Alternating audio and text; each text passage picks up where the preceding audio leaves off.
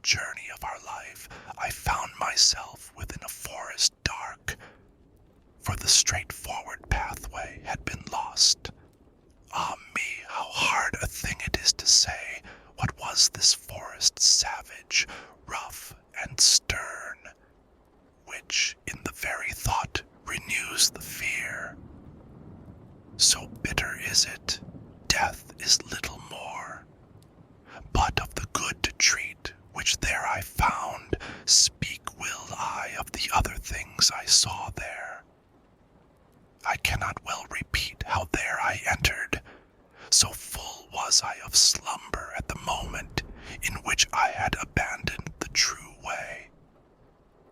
But after I had reached a mountain's foot, at that point where the valley terminated, which had with consternation pierced my heart, upward I looked, and I beheld its shoulders, vested already with that planet's rays, which leadeth others right by every road.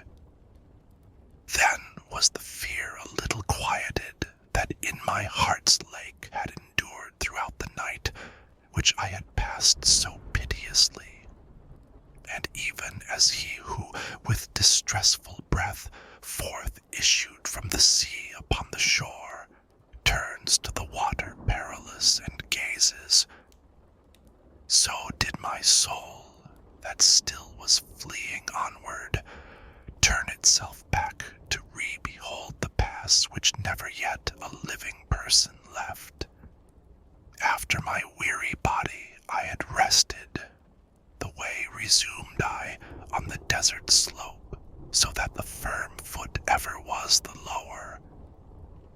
And lo, almost where the ascent began, a panther light and swift exceedingly, which with a spotted skin was covered o'er, and never moved she from before my face, nay, rather did impede so much my way, that many times I to return had turned. The time was the beginning of the morning, and up the sun was mounting with those stars that with him were, what time the love divine. At first in motion set those beauteous things, so were to me occasion of good hope the variegated skin of that wild beast, the hour of time, and the delicious season, but not so much that did not give me fear a lion's aspect which appeared to me. He seemed as if against me he were coming, with head uplifted and with ravenous hunger, so that it seemed the air was afraid of him, and a she-wolf, that with all hungerings seemed to be laden in her meagerness, and many folk has caused to live forlorn. She brought upon me so much heaviness, with the affright that from her aspect came, that I the hope relinquished of the height.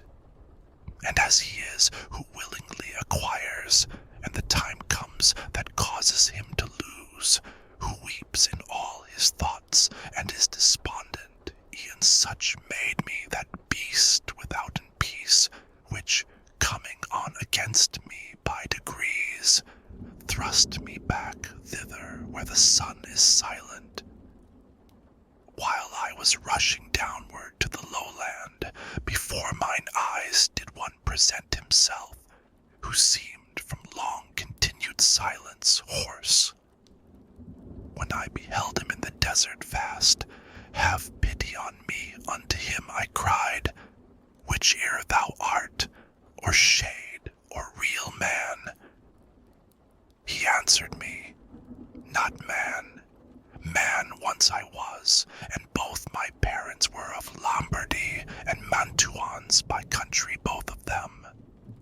Sub Julio was I born, though it was late, and lived at Rome under the good Augustus during the time of false and lying gods.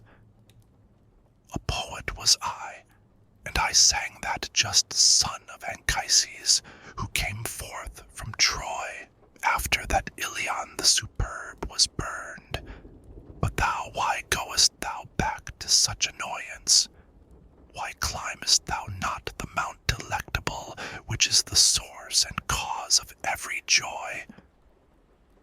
Now, art thou that Virgilius and that fountain which spreads abroad so wide a river of speech? I made response to him with bashful forehead. Oh, of the other poet's honor and light, avail me the long study and great love that have impelled me to explore thy volume. Thou art my master, and my author thou. Thou art alone the one from whom I took the beautiful style that has done honor to me. Behold the beast, for which I have turned back. Do thou protect me from her, famous sage, for she doth make my veins and pulses tremble. Thee it behoves to take another road, responded he when he beheld me weeping, if from this savage place thou wouldst escape. Because this beast, at which thou criest out, suffers not anyone to pass her way, but so doth harass him that she destroys him, and has a nature so malign and ruthless that never doth she glut her greedy will, and after food is hungrier than before. Many the animals with whom she weds, and more they shall be still, until the greyhound comes, who shall make her perish in her pain. He shall not feed on either earth or pelf, but upon wisdom and on love and virtue. Twixt Feltro and Feltro shall his nation be. Of that low Italy shall he be the savior, on whose account the maid Camilla died, Euryalus, Turnus, Nisus, of their wounds. Through every city shall he hunt her down, until he shall have driven her back to hell, there from whence envy first did let her loose. Therefore, I think and judge it for thy best thou follow me, and I will be thy guide, and lead thee hence through the eternal place, where thou shalt hear the desperate lamentations, shalt see the ancient spirits disconsolate, who cry out each one for the second death. And thou shalt see those who contented are within the fire, because they hope to come, whene'er it may be, to the blessed people, to whom then, if thou wishest to ascend, a soul shall be for that than I more worthy. With her at my departure I will leave thee, because that emperor, who reigns above, in that I was rebellious to his law, wills that through me none come into his city. He governs everywhere, and there he reigns. There is his city and his lofty throne. O happy he whom thereto he elects. And I to him, poet, I thee entreat, by that same God, whom thou didst never know, so that I may escape this woe and worse, thou wouldst conduct me there, where thou hast said, that I may see the portal of St. Peter, and those thou makest so disconsolate. Then he moved on, and I behind him followed.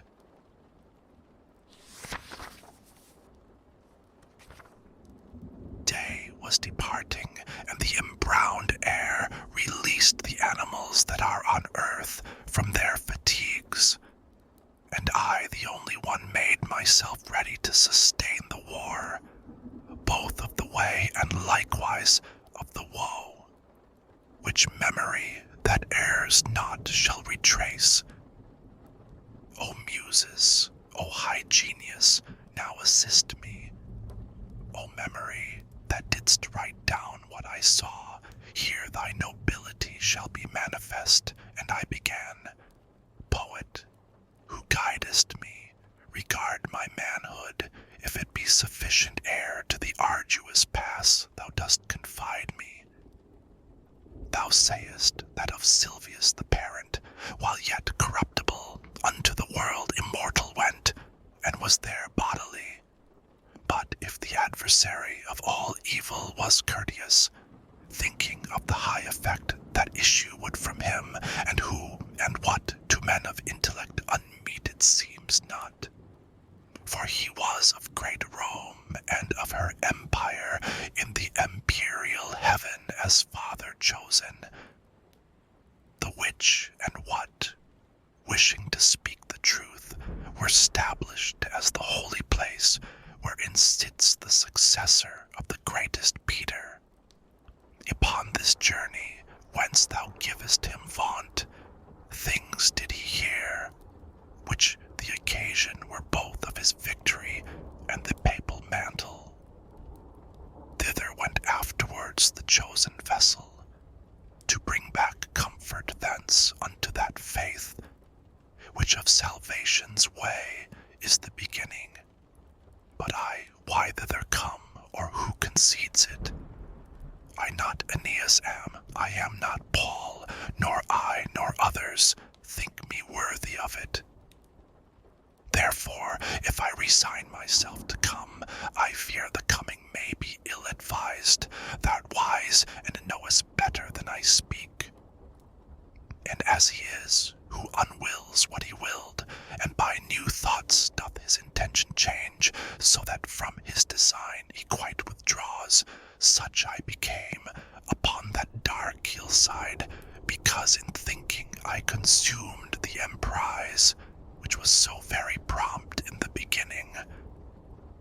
If I have well thy language understood, replied that shade of the magnanimous, thy soul attainted is with cowardice, which many times a man encumbers so, it turns him back from honored enterprise, as false sight doth a beast when he is shy. That thou mayest free thee from this apprehension, I'll tell thee why I came, and what I heard at the first moment when I grieved for thee.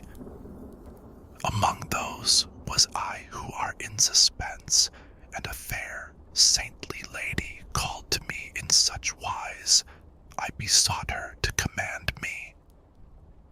Her eyes were shining brighter than the star, and she began to say, gentle and low, with voice angelical in her own language, O spirit courteous of Mantua, of whom the fame still in the world endures, and shall endure, long-lasting as the world.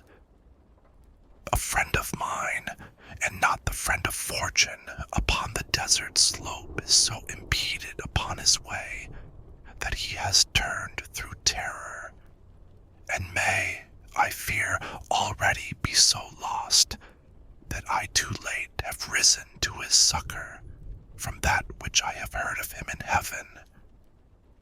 Bestir thee now, and with thy speech ornate, and with what needful is for his release, assist him so, that I may be consoled. Beatrice am I, who do bid thee go. I come from there, where I would fain return. Love moved me, which compelleth me to speak. When I shall be in presence of my Lord, full often will I praise thee unto him. Then paused she, and thereafter I began. O Lady of virtue, thou alone through whom the human race exceedeth all contained within the heaven that has the lesser circles, so grateful unto me is thy commandment to obey, if 'twere already done were late. No farther needst thou ope to me thy wish. But the cause tell me, why thou dost not shun the here descending down into this center, from the vast place thou burnest to return to. Since thou wouldst fain so inwardly discern, briefly will I relate, she answered me, why I am not afraid to enter here. Of those things only should one be afraid which have the power of doing others harm. Of the rest, no, because they are not fearful. God in his mercy such created me that misery of yours attains me not, nor any flame assails me of this burning. A gentle lady is in heaven, who grieves at this impediment to which I send thee, so that stern judgment there above is broken. In her entreaty she besought Lucia, and said, Thy faithful one now stands in need of thee, and unto thee I recommend him. Lucia, foe of all that cruel is, hastened away, and came unto the place where I was sitting with the ancient Rachel. Beatrice, said she, the true praise of God, why succourest thou not him who loved thee so? For thee he issued from the vulgar herd. Dost thou not hear the pity of his plaint? Dost thou not see the death that combats him beside that flood, where ocean has no vaunt? Never were persons in the world so swift to work their weal and to escape their woe.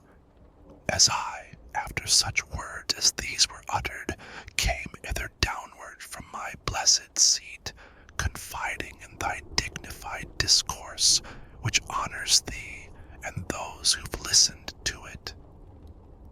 After she thus had spoken unto me, weeping, her shining eyes she turned away, whereby she made me swifter in my coming, and unto thee I came, as she desired. I have delivered thee from that wild beast, which barred the beautiful mountain's short descent. What is it then? Why dost thou delay? Why is such baseness bedded in thy heart? Daring and hardihood, why hast thou not, seeing that 3 such ladies benedict are caring for thee in the court of heaven, and so much good my speech doth promise thee?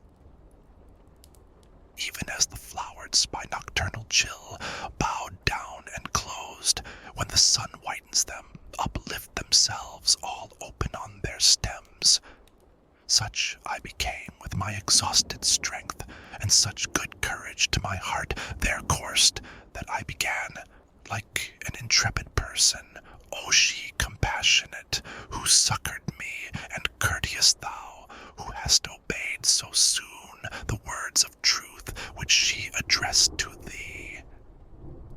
Thou hast my heart so with desire disposed to the adventure with these words of thine, that to my first intent I have returned. Now go, for one sole will is in us both, thou leader, and thou lord, and master thou. Thus said I to him, and when he had moved, I entered on the deep and savage way.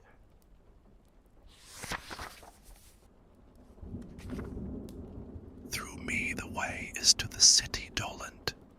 Through me the way is to eternal dole. Through me the way among the people lost. Justice incited my sublime Creator, created me divine omnipotence, the highest wisdom and the primal love. Before me there were no created things, only etern, and I eternal last.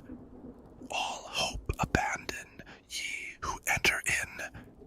These words in somber color I beheld, written upon the summit of a gate, whence I, their sense is master, hard to me, and he to me, as one experienced. Here all suspicion needs must be abandoned, all cowardice must needs be here extinct. We to the place have come, where I have told thee thou shalt behold the people dolorous, who have foregone the good of intellect. And after he had laid his hand on mine, with joyful mien, whence I was comforted, he led me in among the secret things. There sighs, complaints, and ululations loud resounded through the air without a star, whence I, at the beginning, wept thereat. Languages diverse, horrible dialects, threats, accents of anger, words of agony, and voices high and hoarse with the sound of hands made up a tumult that goes whirling on forever in that air forever black, even as the sand doth when the whirlwind breathes. And I, who had my head with horror bound, said, Master, what is this which now I hear? What folk is this which seems by pain so vanquished? And he to me, this miserable mode, maintain the melancholy souls of those who lived without an infamy or praise. Commingled are they with that caitiff choir of angels who have not rebellious been, nor faithful were to God, but were for self. The heavens expelled them, not to be less fair, nor them the nethermore abyss receives, for glory none the damned would have from them. And I, O Master, what so grievous is to these, that maketh them lament so sore? He answered, I will tell thee very briefly. These have no longer any hope of death, and this blind life of theirs is so debased, they envious are of every other fate. No fame of them the world permits to be. Misericord and justice both disdain them. Let us not speak of them, but look and pass. And I, who looked again, beheld a banner, which, whirling round, ran on so rapidly, that of all pause it seemed to me indignant, and after it there came so long a train of people, that I near would have believed that ever death so many had undone. When some among them I had recognized, I looked and I beheld the shade of him who made through cowardice the great refusal. Forthwith I comprehended and was certain that this the sect was of the caitiff wretches, hateful to God and to his enemies. These miscreants, who never were alive, were naked, and were stung exceedingly by gadflies and by hornets that were there. These did their faces irrigate with blood, which with their tears commingled at their feet by the disgusting worms was gathered up.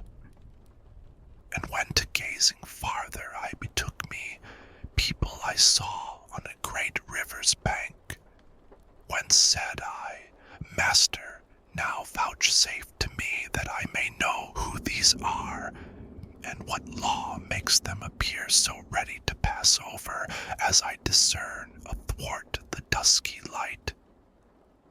And he to me, these things shall all be known to thee, as soon as we our footsteps stay upon the dismal shore of Acheron. Then with mine eyes ashamed and downward cast, fearing my words might irksome be to him, from speech refrained I, till we reached the river. And lo, towards us coming in a boat, an old man, hoary with the hair of eld, crying, Woe unto you, ye souls depraved! Hope nevermore to look upon the heavens. I come to lead you to the other shore, to the eternal shades in heat and frost. And thou, that yonder standest, living soul, withdraw thee from these people who are dead. But when he saw that I did not withdraw, he said, By other ways, by other ports thou to the shore shalt come, not here for passage. A lighter vessel needs must carry thee. And unto him the guide, Vex thee not, Charon, it is so willed there, where is power to do that which is willed, and farther question not. Thereat were quieted the fleecy cheeks of him, the ferryman of the livid fen, who round about his eyes had wheels of flame. But all those souls who weary were and naked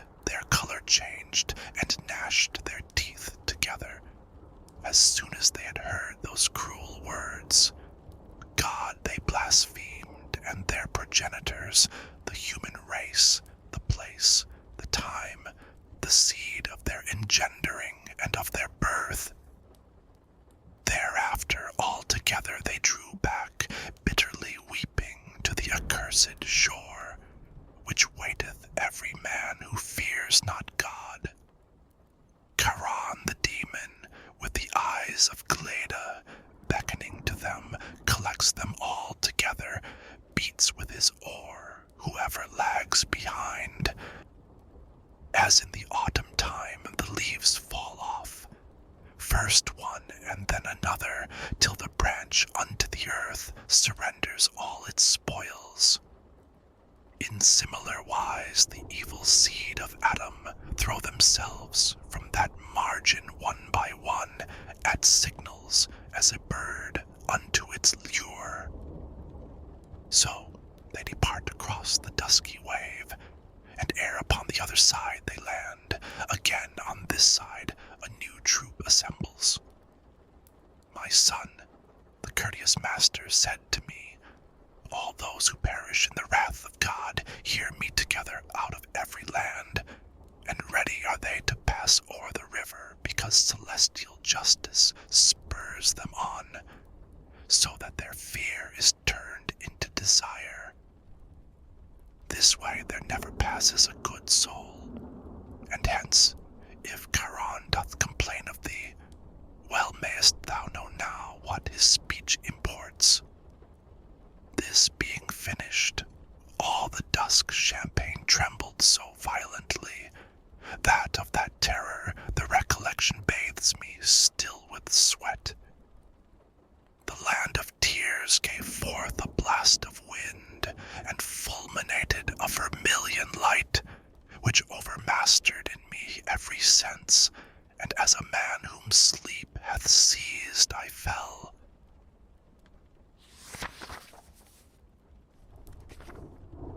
Broke the deep lethargy within my head, a heavy thunder, so that I upstarted, like to a person who by force is wakened, and round about I moved my rested eyes, uprisen erect, and steadfastly I gazed, to recognize the place wherein I was.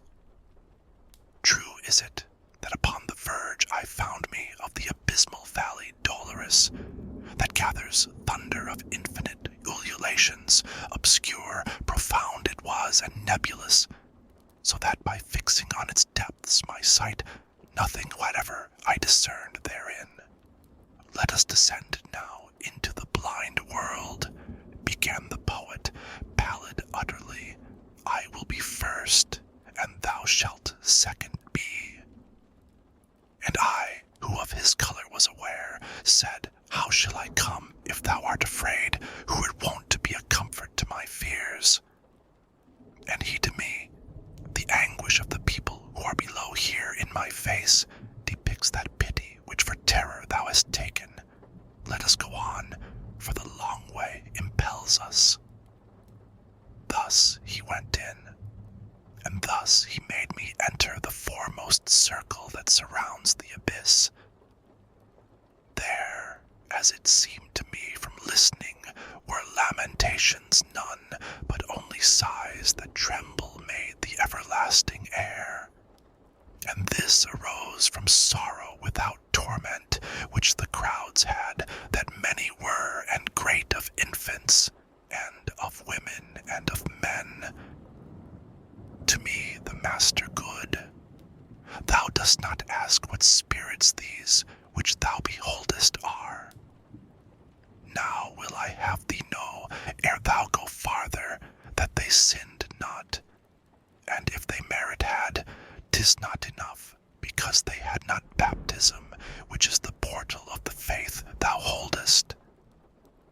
And if they were before Christianity, in the right manner they adored not God. And among such as these am I myself for such defects, and not for other guilt. Lost are we, and are only so far punished, that without hope we live on in desire. Great grief seized on my heart when this I heard, because some people of much worthiness I knew, who in that limbo were suspended. Tell me, my master, tell me thou, my lord, began I, with desire of being certain of that faith which o'ercometh every error. Came anyone by his own merit hence, or by another's who was blessed thereafter? And he who understood my covert speech replied, I was a novice in this state, when I saw hither come a mighty one with sign of victory incoronate.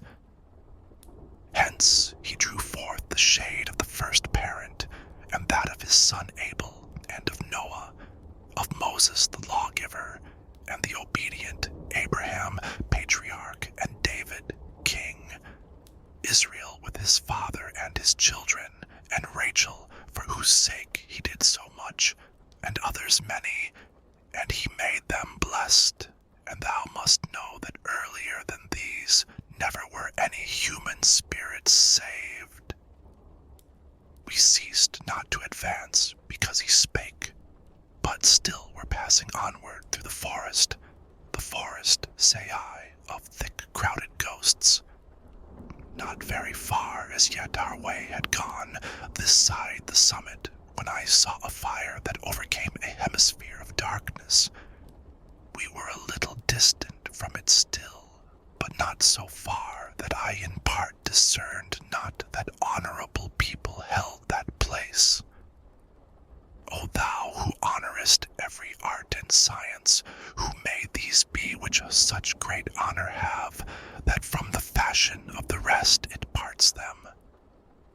And he to me, the honorable name that sounds of them above there in thy life, wins grace in heaven that so advances them. In the meantime, a voice was heard by me. All honor be to the preeminent poet. His shade returned again, that was departed. After the voice had ceased, and quiet was, 4 mighty shades I saw approaching us. Semblance had they nor sorrowful nor glad. To say to me, began my gracious master, him with that falchion in his hand behold, who comes before the 3, even as their lord. That one is Homer, poet sovereign. He who comes next is Horace the satirist. The 3rd is Ovid, and the last is Lucan, because to each of these with me applies the name that solitary voice proclaimed. They do me honor, and in that do well. Thus I beheld assemble the fair school of that lord of the song preeminent, who o'er the others like an eagle soars. When they together had discoursed somewhat, they turned to me with signs of salutation, and on beholding this, my master smiled, and more of honor still, much more they did me, in that they made me one of their own band, so that the 6th was I, mid so much wit. Thus we went on as far as to the light, things saying, 'tis becoming to keep silent, as was the saying of them where I was. We came unto a noble castle's foot, 7 times encompassed with lofty walls, defended round by a fair rivulet. This we passed over, even as firm ground. Through portals 7 I entered with these sages. We came into a meadow of fresh verdure. People were there with solemn eyes and slow, of great authority in their countenance.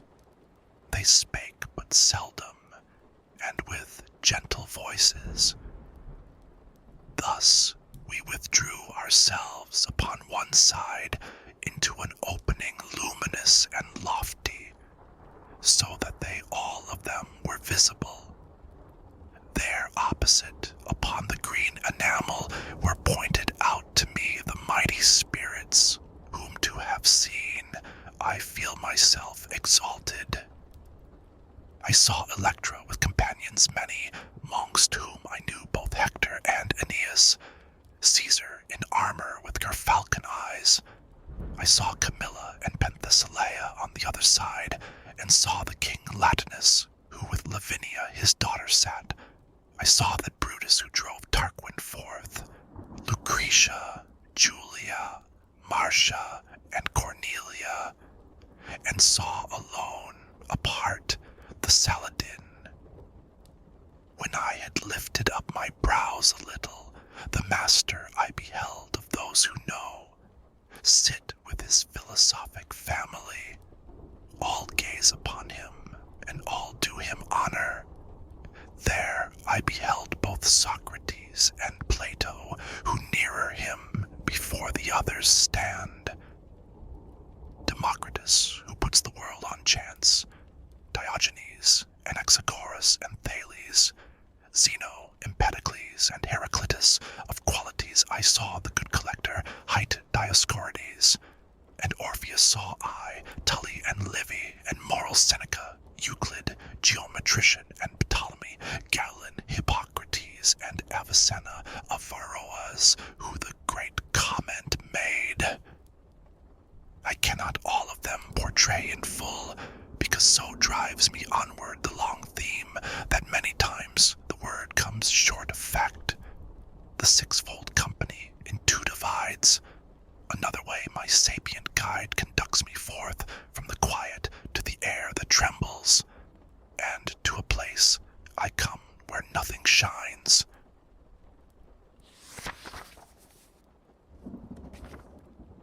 Thus I descended out of the first circle down to the second, that less space begirds, and so much greater dole that goads to wailing. There standeth Minos horribly, and snarls, examines the transgressions at the entrance, judges, and sends according as he girds him.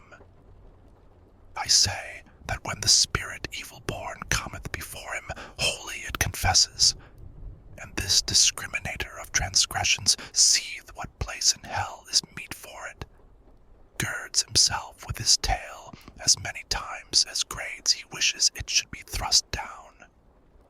Always before him many of them stand. They go by turns each one unto the judgment.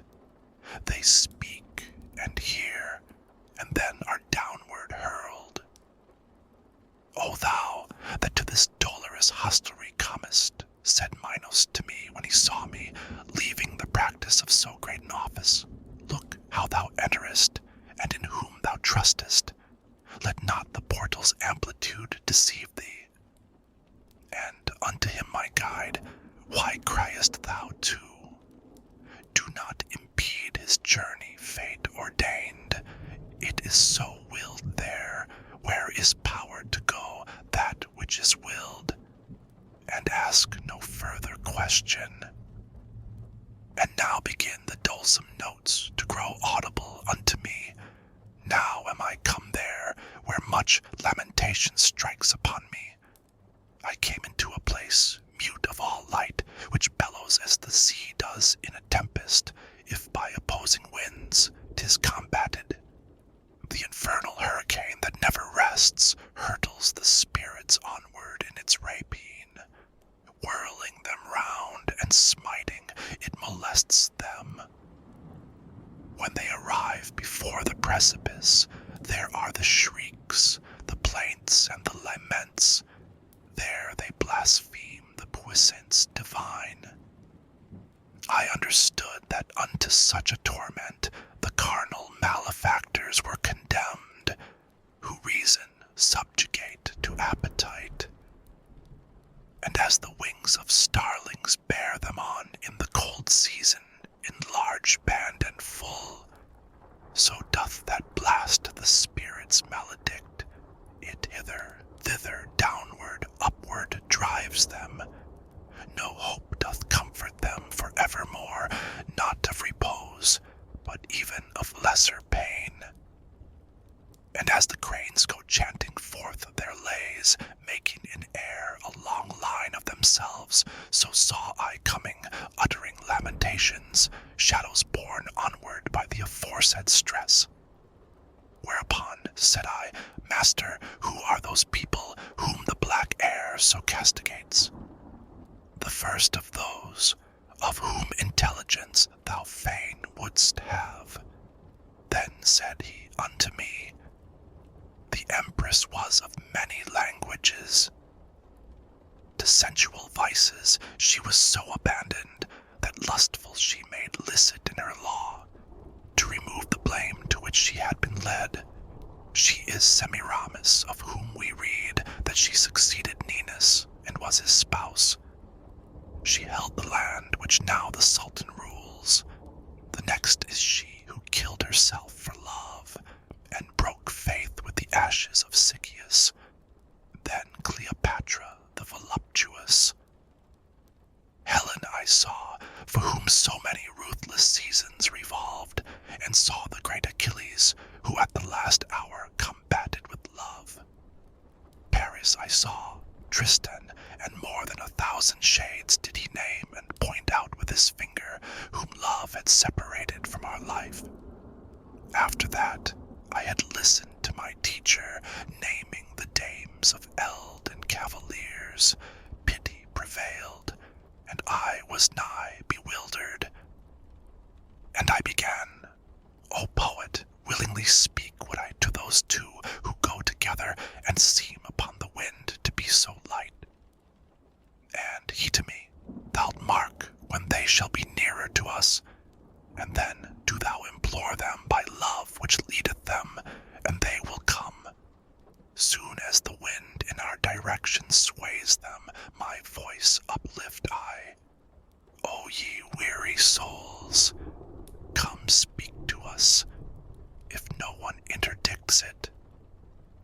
As turtle doves, called onward by desire, with open and steady wings to the sweet nest, fly through the air by their volition born, so came they from the band where Dido is, approaching us athwart the air malign. So strong was the affectionate appeal.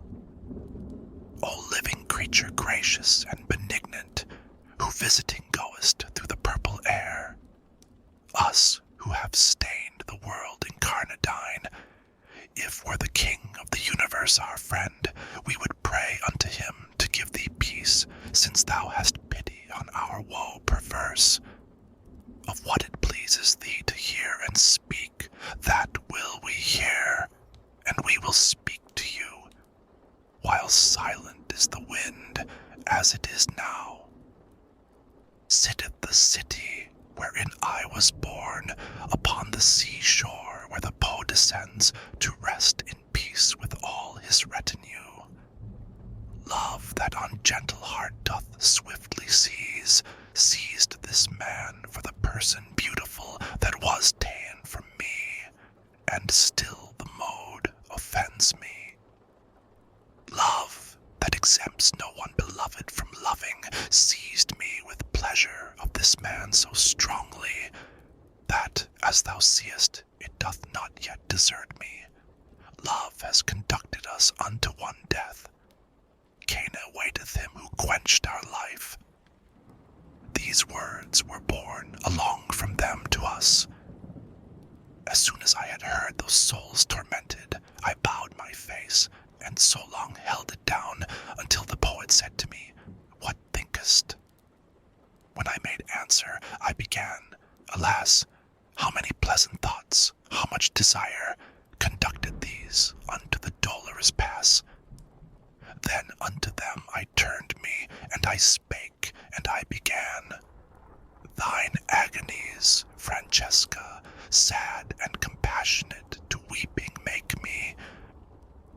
But tell me, at the time of those sweet sighs, by what and in what manner love conceded, that you should know your dubious desires.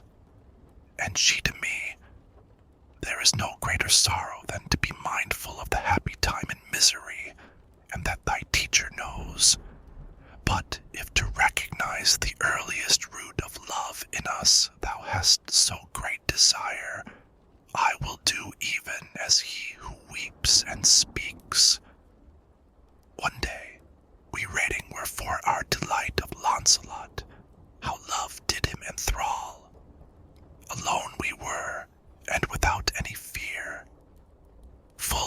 a time our eyes together drew that reading and drove the color from our faces. But one point only was it that o'ercame us. When, as we read of the much-longed-for smile being by such a noble lover kissed, this one, who ne'er from me shall be divided, kissed me upon the mouth, all palpitating. Galeotto was the book, and he who wrote it. That day, no farther did we read therein. And all the while, one spirit uttered this. The other one did weep so that, for pity, I swooned away, as if I had been dying, and fell even as a dead body falls.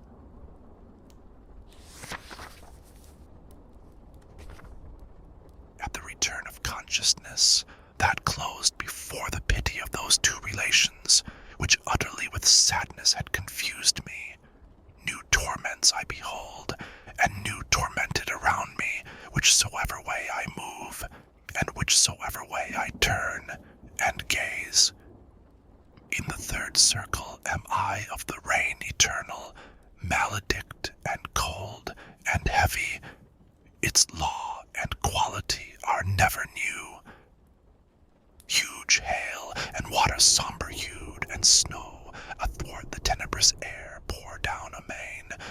Noisome the earth is that receiveth this. Cerberus, monster cruel and uncouth, with his 3 gullets like a dog is barking over the people that are there submerged. Red eyes he has, and unctuous beard, and black, and belly large, and armed with claws his hands. He rends the spirits, flays and quarters them. Howl the rain maketh them like unto dogs. One side they make a shelter for the other. Oft turn themselves the wretched reprobates, when Cerberus perceived us, the great worm. His mouths he opened and displayed his tusks. Not a limb had he that was motionless. And my conductor, with his spans extended, took of the earth, and with his fists well filled, he threw it into those rapacious gullets. Such as that dog is, who by barking craves, and quiet grows soon as his food he gnaws. For to devour it he but thinks and struggles. The like became those muzzles, filth begrimed, of Cerberus the demon, who so thunders over the souls that they would fain be deaf. We passed across the shadows, which subdues the heavy rainstorm, and we placed our feet upon their vanity, that person seems. They all were lying prone upon the earth, excepting one who sat upright as soon as he beheld us passing on before him. O thou that art conducted through this hell, he said to me, recall me, if thou canst. Thyself wast made before I was unmade. And I to him, the anguish which thou hast perhaps doth draw thee out of my remembrance, so that it seems not I have ever seen thee. But tell me who thou art, that in so doleful a place art put, and in such punishment, if some are greater, none is so displeasing. And he to me, thy city, which is full of envy, so that now the sack runs over, held me within it, in the life serene. You citizens were wont to call me Chiaco. For the pernicious sin of gluttony, I, as thou seest, am battered by this rain. And I, sad soul, am not the only one, for all these suffer the like penalty for the like sin, and word no more spake he. I answered him, Chiaco, thy wretchedness weighs on me, so that it to weep invites me.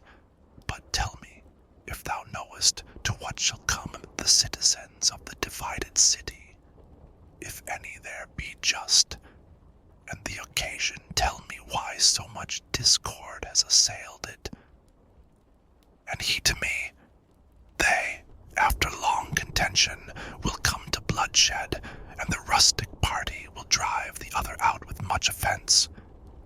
Then afterwards behoves it this one fall within 3 suns, and rise again the other by force of him who now is on the coast.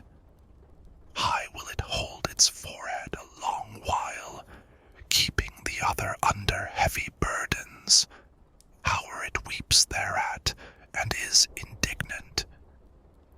The just are two, and are not understood there. Envy and arrogance and avarice are the 3 sparks that have all hearts enkindled.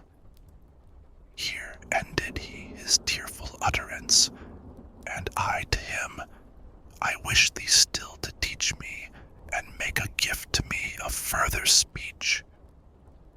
Farinata and Techiaio, once so worthy, Jacopo Rusticucci, Arrigo and Mosca, and others who on good deeds set their thoughts, say where they are, and cause that I may know them. For great desire constraineth me to learn if heaven doth sweeten them, or hell envenom, and they are among the blacker souls. A different sin downweighs them to the bottom. If thou so far descendest, thou canst see them. But when thou art again in the sweet world, I pray thee to the mind of others bring me.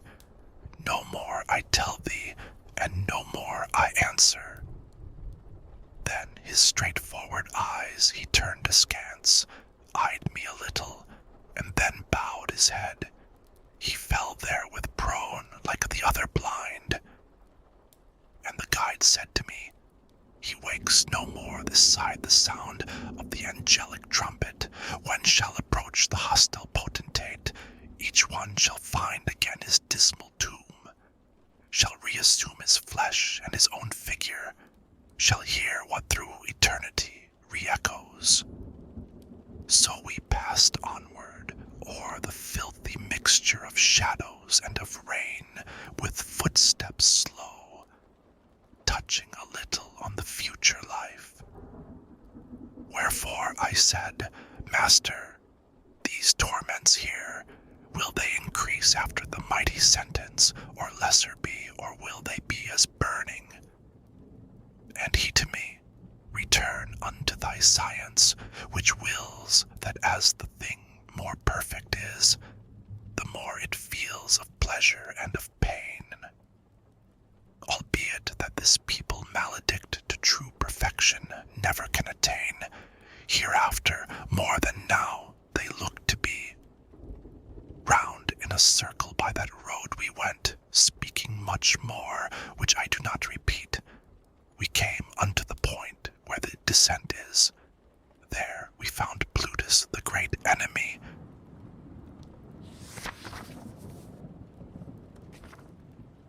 Pape Satan Aleppo.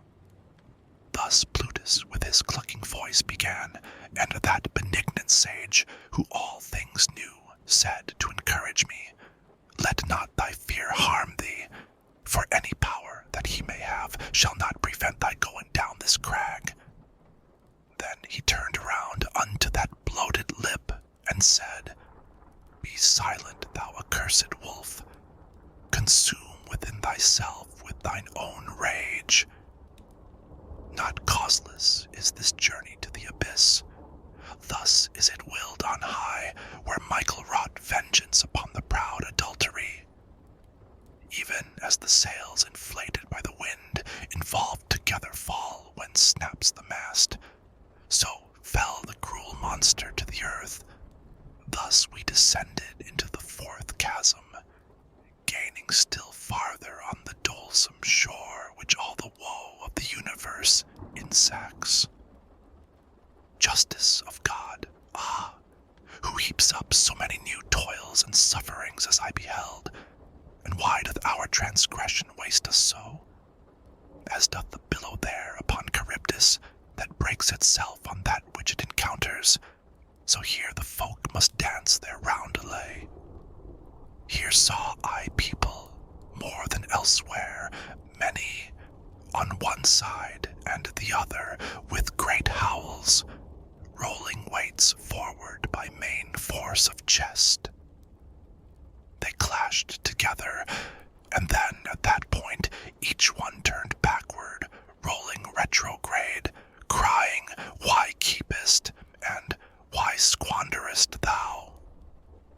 Thus they returned along the lurid circle on either hand unto the opposite point, shouting their shameful meter evermore. Then each, when he arrived there, wheeled about through his half-circle to another joust, and I, who had my heart pierced as it were, exclaimed, "My master, now declare to me what people these are, and if all were clerks, these shaven crowns upon the left of us." And he to me, "All of them were asquint in intellect in the first life, so much that there with measure they no spending made. Clearly enough their voices bark it forth, whene'er they reach the 2 points of the circle, where sunders them the opposite defect. Clerks those were who no hairy covering have on the head, and popes and cardinals, in whom doth avarice practice its excess. And I, my master, among such as these, I ought forsooth to recognize some few who were infected with these maladies." And he to me, "Vain thought thou entertainest. The undiscerning life which made them sordid now makes them unto all discernment dim. Forever shall they come to these 2 buddings. These from the sepulchre shall rise again with the fist closed, and these with tresses shorn.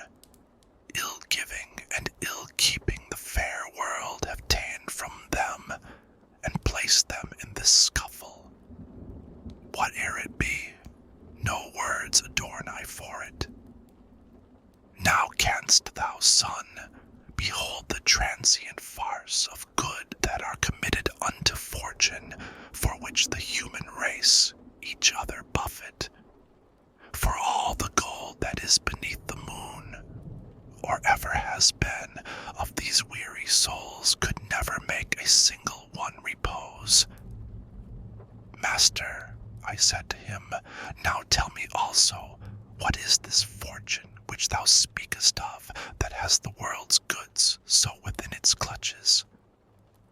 And he to me, O creatures imbecile, what ignorance is this which doth beset you? Now will I have thee learn my judgment of her. He whose omniscience everything transcends, the heavens created, and gave who should guide them, that every part to every part may shine, distributing the light in equal measure. He in like manner to the mundane splendors ordained a general mistress and guide, that she might change at times the empty treasures from race to race, from one blood to another, beyond resistance of all human wisdom. Therefore one people triumphs, and another languishes in pursuance of her judgment, which hidden is, as in the grass a serpent. Your knowledge has no counterstand against her. She makes provision, judges, and pursues her governance, as theirs the other gods. Her permutations have not any truce. Necessity makes her precipitate. So often cometh who his turn obtains. And this is she who is so crucified, even by those who ought to give her praise, giving her bloom amiss and bad repute. But she is blissful, and she hears it not. Among the other primal creatures gladsome, she turns her sphere, and blissful she rejoices. Let us descend now unto greater woe. Already sinks each star that was ascending when I set out, and loitering is forbidden. We cross the circle to the other bank, near to a fount that boils, and pours itself along a gully that runs out of it. The water was more somber far than purse, and we, in company with the dusky waves, made entrance downward by a path uncouth. A marsh it makes, which has the name of Styx, this tristful brooklet, has descended down to the foot of the malign grey shores. And I, who stood intent upon beholding, saw people mud-besprent in that lagoon, all of them naked and with angry look. They smote each other not alone with hands, but with the head and with the breast and feet, tearing each other piecemeal with their teeth.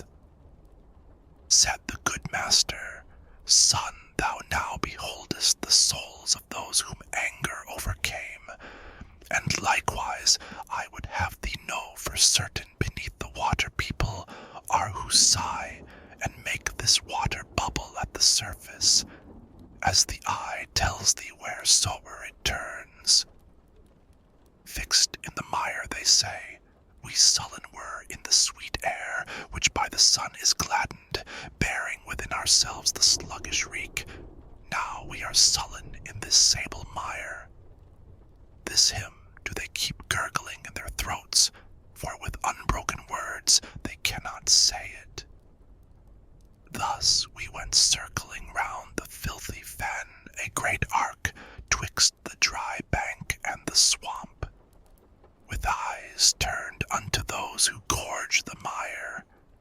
Unto the foot of a tower we came at last.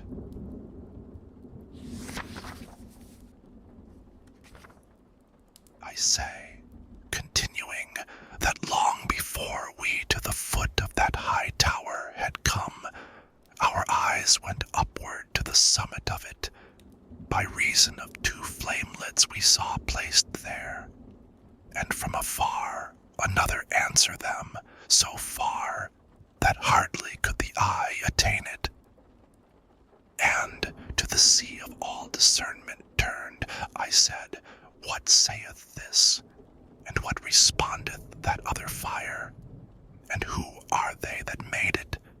And he to me, Across the turbid waves, what is expected thou canst now discern, if reek of the morass conceal it not. Cord never shot an arrow from itself that sped away athwart the air so swift, as I beheld a very little boat come o'er the water toward us at that moment, under the guidance of a single pilot, who shouted, Now art thou arrived, fell soul. Phlegias, Phlegias, thou criest out in vain for this once, said my lord. Thou shalt not have longer than in the passing of the slough. As he who listens to some great deceit that has been done to him, and then resents it, such became Phlegias in his gathered wrath. My guide descended down into the boat, and then he made me enter after him, and only when I entered seemed it laden. Soon as the guide and I were in the boat, the antique prow goes on its way, dividing more of the water than 'tis wont with others. While we were running through the dead canal, uprose in front of me one full of mire, and said, Who art thou that comest ere the hour? And I to him, Although I come, I stay not. But who art thou that hast become so squalid? Thou seest that I am one who weeps, he answered. And I to him, With weeping and with wailing, thou spirit maledict, do thou remain. For thee I know, though thou art all defiled. Then stretched he both his hands unto the boat, whereat my wary master thrust him back, saying, Away there with the other dogs. Thereafter with his arms he clasped my neck, he kissed my face, and said, Disdainful soul, blessed be she who bore thee in her bosom. That was an arrogant person in the world. Goodness is none that decks his memory. So likewise here his shade is furious. How many are esteemed great kings up there, who here shall be like unto swine in mire, leaving behind them horrible dispraises, and I, my master, Much should I be pleased if I could see him soused into this broth before we issue forth out of the lake. And he to me, ere unto thee the shore reveal itself, thou shalt be satisfied. Such a desire 'tis meet thou shouldst enjoy. A little after that, I saw such havoc made of him by the people of the mere, that still I praise and thank my God for it. They all were shouting at Filippo Argenti, and that exasperate spirit Florentine turned around upon himself with his own teeth. We left him there, and more of him I tell not, but on mine ears there smote a lamentation, whenceforward I intend unbar mine eyes. And the good master said, Even now, my son, the city draweth near, whose name is Dis, with the grave citizens, with the great throng, and its mosques already, master, clearly within there in the valley I discern vermilion, as if issuing from the fire they were. And he to me, the fire eternal that kindles them within, makes them look red, as thou beholdest in this nether hell. Then we arrived within the moats profound that circumvallate that disconsolate city. The walls appeared to me to be of iron. Not without making first a circuit wide, we came unto a place where loud the pilot cried out to us, Debark, here is the entrance. More than 1,000 at the gates I saw. Out of the heavens rained down, who angrily were saying, Who is this that without death goes through the kingdom of the people dead? And my sagacious master made a sign of wishing secretly to speak with them. A little then they quelled their great disdain, and said, Come thou alone, and he be gone, who has so boldly entered these dominions. Let him return alone by his mad road. Try if he can, for thou shalt here remain, who hast escorted him through such dark regions. Think, reader, if I was discomforted at utterance of the accursed words, for never to return here I believed. O my dear guide, who more than 7 times hast rendered me security, and drawn me from imminent peril that before me stood, do not desert me, said I, thus undone. And if the going farther be denied us, let us retrace our steps together swiftly. And that Lord who had led me thitherward said unto me, Fear not, because our passage none can take from us, it by such is given.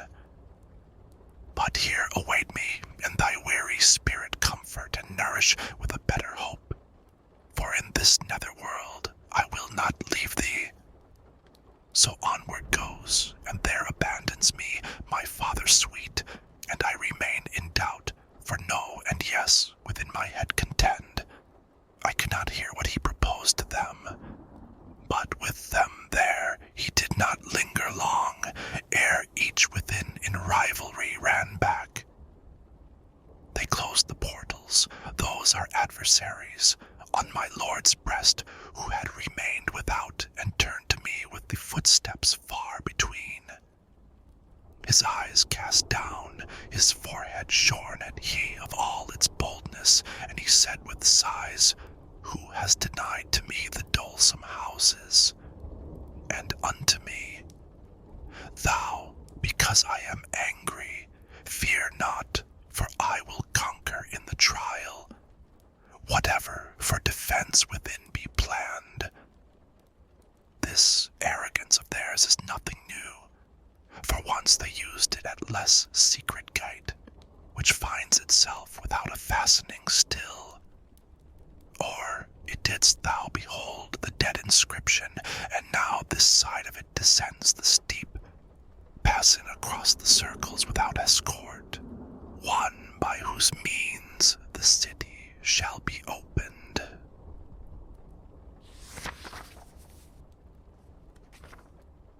That hue which cowardice brought out on me, beholding my conductor backward turn, sooner repressed within him his new color. He stopped attentive, like a man who listens, because the eye could not conduct him far through the black air and through the heavy fog. Still it behoveth us to win the fight, began he, else such offered us herself. Oh, how I long that someone here arrive.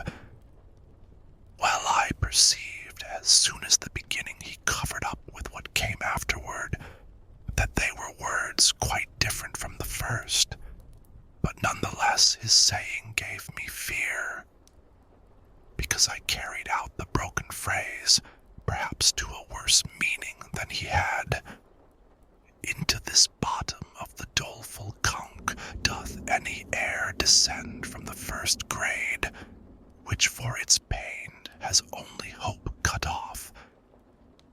This question put I, and he answered me.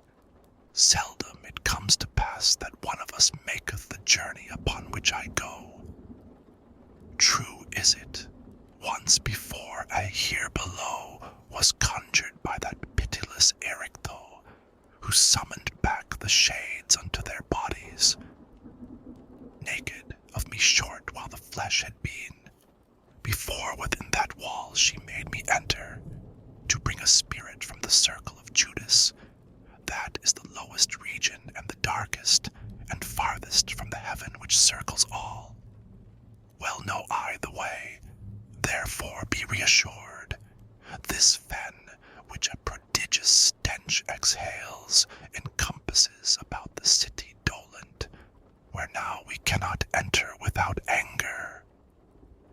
And more he said, but not in mind I have it, because mine eye had altogether drawn me towards the high tower with the red flaming summit, where in a moment saw I swift uprisen the three infernal furies stained with blood, who had the limbs of women and their mien, and with the greenest hydras were begirt. Small serpents and cerastes were their tresses, wherewith their horrid temples were entwined. And he who well the handmaids of the Queen of everlasting lamentation knew, said unto me, Behold the fierce Erinyes. This is Megara on the left-hand side, she who is weeping on the right, Alecto. Tisiphone is between. And then was silent. Each one her breast was rending with her nails. They beat them with their palms and cried so loud that I for dread pressed close unto the poet. Medusa come, so we to stone will change him. All shouted looking down. In evil hour avenged we not on Theseus his assault. Turn thyself round, and keep thine eyes close shut, for if the Gorgon appear, and thou shouldst see it, no more returning upward would there be. Thus said the master, and he turned me round himself, and trusted not unto my hands, so far as not to blind me with his own. O ye who have undistempered intellects, observe the doctrine that conceals itself beneath the veil of the mysterious verses. And now there came across the turbid waves the clangor of a sound with terror fraught, because of which both of the margins trembled. Not otherwise, it was then of a wind impetuous on account of adverse heats that smites the forest, and without restraint the branches rends, beats down, and bears away. Right onward, laden with dust, it goes superb, and puts to flight the wild beasts and the shepherds. Mine eyes he loosed, and said, Direct the nerve of vision now along that ancient foam, there, yonder, where that smoke is most intense. even as the frogs before the hostile serpent across the water scatter all abroad, until each one is huddled in the earth.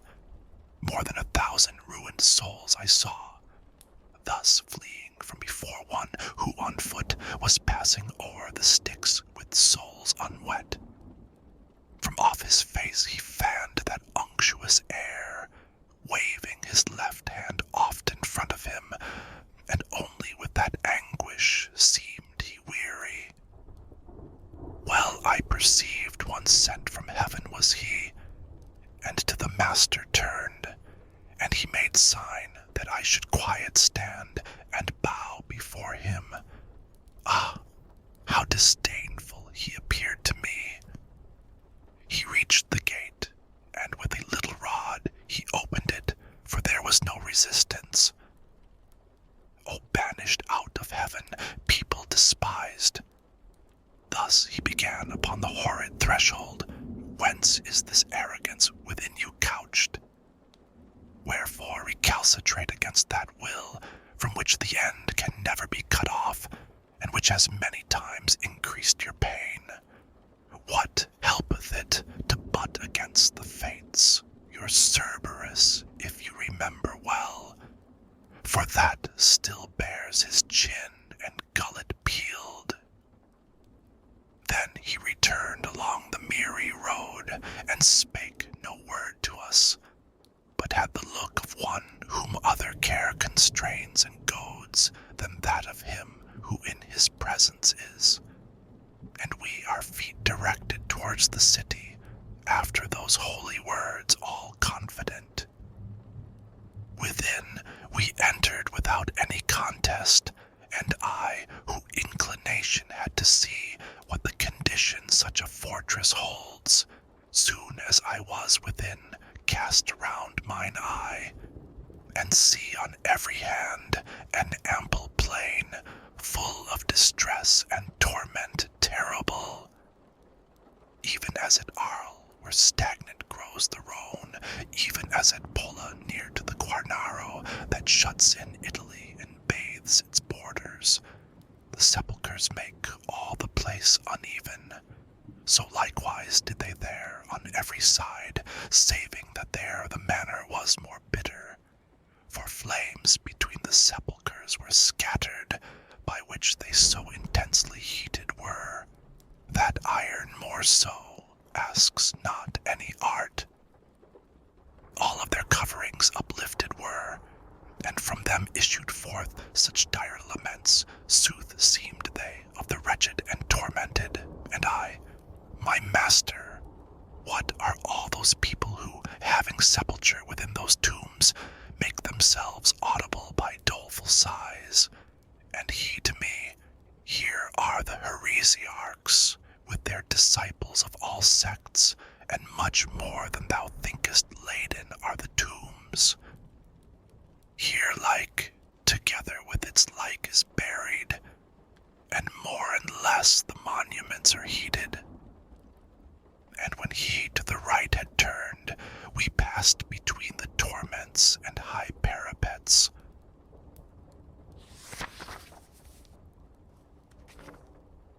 Now onward goes, along a narrow path between the torments and the city wall, my master, and I follow at his back. O power supreme, that through these impious circles turnest me, I began, as pleases thee, speak to me, and my longings satisfy.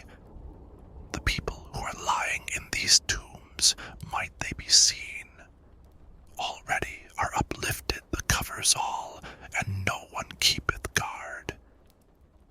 And he to me, they all will be closed up when from Jehoshaphat they shall return.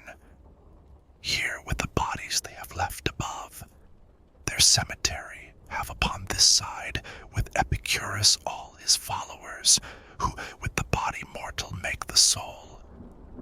But in the question thou dost put to me, within here shalt thou soon be satisfied, and likewise in the wish thou keepest silent.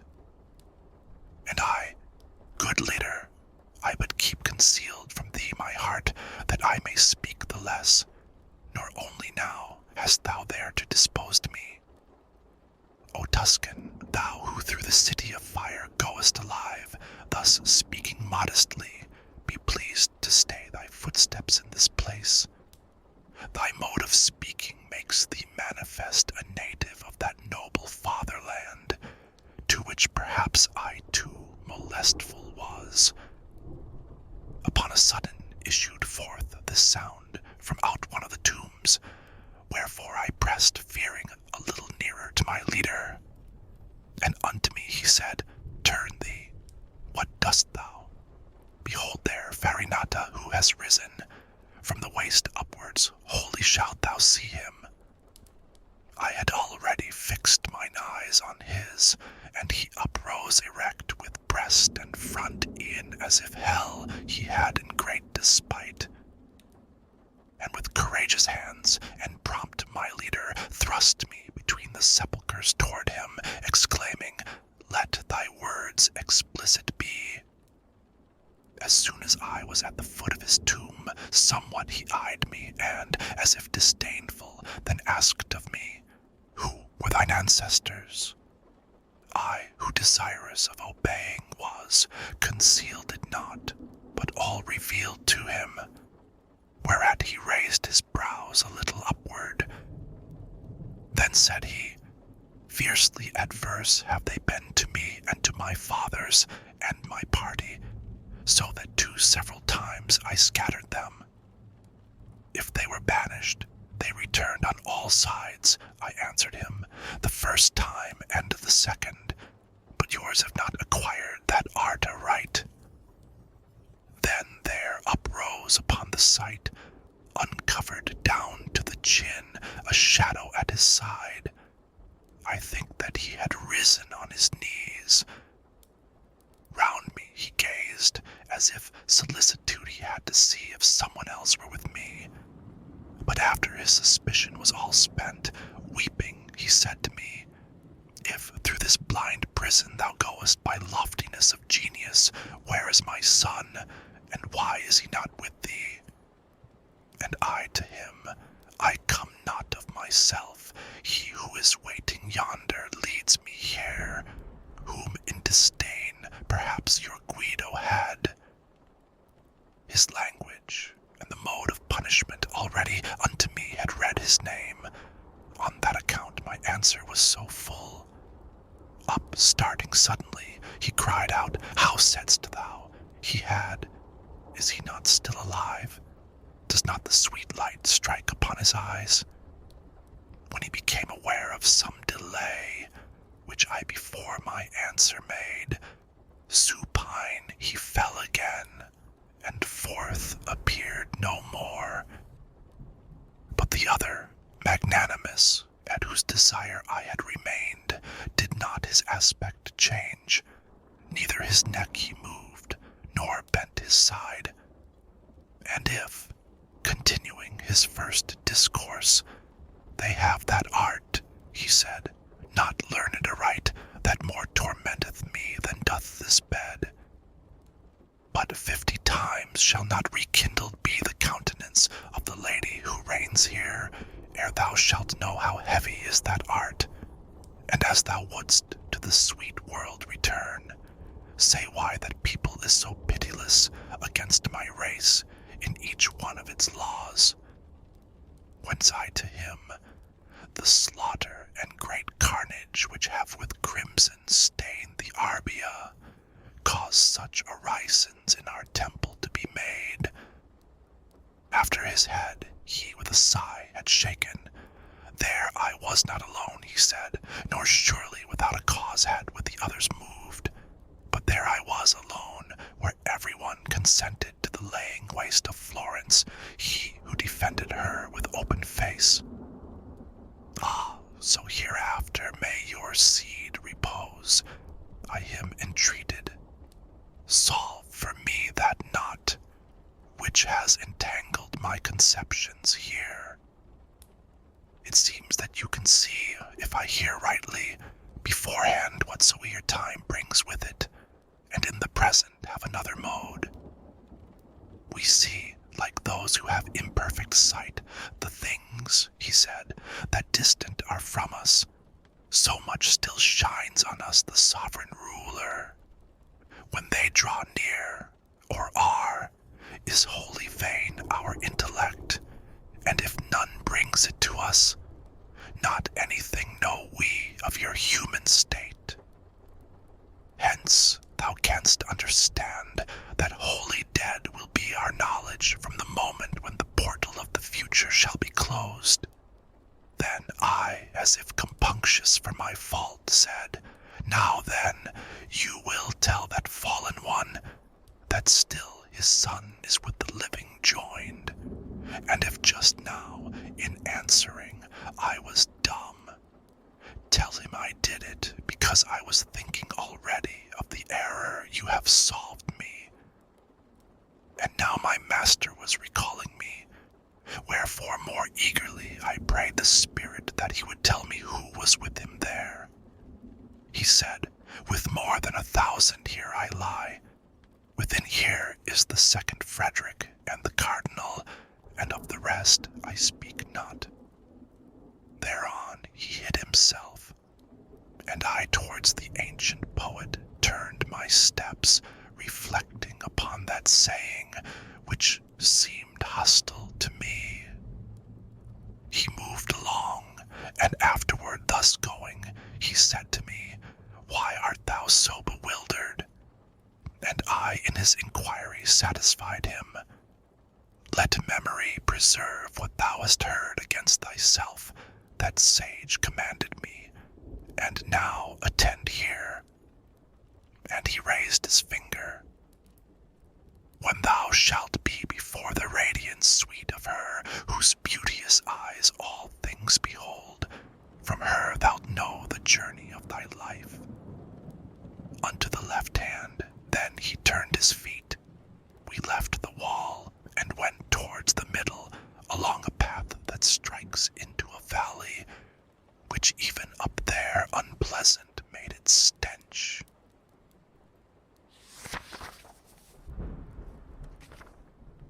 Upon the margin of a lofty bank, which great rocks broken in a circle made, we came upon a still more cruel throng. And there, by reason of the horrible excess of stench the deep abyss throws out, we drew ourselves behind the cover of a great tomb, whereon I saw a writing which said, Pope Anastasius I hold, whom out of the right way Photinus drew. Slow it behoveth our descent to be, so that the sense be first a little used to the sad blast, and then we shall not heed it. The master thus, and unto him I said, Some compensation find, that the time pass not idly. And he, Thou seest I think of that. My son, upon the inside of these rocks, began he then to say, are 3 small circles from grade to grade, like those which thou art leaving. They all are full of spirits maledict, but that hereafter sight alone suffice thee. Hear how and wherefore they are in constraint. Of every malice that wins hate in heaven, injury is the end, and all such end either by force or fraud afflicteth others. But because fraud is man's peculiar vice, more it displeases God, and so stand lowest the fraudulent, and greater dole assails them. All the first circle of the violent is, but since force may be used against 3 persons, in 3 rounds 'tis divided and constructed. To God, to ourselves, and to our neighbor can we use force. I say on them and on their things, as thou shalt hear with reason manifest. A death by violence and painful wounds are to our neighbor given, and in his substance ruin and arson and injurious levies, whence homicides and he who smites unjustly, marauders and freebooters. The first round tormenteth all in companies diverse. Man may lay violent hands upon himself and his own goods, and therefore in the second round must perforce without avail repent whoever of your world deprives himself, who games and dissipates his property, and weepeth there where he should jocund be. Violence can be done the deity, in art denying and blaspheming him, and by disdaining nature and her bounty. And for this reason doth the smallest round seal with its signet Sodom and Cahors, and who, disdaining God, speaks from the heart. Fraud, wherewithal is every conscience stung, a man may practice upon him who trusts, and him who doth no confidence imburse. This latter mode, it would appear, dissevers only the bond of love which nature makes, wherefore within the second circle nestle hypocrisy, flattery, and who deals in magic, falsification, theft, and simony, panders, and barators, and the like filth. By the other mode, forgotten is that love which nature makes, and what is after added, from which there is a special faith engendered. Hence, in the smallest circle, where the point is of the universe, upon which this is seated, whoever betrays forever is consumed. And I, my master, clear enough proceeds thy reasoning, and full well distinguishes this cavern and the people who possess it. But tell me, those within the fat lagoon, whom the wind drives, and whom the rain doth beat, and who encounter with such bitter tongues, wherefore are they inside of the red city, not punished, if God has them in his wrath? And if he has not, wherefore in such fashion? And unto me he said, Why wanders so thine intellect from that which it is wont? Or soothe thy mind, where is it elsewhere looking? Hast thou no recollection of those words with which thine ethics thoroughly discusses the dispositions three, that heaven abides not? Incontinence, and malice, and insane bestiality, and how incontinence less God offendeth, and less blame attracts. If thou regardest this conclusion well, and to thy mind recallest who they are that up outside are undergoing penance, clearly wilt thou perceive why from thus felons they separated are, and why less wroth justice divine doth smite them with its hammer. O Son, that healest all distempered vision, thou dost content me so, when thou resolvest that doubting pleases me no less than knowing. Once more a little backward turn thee, said I, there where thou sayest that usury offends goodness divine, and disengage the knot. Philosophy, he said, to him who heeds it noteth, not only in one place alone, after what manner nature takes her course from intellect divine, and from its art. And if thy physics carefully thou notest, after not many pages shalt thou find that this your art as far as possible follows, as the disciple doth the master. So that your art is, as it were, God's grandchild. From these two, if thou bringest to thy mind Genesis at the beginning, it behoves mankind to gain their life and to advance. And since the usurer takes another way, nature herself and in her follower, disdains he, for elsewhere he puts his hope. But follow now, as I would fain go on, for quivering are the fishes on the horizon, and the wane wholly over Chorus lies, and far beyond there we descend the crag.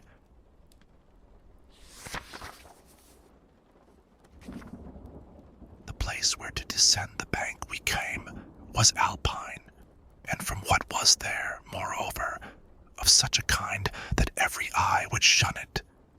such as that ruin is which in the flank smote, on this side of Trent, the adage, either by earthquake or by failing stay, for from the mountain's top, from which it moved, unto the plain the cliff is shattered so. Some path 'twould give to him who was above. Even such was the descent of that ravine, and on the border of the broken chasm the infamy of Crete was stretched along, who was conceived in the fictitious cow, and when he us beheld, he bit himself even as one whom anger racks within.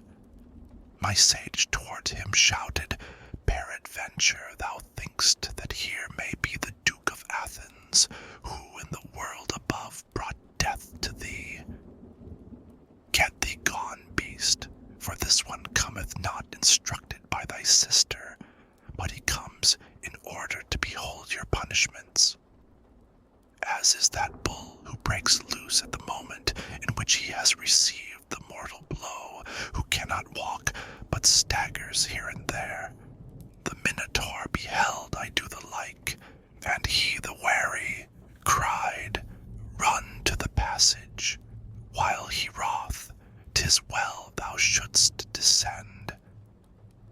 Thus down we took our way o'er that discharge of stones, which oftentimes did move themselves beneath my feet from the unwonted burden. Thoughtful I went, and he said, thou art thinking perhaps upon this ruin, which is guarded by that brute anger which just now I quenched. Now will I have thee know, the other time I here descended to the nether hell, this precipice had not yet fallen down. But truly, if I well discern, a little before his coming, who the mighty spoil bore off from Dis, in the supernal circle, upon all sides the deep and loathsome valley, trembled so, that I thought the universe was thrilled with love, by which there are who think the world oft times converted into chaos. And at that moment this primeval crag, both here and elsewhere, made such overthrow. But fix thine eyes below, for draweth near the river of blood, within which boiling is, whoever violence doth injure others. O blind cupidity, O wrath insane, that spurs us onward so in our short life, and in the eternal then so badly steeps us. I saw an ample moat, bent like a bow, as one which all the plain encompasses, conformable to what my guide had said. And between this and the embankment's foot, centaurs in file were running, armed with arrows, as in the world they used the chase to follow. Beholding us descend, each one stood still, and from the squadron 3 detached themselves, with bows and arrows in advance selected, and from afar one cried, unto what torment come ye, who down the hillside are descending? Tell us from there. If not, I draw the bow. My master said, our answer will we make to Chiron, near you there, in evil hour, that will of thine was evermore so hasty. Then touched he me and said, this one is Nessus, who perished for the lovely Deianira, and for himself did vengeance take. And he in the midst who at his breast is gazing, is the great Chiron who brought up Achilles. That other Pholus is, who was so wrathful. Thousands and thousands go about the moat, shooting with shafts whatever soul emerges out of the blood, more than his crime allots. Near we approached unto those monsters fleet. Chiron an arrow took, and with the notch backward upon his jaws he put his beard. After he had uncovered his great mouth, he said to his companions, are you aware that he behind moveth whate'er he touches? Thus are not wont to do the feet of dead men. And my good guide, who now was at his breast, where the two natures are together joined, replied,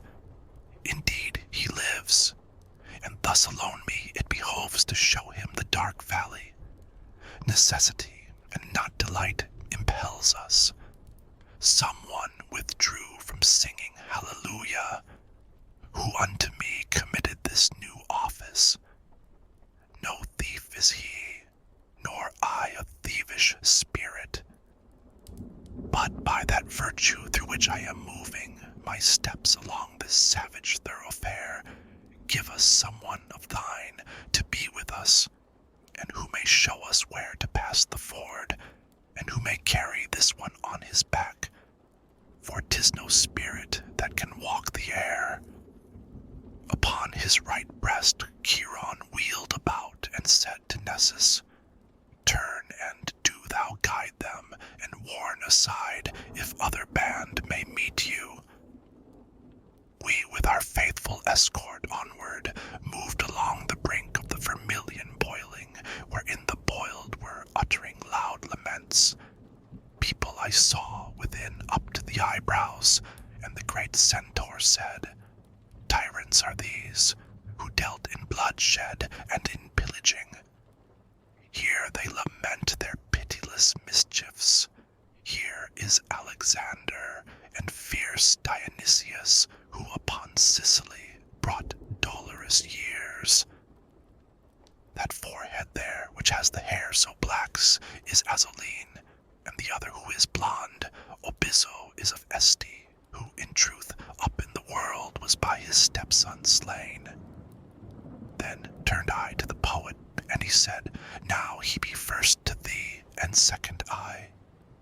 A little farther on the centaur stopped above a folk, who far down as the throat seemed from that boiling stream to issue forth. A shade he showed us on one side alone, saying, He cleft asunder in God's bosom the heart that still upon the Thames is honored.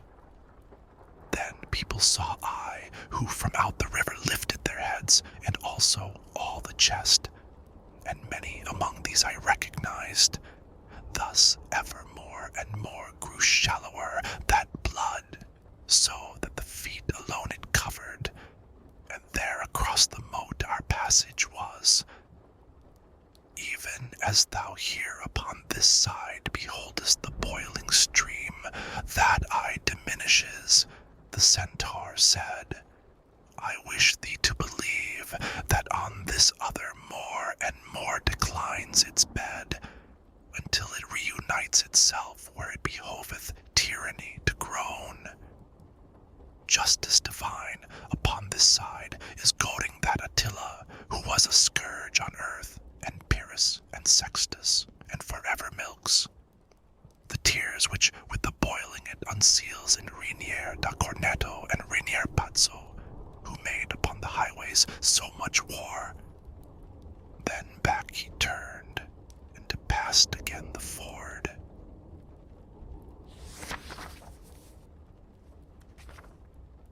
Not yet had Nessus reached the other side, when we had put ourselves within a wood that was not marked by any path whatever, not foliage green, but of a dusky color, not branches smooth, but gnarled and intertangled, not apple trees were there, but thorns with poison. Such tangled thickets have not, nor so dense, those savage wild beasts that in hatred hold twixt Cecina and Corneto the tilled places. There do the hideous harpies make their nests, who chased the Trojans from the Strophades, with sad announcement of impending doom. Broad wings have they, and necks and faces human, and feet with claws, and their great bellies fledged. They make laments upon the wondrous trees. And the good master, ere thou enter farther, know that thou art within the second round.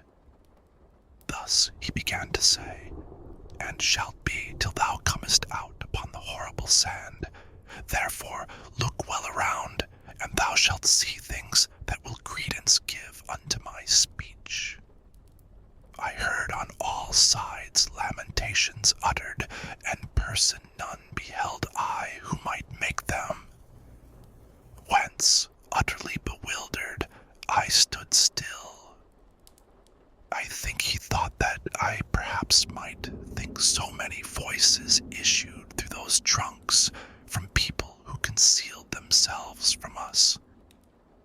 Therefore the master said, "If thou break off some little spray from any of these trees, the thoughts thou hast will wholly be made vain." Then stretched I forth my hand a little forward, and plucked a branchlet off from a great thorn, and the trunk cried, "Why dost thou mangle me?" After it had become embrowned with blood, it recommenced its cry, "Why dost thou rend me? Hast thou no spirit of pity whatsoever? Men once we were, and now are changed to trees. Indeed, thy hand should be more pitiful, even if the souls of serpents we had been. As out of a green brand, that is on fire at one of the ends, and from the other drips and hisses with the wind that is escaping. So from that splinter issued forth together both words and blood, whereat I let the tip fall, and stood like a man who is afraid. Had he been able sooner to believe, my sage made answer, "O thou wounded soul, what only in my verses he has seen, not upon thee had he stretched forth his hand, whereas the thing incredible has caused me to put him to an act which grieveth me. But tell him who thou wast, so that by way of some amends thy fame he may refresh up in the world, to which he can return." And the trunk said, "So thy sweet words allure me, I cannot silent be, and you be vexed not, that I a little to discourse am tempted. I am the one who both keys had in keeping of Frederick's heart, and turned them to and fro, so softly in unlocking and in locking, that from his secrets most men I withheld. Fidelity I bore the glorious office so great, I lost thereby my sleep and pulses. The courtesan who never from the dwelling of Caesar turned aside her strumpet eyes, death universal and the vice of courts, inflamed against me all the other minds, and they, inflamed, did so inflame Augustus, that my glad honors turned to dismal mournings. My spirit, in disdainful exultation, thinking by dying to escape disdain, made me unjust against myself, the just. I, by the roots unwanted of this wood, do swear to you that never broke I faith unto my Lord, who was so worthy of honor. And to the world, if one of you return, let him my memory comfort, which is lying still prostrate from the blow that envy dealt it. Waited a while, and then, since he is silent, the poet said to me, "Lose not the time, but speak, and question him, if more may please thee." Whence I to him, "Do thou again inquire concerning what thou thinkest will satisfy me, for I cannot, such pity is in my heart." Therefore he recommenced, "So may the man do for thee freely what thy speech implores, spirit incarcerate. Again be pleased to tell us in what way the soul is bound within these knots, and tell us, if thou canst, if any from such members air is freed." Then blew the trunk amain, and afterward the wind was into such a voice converted, "With brevity shall be replied to you. When the exasperated soul abandons the body, whence it rent itself away, Minos consigns it to the seventh abyss. It falls into the forest, and no part is chosen for it. But where fortune hurls it, there like a grain of spelt it germinates. It springs a sapling and a forest tree. the harpies feeding then upon its leaves, do pain create, and for the pain an outlet.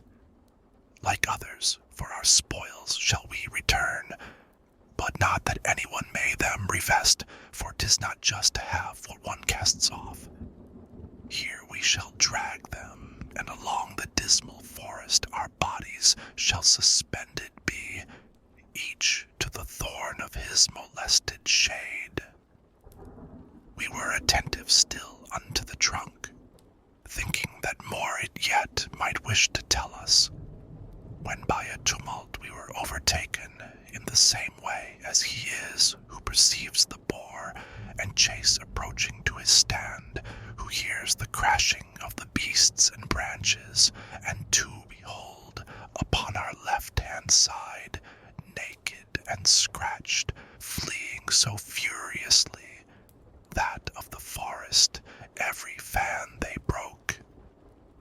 He who was in advance, now help, death, help, and the other one, who seemed to lag too much, was shouting, Lano, were not so alert those legs of thine at joustings of the topo. And then, perchance because his breath was failing, he grouped himself together with a bush. Behind them was the forest full of black she-mastiffs, ravenous and swift of foot as greyhounds, who are issuing from the chain. On him who had crouched down them they set their teeth, and him they lacerated piece by piece, thereafter bore away those aching members. Thereat my escort took me by the hand, and led me to the bush, that all in vain was weeping from its bloody lacerations. O Jacopo, it said, of Sant' Andrea, what helped it thee of me to make a screen? What blame have I in thy nefarious life? When near him had the master stayed his steps, he said, Who wast thou, that through wounds so many art blowing out with blood thy dolorous speech? And he to us, O souls that hither come to look upon this shameful massacre that has so rent away from me my leaves, gather them up beneath the dismal bush. I of that city was which to the Baptist changed its first patron, wherefore he, for this forever, with his art will make it sad. And were it not that on the pass of Arno some glimpses of him are remaining still, those citizens, who afterwards rebuilt it upon the ashes left by Attila, in vain had caused their labor to be done. Of my own house I made myself a gibbet.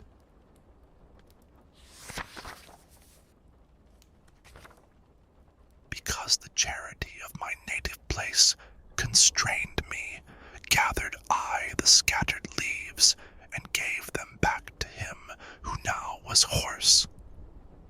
Then came we to the confine, where disparted the second round is from the third, and where a horrible form of justice is beheld. Clearly, to manifest these novel things, I say that we arrived upon a plain, which from its bed rejecteth every plant. The dolorous forest is a garland to it all round about, as the sad moat to that. There, close upon the edge, we stayed our feet. The soil was of an arid and thick sand, not of another fashion made than that which by the feet of Cato once was pressed. Vengeance of God, oh, how much oughtest thou by each one to be dreaded who doth read that which was manifest unto mine eyes? Of naked souls beheld I many herds, who all were weeping very miserably, and over them seemed set a law diverse. Supine upon the ground some folk were lying, and some were sitting all drawn up together, and others went about continually. Those who were going round were far the more, and those were less who lay down to their torment, but had their tongues more loosed to lamentation. O'er all the sand, waste with a gradual fall, were raining down dilated flakes of as of the snow on Alp without a wind. As Alexander, in those torrid parts of India, beheld upon his host flames fall unbroken till they reached the ground, whence he provided with his phalanxes to trample down the soil, because the vapor better extinguished was while it was single. Thus was descending the eternal heat, whereby the sand was set on fire, like tinder beneath the steel, for doubling of the dole. Without repose forever was the dance of miserable hands, now there, now here, shaking away from off them the fresh gleeds. Master, began I, thou who overcomest all things except the demons dire, that issued against us at the entrance of the gate, who is that mighty one who seems to heed not the fire, and lieth lowering and disdainful, so that the rain seems not to ripen him. And he himself, who had become aware that I was questioning my guide about him, cried, such as I was living, am I dead if Jove should weary out his smith, from whom he seized in anger the sharp thunderbolt, wherewith upon the last day I was smitten, and if he wearied out by turns the others in mongy bellow at the swarthy forge, vociferating, help, good Vulcan, help, even as he did there at the fight of Phlegra, and shot his bolts at me with all his might, he would not have thereby a joyous vengeance. Then did my leader speak with such great force, that I had never heard him speak so loud. O Capaneus, in that is not extinguished thine arrogance, thou punished art the more. Not any torment, saving thine own rage, would be unto thy fury pain complete. Then he turned round to me with better lip, saying, one of the 7 kings was he who Thebes besieged and held, and seems to hold God in disdain, and little seems to prize him. But, as I said to him, his own despites are for his breast the fittest ornaments. Now follow me, and mind thou do not place as yet thy feet upon the burning sand, but always keep them close unto the wood. Speaking no word, we came to where there gushes forth from the wood a little rivulet, whose redness makes my hair still stand on end. As from the Bullicum springs the brooklet, the sinful women later share among them, so downward through the sand it went its way. The bottom of it, and both sloping banks, were made of stone, and the margins at the side, whence I perceived that there the passage was. In all the rest which I have shown to thee, since we have entered in within the gate, whose threshold unto no one is denied, nothing has been discovered by thine eyes so notable as is the present river, which all the little dames above it quenches. These words were of my leader, whence I prayed him that he would give me largesse of the food, for which he had given me largesse of desire. In the mid, see there sits a wasted land, said he thereafterward, whose name is Crete, under whose king the world of old was chased. There's a mountain there that once was glad with waters and with leaves, which was called Ida.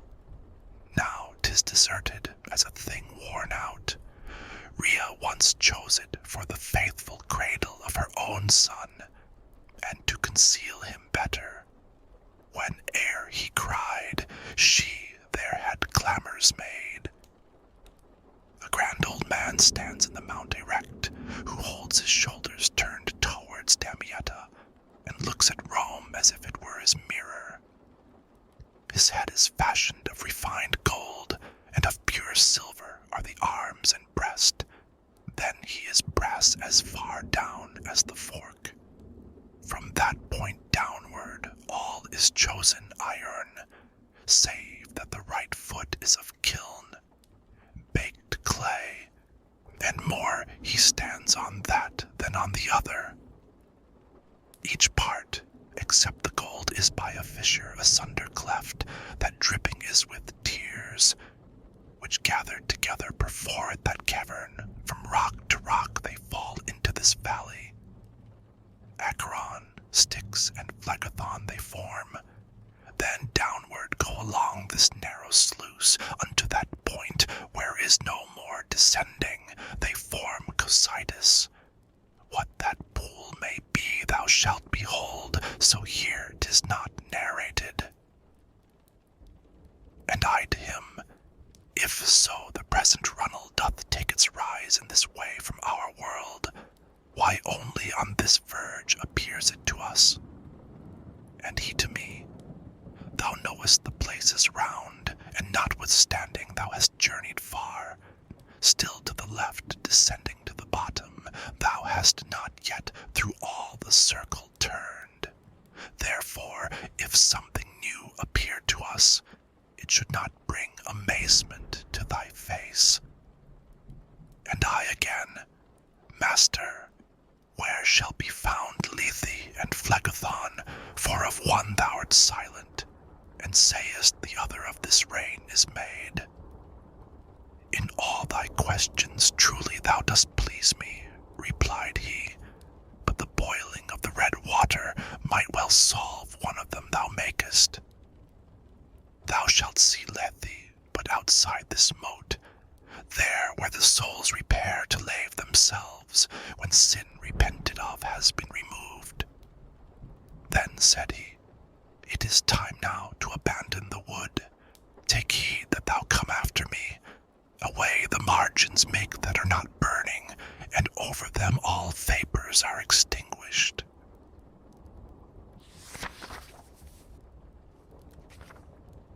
Now bears us onward one of the hard margins, and so the brooklet's mist o'ershadows it. From fire it saves the water and the dikes. Even as the Flemings, twixt Quetzand and Bruges, fearing the flood that towards them hurls itself, their bulwarks build to put the sea to flight. And as the Paduans along the Brenta, to guard their villas and their villages, or ever Chiarentana feel the heat, in such similitude had those been made, albeit not so lofty nor so thick, whoever he might be, the master made them. Now, were we from the forest so remote, I could not have discovered where it was, even if backward I had turned myself, when we a company of souls encountered, who came beside the dike, and everyone gazed at us, as at evening we are wont to eye each other under a new moon, and so towards us sharpened they their brows, as an old tailor at the needle's eye. Thus, scrutinized by such a family, by someone I was recognized, who seized my garment's hem and cried out, what a marvel!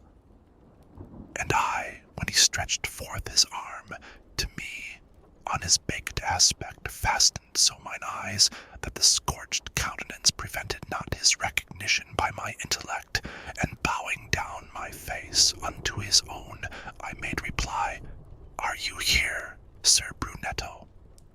And he, may it not displease thee, O my son, if a brief space with thee, Brunetto Latini, backward return, and let the trail go on. I said to him, with all my power I ask it, and if you wish me to sit down with you, I will, if he please, for I go with him. O son, he said, whoever of this herd a moment stops, lies then 100 years, nor fans himself when smiteth him the fire.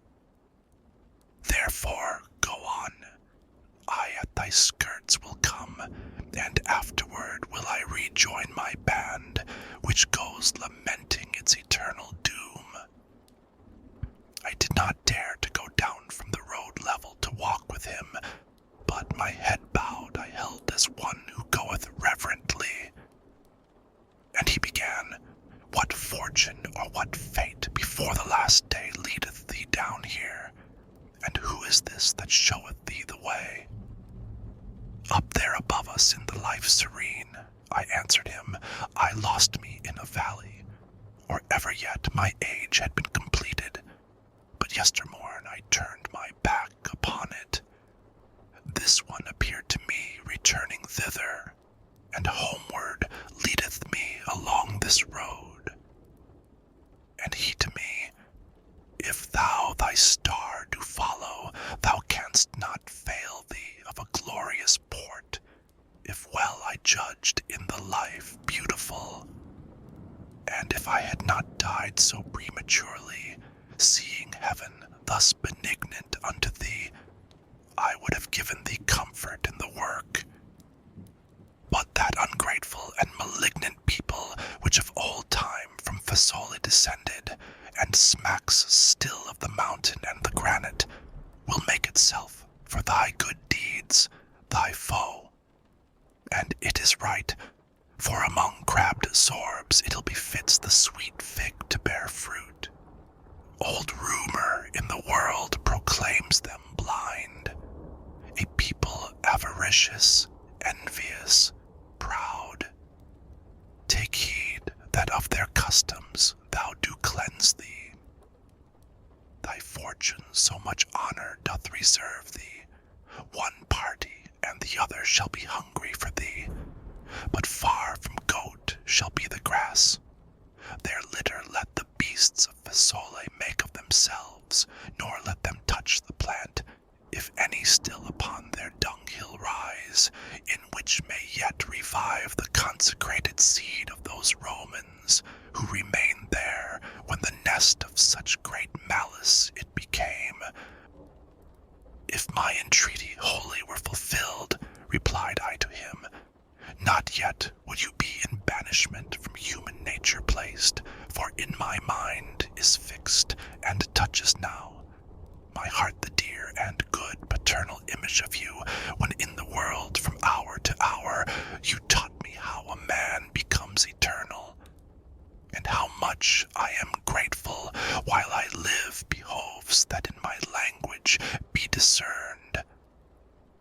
What you narrate of my career I write, and keep it to be glossed with other text by a lady who can do it if I reach her.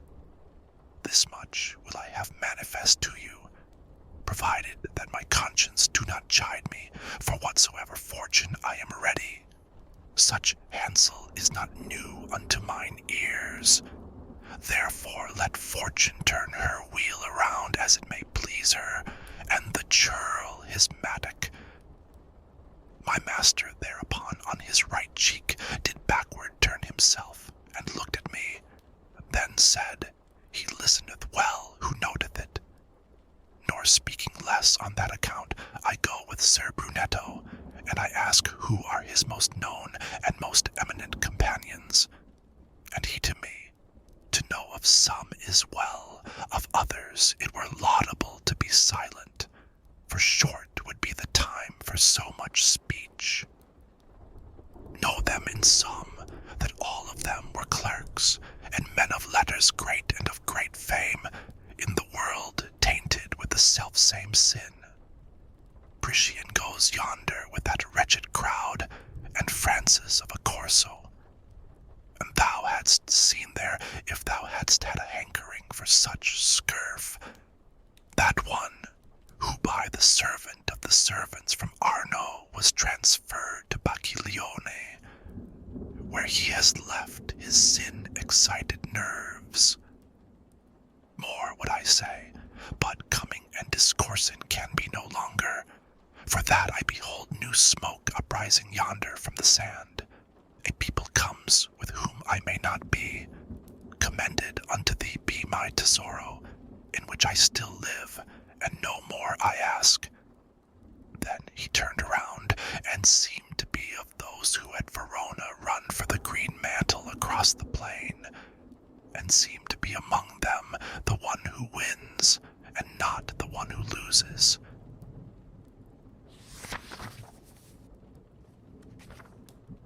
Now was I, Where was heard the reverberation of water falling into the next round, like to that humming which the beehives make when shadows three together started forth, running from out a company that passed beneath the reign of the sharp martyrdom. Towards us came they, and each one cried out, "Stop thou! For by thy garb to us thou seemest to be someone of our depraved city." Ah me, what wounds I saw upon their limbs, recent and ancient by the flames burnt in. It pains me still but to remember it. Unto their cries my teacher paused attentive. He turned his face towards me, and "Now wait," he said, "to these we should be courteous, and if it were not for the fire that darts the nature of this region, I should say that haste were more becoming thee than them." As soon as we stood still, they recommenced the old refrain, and when they overtook us, formed of themselves a wheel, all three of them, as champions stripped and oiled are wont to do, watching for their advantage and their hold, before they come to blows and thrusts between them. Thus wheeling round, did every one his visage direct to me, so that in opposite wise his neck and feet continual journey made.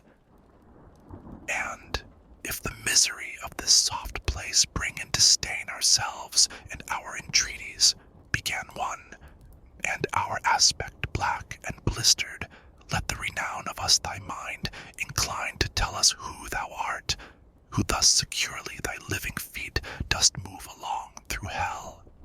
He in whose footprints thou dost see me treading, naked and skinless though he now may go, was of a greater rank than thou dost think. He was the grandson of the good Qualdrada. His name was Guido Guerra, and in life much did he with his wisdom and his sword. The other, who close by me treads the sand, Techiaio Aldobrandi is, whose fame above there in the world should welcome be. And I, who with them on the cross am placed, Jacopo Rusticucci was, and truly my savage wife more than aught else doth harm me. Could I have been protected from the fire below, I should have thrown myself among them, and think the teacher would have suffered it. But as I should have burned and baked myself, my terror overmastered my good will, which made me greedy of embracing them. Then I began, sorrow and not disdain. Did your condition fix within me so, that tardily it wholly is stripped off, as soon as this my lord said unto me words, on account of which I thought within me that people such as you are were approaching. I of your city am, and evermore your labors and your honorable names I with affection have retraced and heard. I leave the gall and go for the sweet fruits promised to me by the voracious leader, but to the center first I needs must plunge. So may the soul for a long while conduct those limbs of thine, did he make answer thee.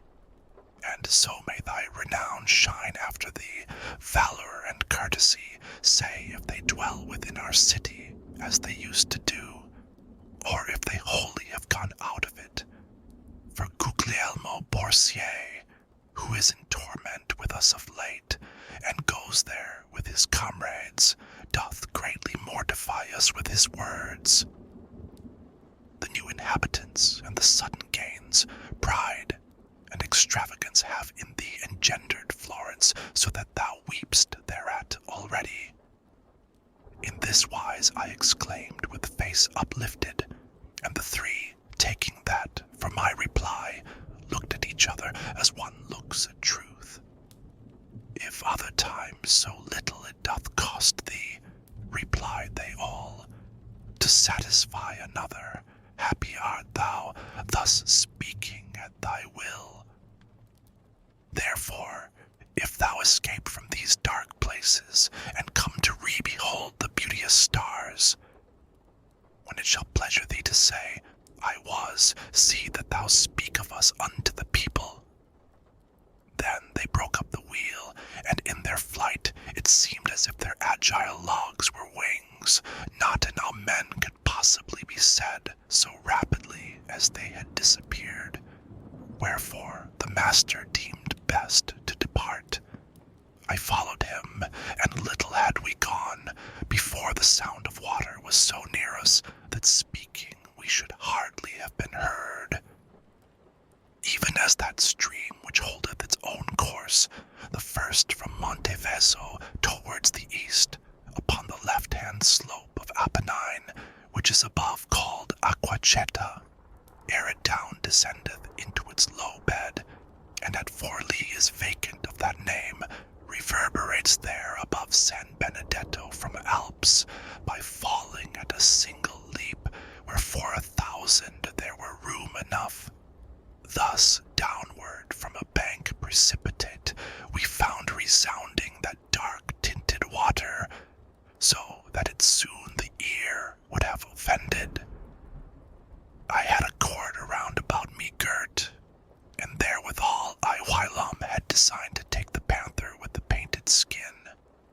After I this had all from me unloosed, as my conductor had commanded me, I reached it to him, gathered up and coiled, whereat he turned himself to the right side, and at a little distance from the verge he cast it down into that deep abyss. It must needs be some novelty respond, I said within myself, to the new signal the master with his eye is following so.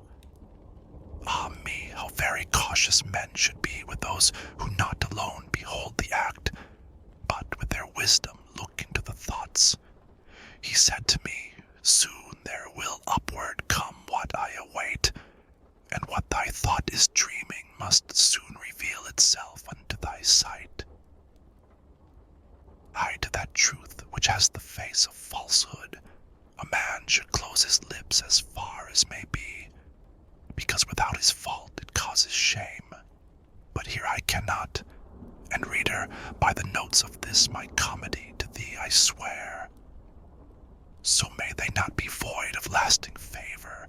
Athwart that dense and darksome atmosphere I saw a figure swimming upward come, marvelous unto every steadfast heart, even as he returns who goeth down, sometimes to clear an anchor which has grappled reef, or aught else that in the sea is hidden, who upward stretches and draws in his feet.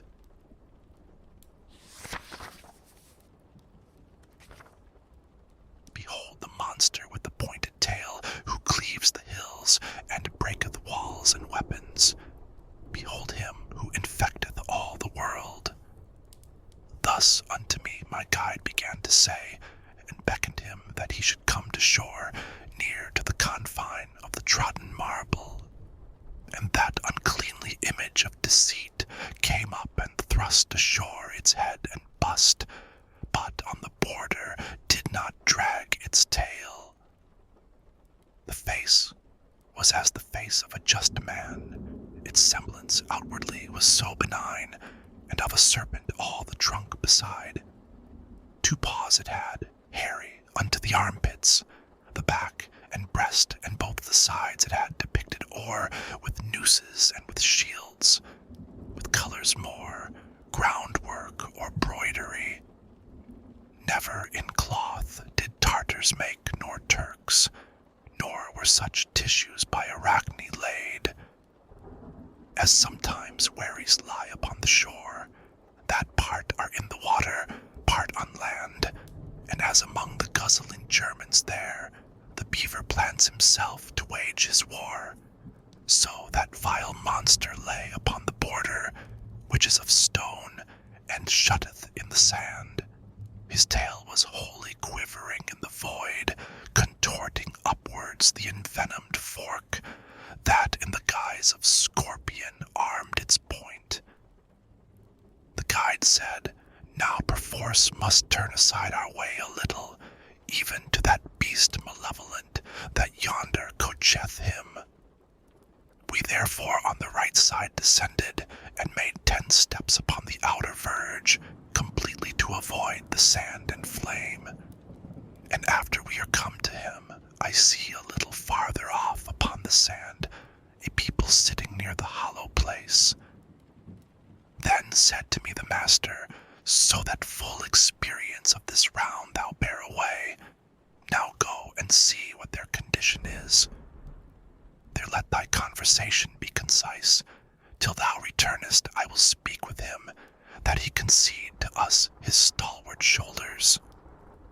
Thus farther still, upon the outermost head of that 7th circle, all alone I went, where sat the melancholy folk. Out of their eyes was gushing forth their woe. This way, that way they helped them with their hands, now from the flames, and now from the hot soil. Not otherwise in summer do the dogs, now with the foot, now with the muzzle, when by fleas, or flies, or gadflies, they are bitten. When I had turned mine eyes upon the faces of some, on whom the dolorous fire is falling, not one of them I knew, but I perceived that from the neck of each there hung a pouch, which certain colour had, and certain blazon, and thereupon it seems their eyes are feeding. And as I gazing round me come among them upon a yellow pouch, I azure saw that had the face and posture of a lion.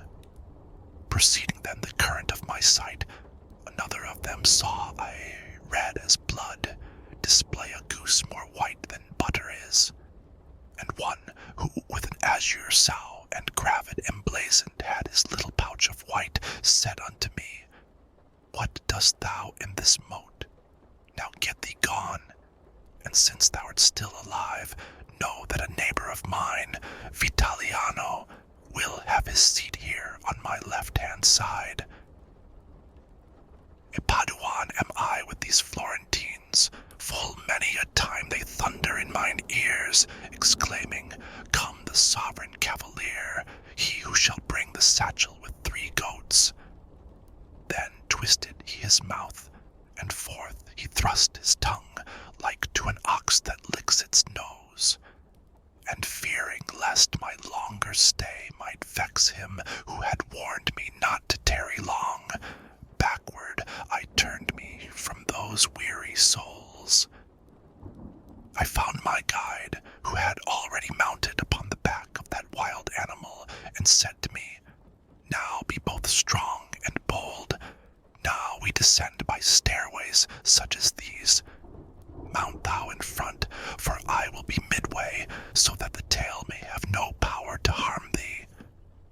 Such as he is who has so near the egg of quarton that his nails are blue already, and trembles all but looking at the shade. Even such became I at those proffered words. But shame in me his menaces produced, which maketh the servant strong before good master. I seated me upon those monstrous shoulders. I wished to say, and yet the voice came not as I believed, Take heed that thou embrace me. But he who other times had rescued me in other peril, soon as I had mounted, within his arms encircled and sustained me, and said, Now Geryon, bestir thyself. The circle's large, and the descent be little. Think of the novel burden which thou hast. Even as the little vessel shoves from shore, backward, still backward, so he thence withdrew. And when he wholly felt himself afloat, there where his breast had been, he turned his tail, and that extended like an eel he moved, and with his paws drew to himself the air. A greater fear I do not think there was.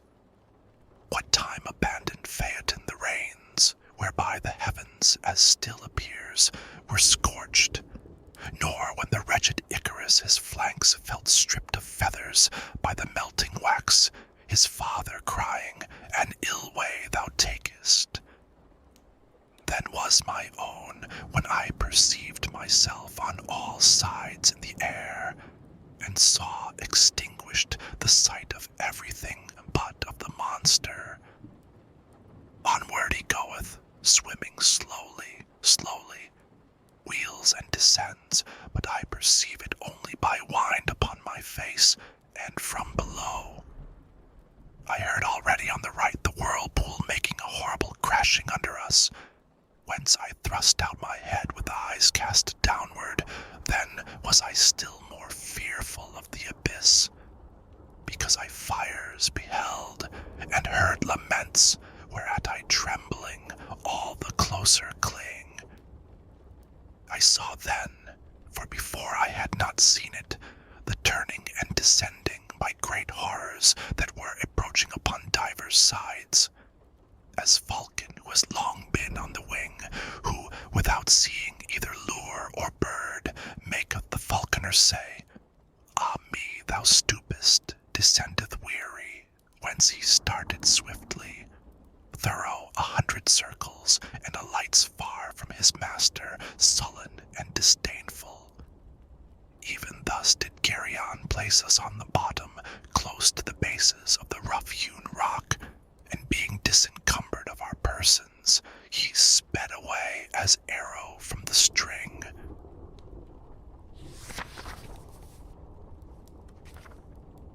There is a place in hell called Malabulge, wholly of stone and of an iron color, as is the circle that around it turns. Right in the middle of the field malign there yawns a well exceeding wide and deep, of which its place the structure will recount. Round then is that enclosure which remains between the well and foot of the high, hard bank, and has distinct in valleys 10 its bottom, as where for the protection of the walls many and many moats surround the castles, the part in which they are a figure forms, just such an image those presented there. And as about such strongholds from their gates unto the outer bank are little bridges, so from the precipice's base did crags project, which intersected dikes and moats, unto the well that truncates and collects them. Within this place, down shaken from the back of Geryon, we found us, and the poet held to the left, and I moved on behind. Upon my right hand I beheld new anguish, new torments, and new wielders of the lash, wherewith the foremost Bulgia was replete. Down at the bottom were the sinners naked. This side the middle came, they facing us, beyond it with us, but with greater steps, even as the Romans, for the mighty host, the year of Jubilee upon the bridge, have chosen a mode to pass the people over. For all upon one side, towards the castle, their faces have, and go unto St. Peter's. On the other side, they go towards the mountain. This side and that, along the livid stone beheld I horned demons with great scourges, who cruelly were beating them behind. Ah me, how they did make them lift their legs at the first blows, and soothe not anyone. The second waited for, nor for the third. While I was going on, mine eyes by one encountered were, and straight I said, already with sight of this one I am not unfed. Therefore I stayed my feet to make him out, and with me the sweet guide came to a stand, and to my going somewhat back assented. And he, the scourged one, thought to hide himself, lowering his face, but little it availed him. For, said I, thou that castest down thine eyes, if false are not the features which thou bearest, thou art venedico caccianimico. But what doth bring thee to such pungent sauces? And he to me, unwillingly I tell it, but forces me thine utterance distinct, which makes me recollect the ancient world. I was the one who the fair Gasola induced to grant the wishes of the Marquise. However the shameless story may be told, not the sole Polonaise am I who weeps here. Nay, rather is this place so full of them, that not so many tongues today are taught twixt Reno and Savannah to say Sipa. And if thereof thou wishest pledge or proof, bring to thy mind our avaricious heart. While speaking in this manner, with his scourge a demon smote him, and said, Get thee gone, pander, there are no women here for coin. I joined myself again unto mine escort. Thereafterward with footsteps few we came to where a crag projected from the bank. This very easily did we ascend, and turning to the right along its ridge, from those eternal circles we departed. When we were there, where it is hollowed out beneath to give a passage to the scourged, the guide said, Wait, and see that on thee strike the vision of those others evil born, of whom thou hast not yet beheld the faces, because together with us they have gone. From the old bridge we looked upon the train which towards us came upon the other border, and which the scourges in like manner smite. And the good master, without my inquiring, said to me, See that tall one who is coming, and for his pain seems not to shed a tear. Still what a royal aspect he retains. That Jason is who by his heart and cunning the Colchians of the Ram made destitute. He by the isle of Lemnos passed along, after the daring women pitiless had unto death devoted all their males. There, with his tokens and with ornate words, did he deceive Ipsible, the maiden who first herself had all the rest deceived. There did he leave her pregnant and forlorn. Such sin unto such punishment condemns him, and also for Medea is vengeance done. With him go those who in such wise deceive. And this sufficient be of the first valley to know, and those that in its jaws it holds. We were already where the narrow path crosses athwart the second dike, and forms of that a buttress for another arch. Thence we heard people who are making moan in the next Bolgia, snorting with their muzzles, and with their palms beating upon themselves. The margins were encrusted with a mold by exhalation from below that sticks there, and with the eyes and nostrils wages war. The bottom is so deep, no place suffices to give a sight of it without ascending the arches back, where most the crag impends. Thither we came, and thence down in the moat I saw a people smothered in a filth that out of human privies seemed to flow. And whilst below there with mine eye I search, I saw one with his head so foul with ordure, it was not clear if he were clerk or layman. He screamed to me, Wherefore art thou so eager to look at me more than the other foul ones? And I to him, Because, if I remember, I have already seen thee with dry hair, and thou art Alessio Intermine of Lucca. Therefore I eye thee more than all the others. And he thereon, belaboring his pumpkin, The flatteries have submerged me here below, wherewith my tongue was never surfeited. Then said to me the guide, See that thou thrust thy visage somewhat farther in advance, that with thine eyes thou well the face attain of that uncleanly and dishevelled drab, who there doth scratch herself with filthy nails, and crouches now, and now on foot is standing. Thais the harlot is it, who replied unto her paramour, when he said, have I great gratitude from thee, nay, marvelous, and herewith let our sight be satisfied.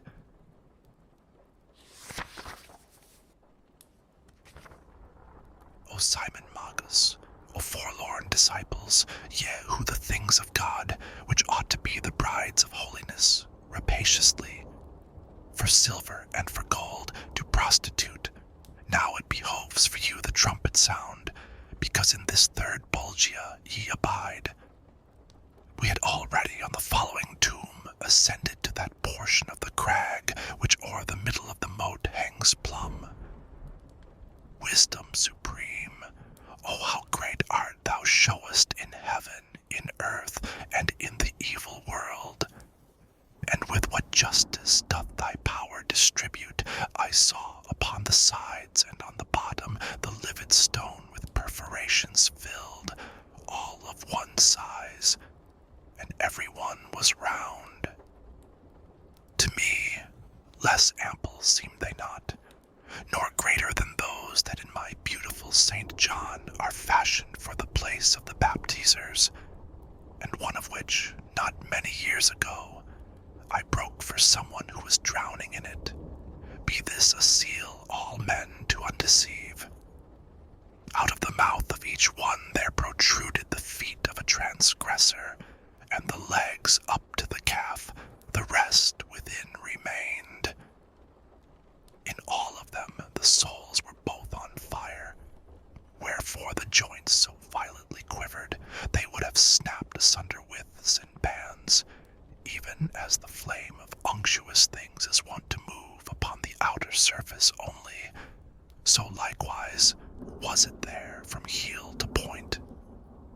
Master, who is that one who writhes himself more than his other comrades quivering, I said, and whom a redder flame is sucking?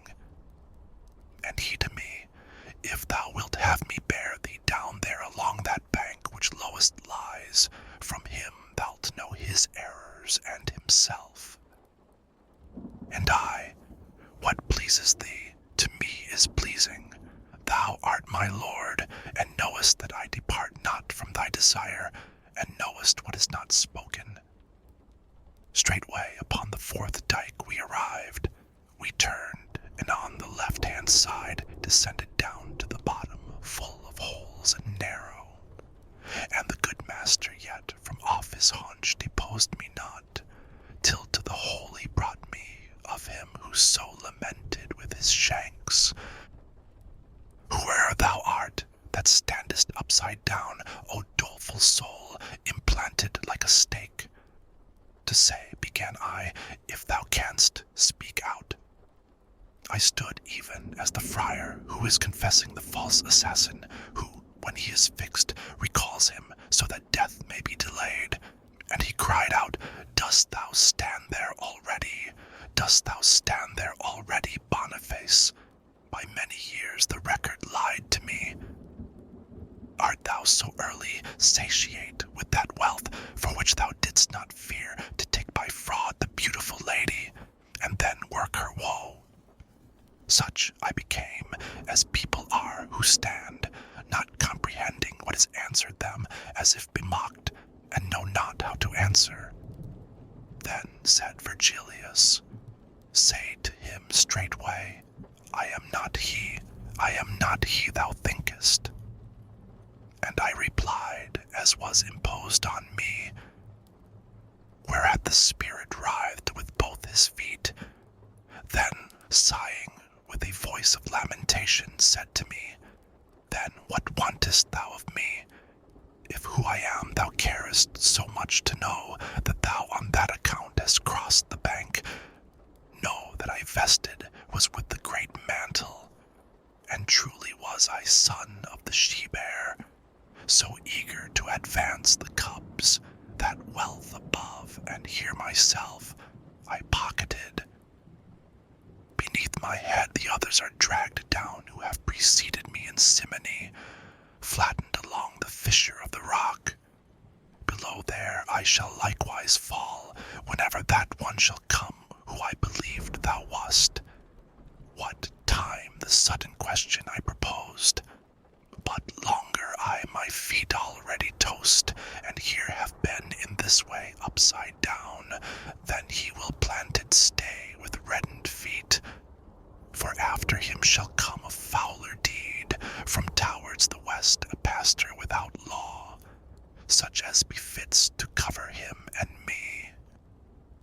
New Jason will he be, of whom we read in Maccabees, and as his king was pliant, so he who governs France shall be to this one. I do not know if I were here too bold, that him I answered only in this meter. I pray thee tell me now, how great a treasure our Lord demanded of Saint Peter first, before he put the keys into his keeping. Truly, he nothing asked but follow me. Nor Peter, nor the rest asked of Matthias silver or gold, when he by lot was chosen unto the place the guilty soul had lost. Therefore stay here, for thou art justly punished, and keep safe guard o'er the ill-gotten money which caused thee to be valiant against Charles. And were it not that still forbids it me, the reverence for the keys superlative thou hadst in keeping in the gladsome life, I would make use of words more grievous still, because your avarice afflicts the world, trampling the good and lifting the depraved. The evangelist you pastors had in mind, when she who sitteth upon many waters to fornicate with kings by him was seen, the same who with the 7 heads was born, and power and strength from the 10 horns received, so long as virtue to her spouse was pleasing. Ye have made yourselves a god of gold and silver, and from the idolater how differ ye, save that he won, and ye 100 worship? Ah, Constantine, of how much ill was mother, not thy conversion, but that marriage dower which the first wealthy father took from thee. And while I sang to him such notes as these, either that anger or that conscience stung him, he struggled violently with both his feet. I think in sooth that it my leader pleased, with such contented lip he listened ever unto the sound of the true words expressed. Therefore with both his arms he took me up, and when he had me all upon his breast, remounted by the way where he descended, nor did he tire to have me clasped to him, but bore me to the summit of the arch, which from the 4th dyke to the 5th is passage. There tenderly he laid his burden down, tenderly on the crag, uneven and steep. That would have been hard passage for the goats. Thence was unveiled to me another valley.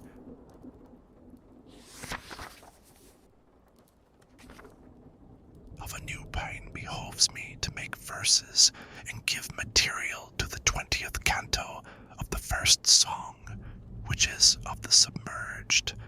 I was already thoroughly disposed to peer down into the uncovered depth which bathed itself with tears of agony, and people saw I through the circular valley, silent and weeping, coming at the pace which in this world the litanies assume. As lower down my sight descended on them, wondrously each one seemed to be distorted from chin to the beginning of the chest. For towards the reins the countenance was turned, and backward it behoved them to advance, as to look forward had been taken from them, perchance indeed by violence of palsy. Someone has been thus wholly turned awry, but I ne'er saw it, nor believe it can be.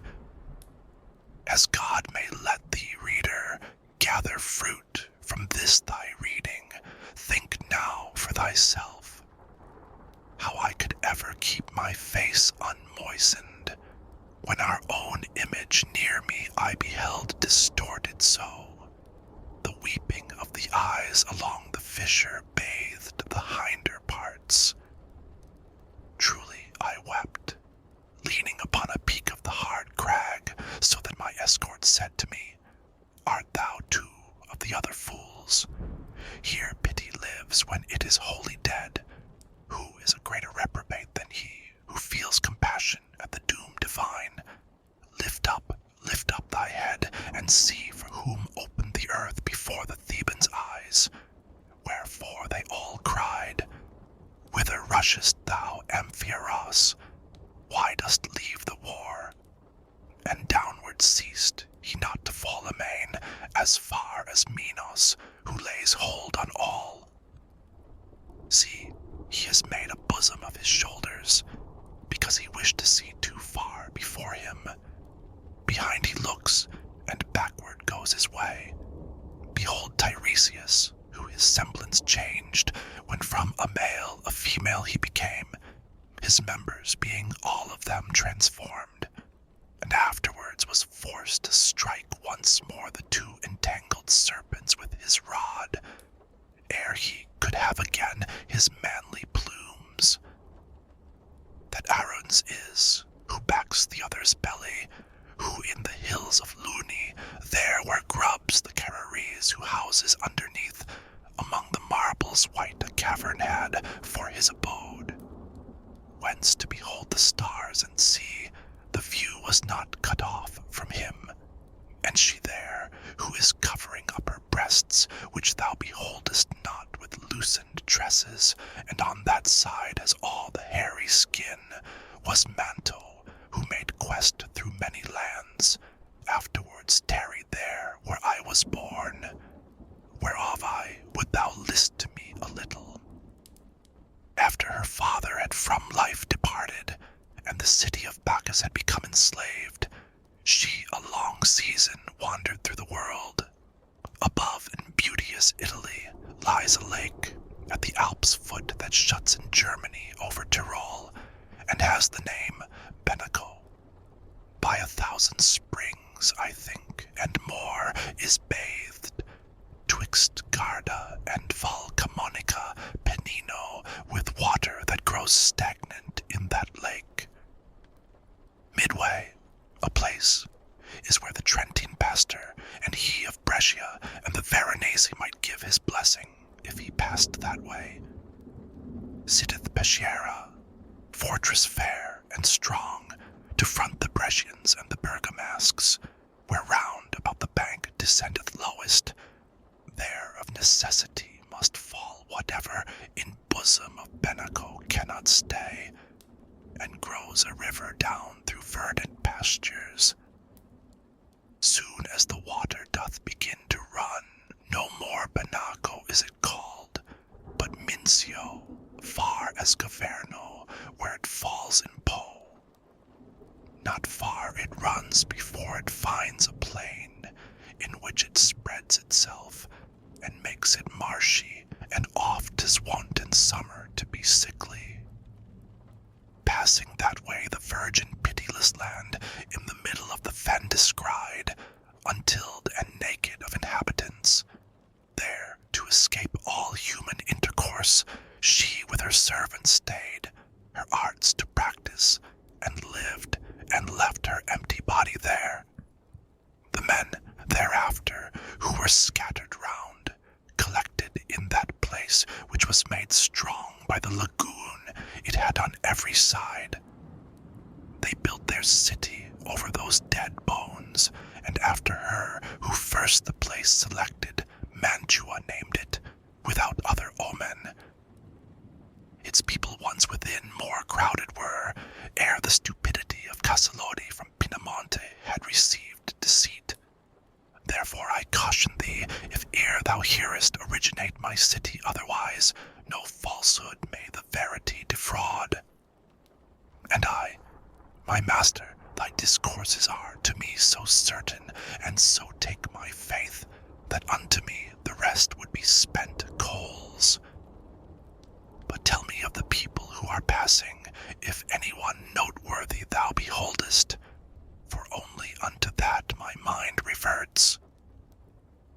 said he to me, he who from the cheek thrusts out his beard upon his swarthy shoulders was, at the time when Greece was void of males, so that there scarce remained one in the cradle, an augur, and with Calchas gave the moment in Aulis, when to sever the first cable. Eriphilus his name was, and so sings my lofty tragedy in some part or other. That knowest thou well, who knowest the whole of it.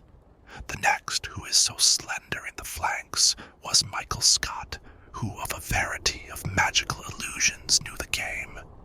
Behold Guido Bonatti, behold Astente, who now unto his leather and his thread would fain have stuck, but he too late repents.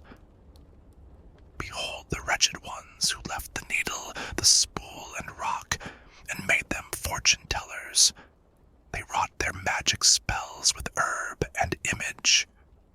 But come now, for already holds the confines of both the hemispheres, and under Seville touches the ocean wave, Cain and the thorns, and yesternight the moon was round already.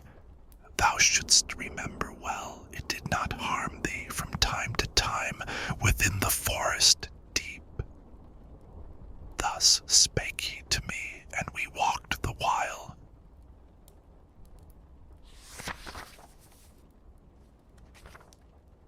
From bridge to bridge thus, speaking other things of which my comedy cares not to sing, we came along, and held the summit, when we halted to behold another fissure of Malabulge, and other vain laments, and I beheld it marvelously dark. As in the arsenal of the Venetians boils in the winter the tenacious pitch to smear their unsound vessels o'er again, for sail they cannot, and instead thereof one makes his vessel new, and one recalks the ribs of that which many a voyage has made. One hammers at the prow, one at the stern, this one makes oars, and that one cordage twists, another mends the mainsail and the mizzen, thus, not by fire, but by the art divine, was boiling down below there a dense pitch, which upon every side the bank belimed. I saw it, but I did not see within it aught but the bubbles that the boiling raised, and all swell up and resubside, compressed. The while below there fixedly I gazed, my leader crying out, "Beware, beware," drew me unto himself from where I stood. Then I turned round, as one who is impatient to see what it behoves him to escape, and whom a sudden terror doth unman, who, while he looks, delays not his departure, and I beheld behind us a black devil running along upon the crag approach. Ah, how ferocious was he in his aspect, and how he seemed to me in action ruthless, with open wings and light upon his feet. His shoulders, which sharp-pointed were and high, a sinner did encumber with both haunches, and he held clutched the sinews of the feet. From off our bridge, he said, "O Malebranche, behold one of the elders of Saint Zita. Plunge him beneath, for I return for others unto that town, which is well furnished with them. All there are baritors, except Ponturo. No, into yes for money, there is changed." He hurled him down, and over the hard crag turned round, and never was a mastiff loosened in so much hurry to pursue a thief. The other sank, and rose again face downward, but the demons, under cover of the bridge, cried, "Here the Santo Volto has no place. Here swims one otherwise than in the Sergio. Therefore, if for our gaffs thou wishest not, do not uplift thyself above the pitch." They seized him then with more than 100 rakes. They said, "It here behoves thee to dance covered, that, if thou canst, thou secretly mayest pilfer." Not otherwise the cooks their scullions make, immerse into the middle of the cauldron the meat with hooks, so that it may not float. Said the good master to me, that it be not apparent thou art here, crouch thyself down behind a jag, that thou mayest have some screen. And for no outrage that is done to me be thou afraid, because these things I know. For once before was I in such a scuffle. Then he passed on beyond the bridge's head, and as upon the 6th bank he arrived, need was for him to have a steadfast front, with the same fury and the same uproar as dogs leap out upon a mendicant who on a sudden begs. Where'er he stops, they issued from beneath the little bridge, and turned against him all their grappling irons. But he cried out, "Be none of you malignant. Before those hooks of yours lay hold of me, let one of you step forward who may hear me, and then take counsel as to grappling me." They all cried out, "Let Malakota go," whereat one started, and the rest stood still, and he came to him, saying, "What avails it? Thinkest thou, Malakota, to behold me advanced into this place?" My master said, "Safe hitherto from all your skill of fence, without the will divine and fate auspicious.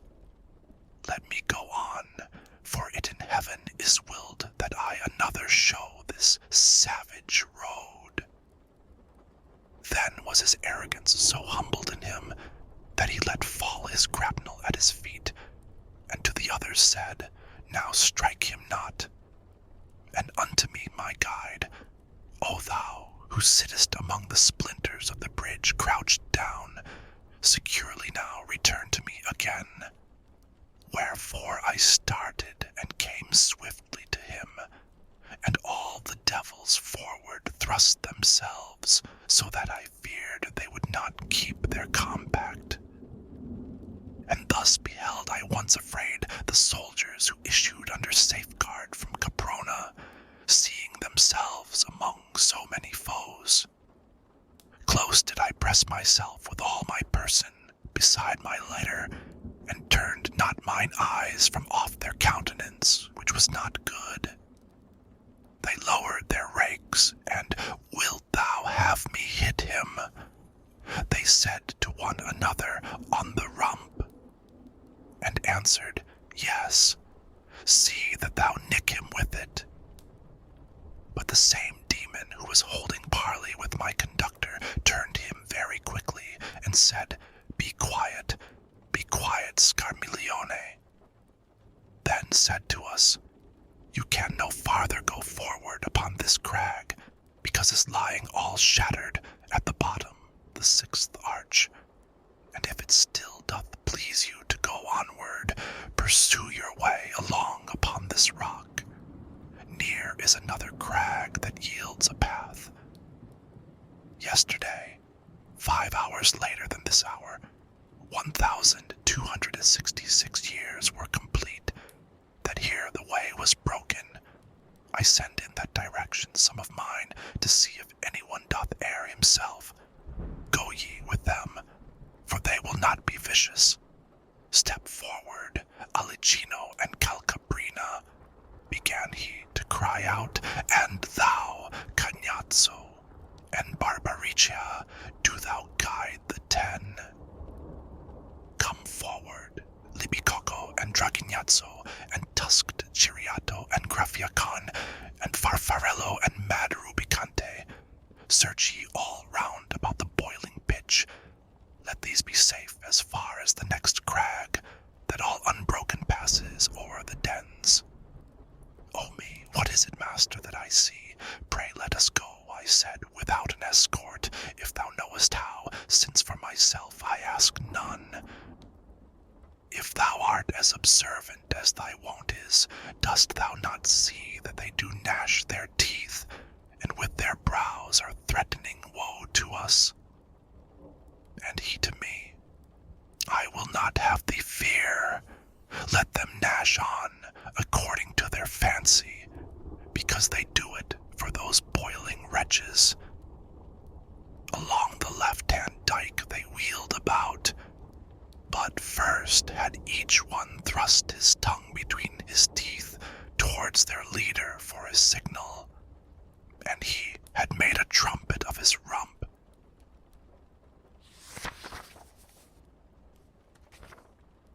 I have erewhile seen horsemen moving camp begin the storming and their muster make, and sometimes starting off for their escape.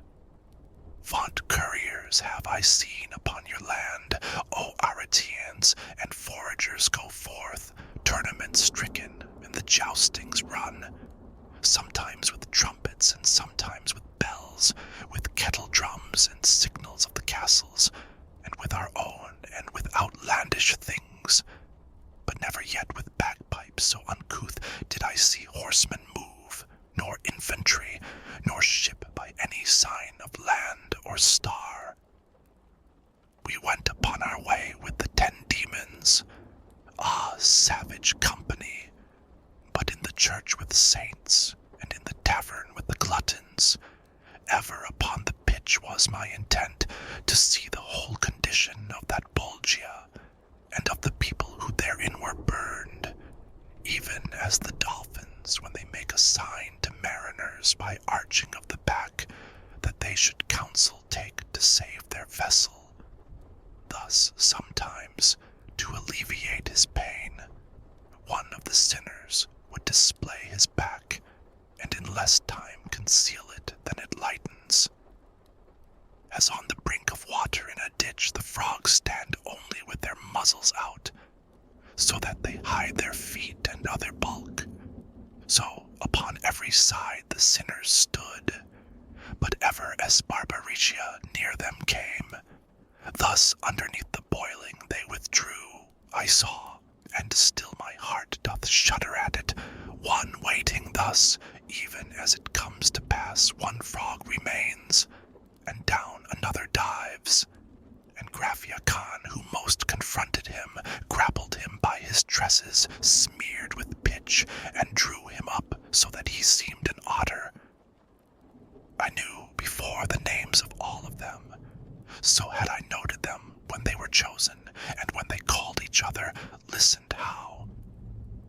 O Rubicante, see that thou do lay thy claws upon him, so that thou mayest flay him, cried all together the accursed ones, and I, my master, see to it, if thou canst, that thou mayest know who is the luckless wight, thus come into his adversary's hands. Near to the side of him my leader drew, asked of him whence he was, and he replied, I in the kingdom of Navarre was born. My mother placed me servant to a lord, for she had borne me to a ribald knave, destroyer of himself and of his things. Then I domestic was of good King Thibault. I set me there to practice barratry, for which I pay the reckoning in this heat.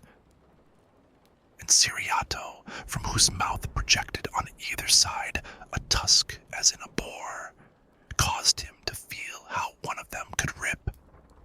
Among malicious cats the mouse had come, but Barbaricia clasped him in his arms and said, Stand ye aside while I enfork him. And to my master he turned around his head. Ask him again, he said, if more thou wish to know from him before someone destroy him. The guide. Now tell then of the other culprits. Knowest thou anyone who is a Latian under the pitch? And he, I separated lately from one who was a neighbor to it. Would that I still were covered up with him, for I should fear not either claw nor hook. And Libicaco we have borne too much, and with his grapnel seized him by the arm, so that, by rending, he tore off a tendon. Ike Dragignazzo wished to pounce upon him down at the legs, whence their decurion turned around and round about with evil look. When they again somewhat were pacified, of him who still was looking at his wound, demanded my conductor without stay.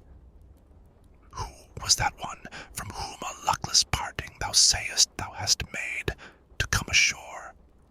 And he replied, it was the friar Gomita, he of Galura, vessel of all fraud, who had the enemies of his lord in hand, and dealt so with them each exults thereat. Money he took, and let them smoothly off, as he says, and in other offices a barator was he, not mean but sovereign. Foregathers with him one Don Michael Sanch of Logodoro, and of Sardinia to gossip never do their tongues feel tired. O me, see that one, how he grinds his teeth. Still farther would I speak, but am afraid lest he to scratch my itch be making ready. And the Grand Provost turned to Farfarello, who rolled his eyes about as if to strike, said, stand aside there, thou malicious bird. If you desire either to see or hear, the terror-stricken recommenced thereon, Tuscans or Lombards, I will make them come. But let the Malebranche cease a little, so that these may not their revenges fear, and I, down sitting in this very place, for one that I am, will make 7 come, when I shall whistle as our custom is, to do whenever one of us comes out. Cagnazzo, at these words, his muzzle lifted, shaking his head, and said, just hear the trick which he has thought of, down to throw himself. Whence he who snares in great abundance had responded, I by far too cunning am, when I procure for mine a greater sadness. Eligen held not in, but running counter unto the rest, said to him, if thou dive, I will not follow thee upon the gallop, but I will beat my wings above the pitch, the height be left, and be the bank a shield, to see if thou alone dost countervail us. O thou who readest, thou shalt hear new sport. Each to the other side his eyes averted, he first who most reluctant was to do it. The Navarrese selected well his time, planted his feet on land, and in a moment leaped and released himself from their design. Whereat each one was suddenly stung with shame, but he most who was cause of the defeat. Therefore he moved and cried, thou art o'ertaken. But little it availed, for wings could not outstrip the fear. The other one went under, and flying upward he his breast directed. Not otherwise the duck upon a sudden dives under, when the falcon is approaching, and upward he returneth cross and weary. Infuriate at the mockery, Calcabrina, flying behind him, followed close, desirous the other should escape, to have a quarrel. And when the barator had disappeared, he turned his talons upon his companion, and grappled with him right above the moat. But sooth the other was a doughty sparhawk to clapper-claw him well, and both of them fell in the middle of the boiling pond. A sudden intercessor was the heat, but nevertheless of rising there was naught, to such degree they had their wings belimed. Lamenting with the others, Barbaricia made 4 of them fly to the other side with all their gaffs, and very speedily this side and that they to their posts descended. They stretched their hooks towards the pigeon snared, who were already baked within the crust, and in this manner busied did we leave them.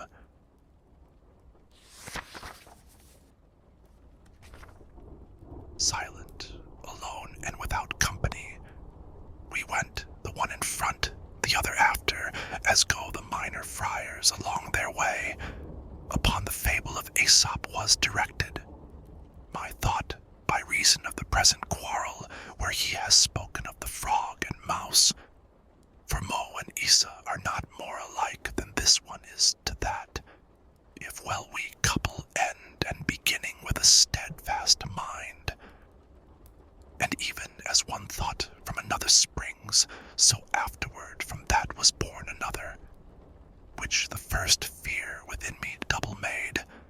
Thus did I ponder, these on our account are laughed to scorn, with injury and scoff so great, that much I think it must annoy them. If anger be engrafted on ill will, they will come after us more merciless than dog upon the leveret which he seizes. I felt my hair stand all on end already with terror, and stood backwardly intent, when said I, Master, if thou hidest not thyself and me forthwith, of Malebranche I am in dread. We have them now behind us. I so imagine them, I already feel them.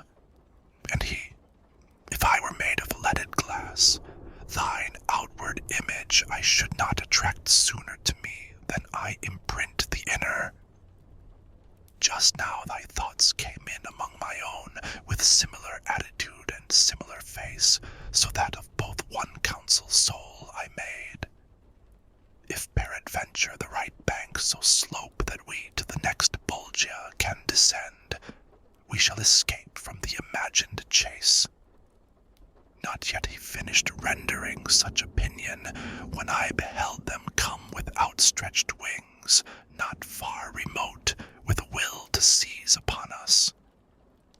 My leader on a sudden seized me up, even as a mother who by noise is wakened, and close beside her sees the enkindled flames, who takes her son and flies, and does not stop, having more care of him than of herself, so that she clothes her only with a shift, and downward from the top of the hard bank supine he gave him to the pendant rock, that one side of the other Bolgia walls. Ne'er ran so swiftly water through a sluice to turn the wheel of any land-built mill, when nearest to the paddles it approaches, as did my master down along that border, bearing me with him on his breast away, as his own son, and not as a companion. Hardly the bed of the ravine below his feet had reached, ere they had reached the hill right over us. But he was not afraid, for the high providence which had ordained to place them ministers of the fifth mote, the power of thence departing took from all. A painted people there below we found, who went about with footsteps very slow, weeping and in their semblance tired and vanquished. They had on mantles with the hoods low down before their eyes, and fashioned of the cut that in Cologne they for the monks are made.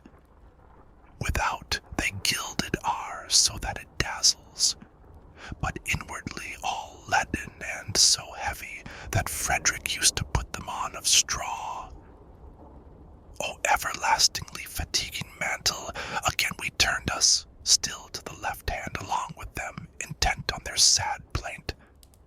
But owing to the weight, that weary folk came on so tardily, that we were new in company at each motion of the haunch.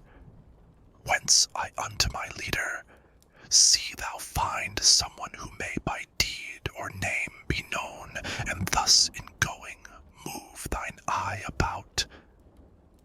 And one who understood the Tuscan speech cried to us from behind, Stay ye your feet, ye whoso run athwart the dusky air. Perhaps thou'lt have from me what thou demandest.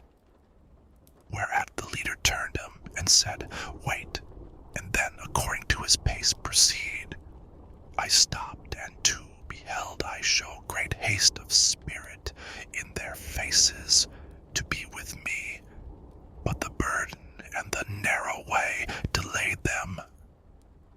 When they came up long with an eye askance, they scanned me without uttering a word, then to each other turned, and said together, he by the action of his throat seems living, and if they dead are, by what privilege go they uncovered by the heavy stole?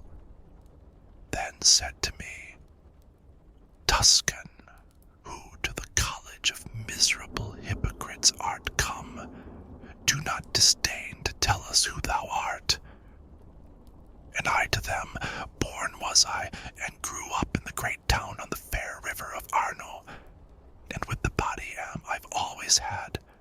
But who are ye, in whom there trickles down along your cheeks such grief as I behold? And what pain is upon you that so sparkles? And one replied to me, These orange cloaks are made of lead so heavy that the weights cause in this way their balances to creak. Frati Gaudenti were we, and Bolognese, e Catalano, and he Loderingo named, and together taken by thy city, as the wont is to take one man alone for maintenance of its peace. And we were such that still it is apparent round Gardingo. O friars, began I, you're iniquitous, but said no more. For to mine eyes there rushed one crucified with 3 stakes on the ground. When me he saw, he writhed himself all over, blowing into his beard with the suspirations. And the friar Catalan, who noticed this, said to me, This transfixed one, whom thou seest, counseled the Pharisees that it was meet to put one man to torture for the people. Crosswise and naked is he on the path, as thou perceivest, and he needs must feel, whoever passes, first how much he weighs. And in like mode his father-in-law is punished within this mote, and the others of the council, which for the Jews was a malignant seed. And thereupon I saw Virgilius marvel o'er him who was extended on the cross so vilely in eternal banishment. Then he directed to the friar this voice, Be not displeased if granted thee to tell us if to the right hand any pass slope down, by which we too may issue forth from here, without constraining some of the black angels to come and extricate us from this deep. Then he made answer, Nearer than thou hopest there is a rock, that forth from the great circle proceeds, and crosses all the cruel valleys, save that at this 'tis broken, and does not bridge it. You will be able to mount up the ruin that sidelong slopes, and at the bottom rises.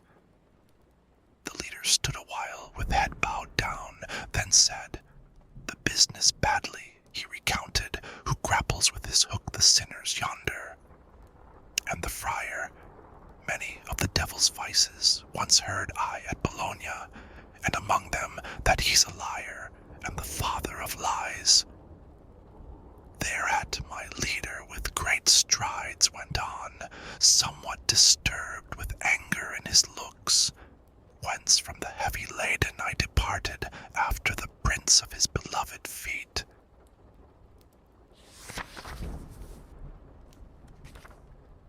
In that part of the youthful year wherein the sun his locks beneath Aquarius tempers, and now the nights draw near to half the day, what time the hoar frost copies on the ground the outward semblance of her sister white, but little lasts the temper of her pen.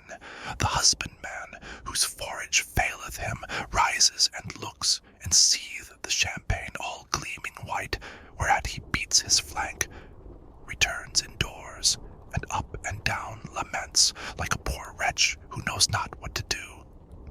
Then he returns, and hope revives again, seeing the world has changed its countenance in little time, and takes his shepherd's crook, and forth the little lambs to pasture drives. Thus did the master fill me with alarm, when I beheld his forehead so disturbed, and to the ailment came as soon the plaster. For as we came unto the ruined bridge, the leader turned to me with the sweet look which at the mountain's foot I first beheld. His arms he opened, after some advisement within himself elected, looking first well at the ruin, and laid hold of me.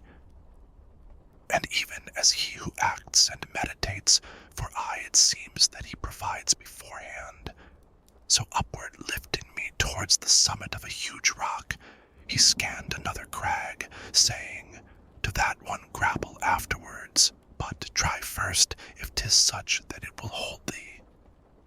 This was no way for one clothed with a cloak, for hardly we, he light and I pushed upward, were able to ascend from jag to jag. And had it not been that upon that precinct shorter was the ascent than on the other, he, I know not, but I had been dead beat. But because Malabulge towards the mouth of the profoundest well is all inclining, the structure of each valley doth import that one bank rises and the other sinks.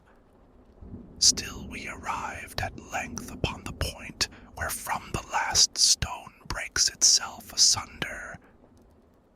The breath was from my lungs, so milked away when I was up that I could go no farther. Nay, I sat down upon my first arrival.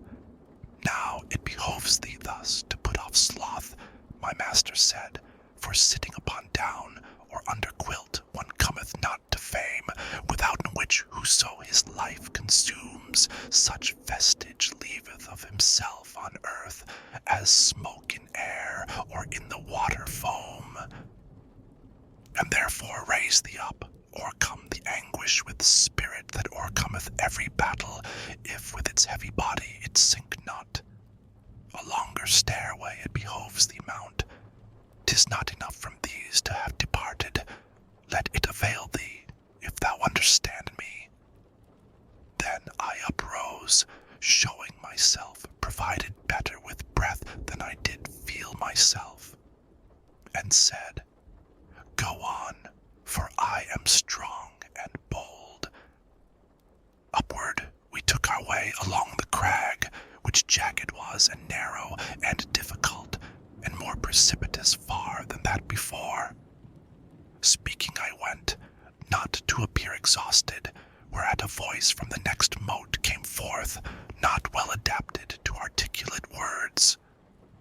I know not what it said, though o'er the back I now was of the arch that passes there.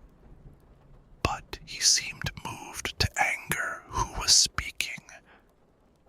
I was bent downward, but my living eyes could not attain the bottom for the dark, wherefore I, Master, see that thou arrive at the next round, and let us descend the wall.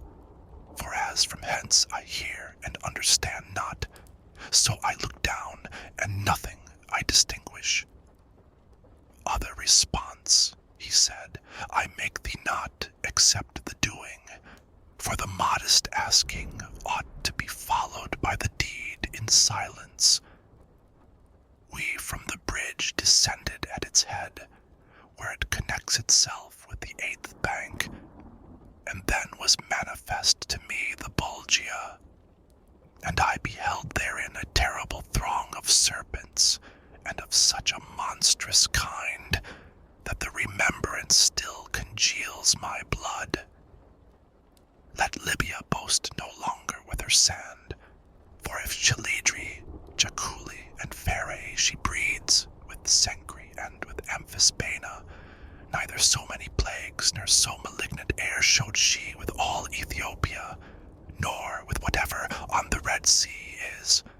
Among this cruel and most dismal throng, people were running naked and affrighted, without the hope of hole or heliotrope. They had their hands with serpents bound behind them.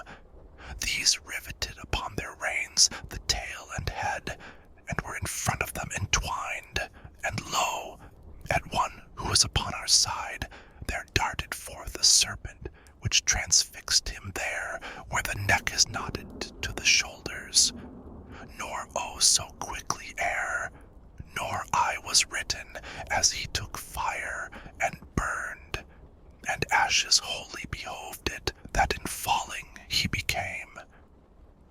And when he on the ground was thus destroyed, the ashes drew together, and of themselves into himself they instantly returned. Even thus by the great sages 'tis confessed the phoenix dies, and then is born again when it approaches its 500th year. On herb or grain it feeds not in its life, but only on tears of incense and amomum, and nard and myrrh are its last winding sheet. And as he is who falls, and knows not how, by force of demons who to earth down drag him, or other appellation that binds man, when he arises and around him looks, wholly bewildered by the mighty anguish which he has suffered, and in looking sighs, such was that sinner after he had risen. Justice of God, oh how severe it is, that blows like these in vengeance poureth down. The guide thereafter asked him who he was, whence he replied, I reigned from Tuscany a short time since into this cruel gorge. A bestial life, and not a human, pleased me, even as the mule I was. I'm Vani Fuji beast, and Pistoia was my worthy den. And I unto the guide, tell him to stir not, and ask what crime has thrust him here below. For once, a man of blood and wrath I saw him, and the sinner, who had heard, dissembled not, but unto me directed mind and face, and with a melancholy shame was painted, then said, It pains me more that thou hast caught me amid this misery, where thou seest me, than when I from the other life was taken. What thou demandest I cannot deny. So low am I put down because I robbed the sacristy of the fair ornaments, and falsely once 'twas laid upon another. But that thou mayest not such a sight enjoy, if thou shalt e'er be out of the dark places, thine ears to my announcement ope and hear. Pistoia, first of Neri, groweth meager. Then Florence doth renew her men and manners. Mars draws a vapor up from Val di Magra, which is with turbid clouds enveloped round, and with impetuous and bitter tempest. Over Campo Pizzin shall be the battle, when it shall suddenly rend the mist asunder, so that each Bianco shall thereby be smitten. And this I've said that it may give thee pain.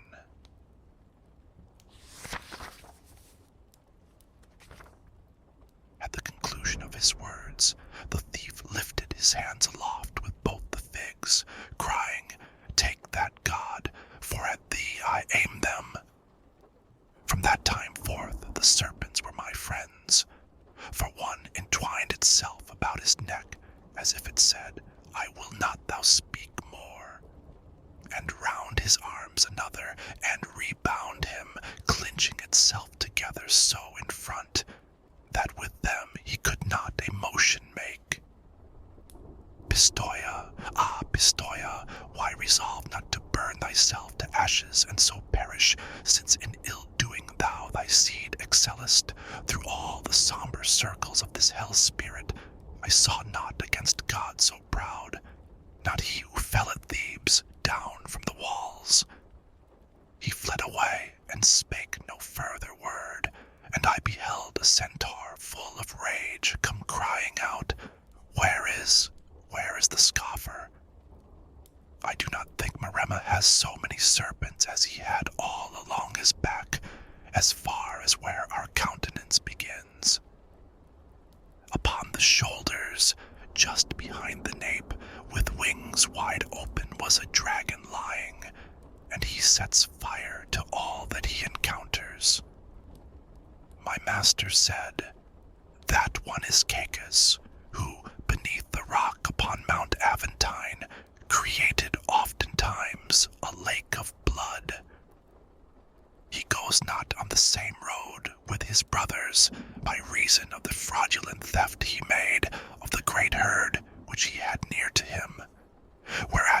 tortuous actions ceased beneath the mace of Hercules, who peradventure gave him 100, and he felt not 10. While he was speaking thus, he had passed by in spirits 3 had underneath us come, of which nor I aware was, nor my leader, until what time they shouted, "Who are you?" On which account our story made a halt, and then we were intent on them alone.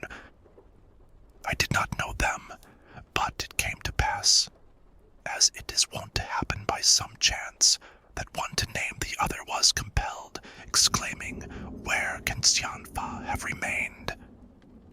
Whence I, so that the leader might attend, upward from chin to nose my finger laid.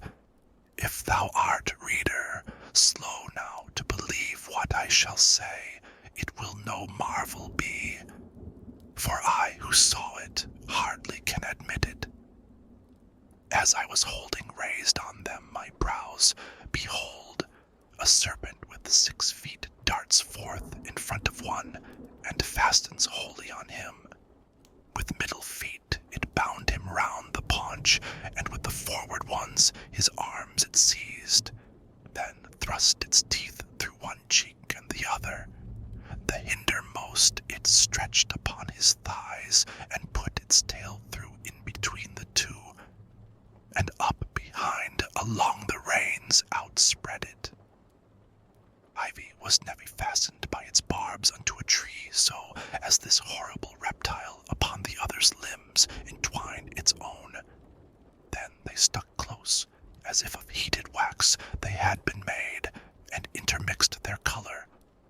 Nor one nor other seemed now what he was.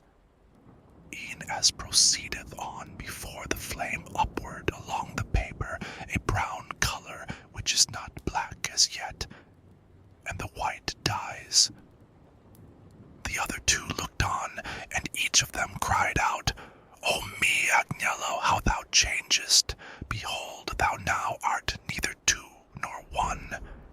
Already the 2 heads had one become, when there appeared to us 2 figures mingled into one face, wherein the 2 were lost. Of the 4 lists were fashioned the 2 arms, the thighs and legs, the belly and the chest. Members became that never yet were seen. Every original aspect there was cancelled. 2 and yet none did the perverted image appear, and such departed with slow pace. Even as a lizard, under the great scourge of day's canicular, exchanging hedge, lightning appeareth if the road it cross. Thus did appear, coming towards the bellies of the 2 others, a small fiery serpent, livid and black as is a peppercorn. And in that part whereat is first received our aliment, it one of them transfixed, then downward fell in front of him extended. The one transfixed looked at it, but said naught. Nay, rather with feet motionless he yawned, just as if sleep or fever had assailed him. He at the serpent gazed, and it at him. One through the wound, the other through the mouth smoked violently, and the smoke commingled. Henceforth be silent, Lucan, where he mentions wretched Sabellus and Nasidius, and wait to hear what now shall be shot forth. Be silent, Ovid, of Cadmus and Arethusa, for if him to a snake, her to fountain converts he fabling, that I grudge him not, because 2 natures never front to front has he transmuted, so that both the forms to interchange their matter ready were. Together they responded in such wise, that to a fork the serpent cleft his tail, and eke the wounded drew his feet together. The legs, together with the thighs themselves, adhered so that in little time the juncture no sign whatever made that was apparent. He with the cloven tail assumed the figure the other one was losing, and his skin became elastic, and the other's hard. I saw the arms draw inward at the armpits, and both feet of the reptile that were short lengthen as much as those contracted were. Thereafter the hind feet, together twisted, became the member that a man conceals, and of his own the wretch had two created. While both of them the exhalation veils with a new color and engenders hair on one of them and depilates the other. The one uprose and down the other fell, though turning not away their impious lamps, underneath which each one his muzzle changed. He who was standing drew it towards the temples, and from excess of matter which came thither issued the ears from out the hollow cheeks. What did not backward run, and was retained of that excess made to the face a nose, and the lips thickened far as was befitting. He who lay prostrate thrusts his muzzle forward, and backward draws the ears into his head in the same manner as the snail its horns. And so the tongue, which was entire and apt for speech before, is cleft, and the biforked in the other closes up, and the smoke ceases. The soul, which to a reptile had been changed, along the valley hissing takes to flight, and after him the other speaking sputters. Then did he turn upon him his new shoulders, and said to the other, I'll have Boso run, crawling as I have done along this road. In this way I beheld the seventh ballast shift and reshift, and here be my excuse. The novelty, if aught my pen transgress, and notwithstanding that mine eyes might be somewhat bewildered and my mind dismayed, they could not flee away so secretly, but that I plainly saw Puccio Sciancato, and he it was whose soul of three companions which came in the beginning was not changed. The other was he whom thou, Gavil, weepest.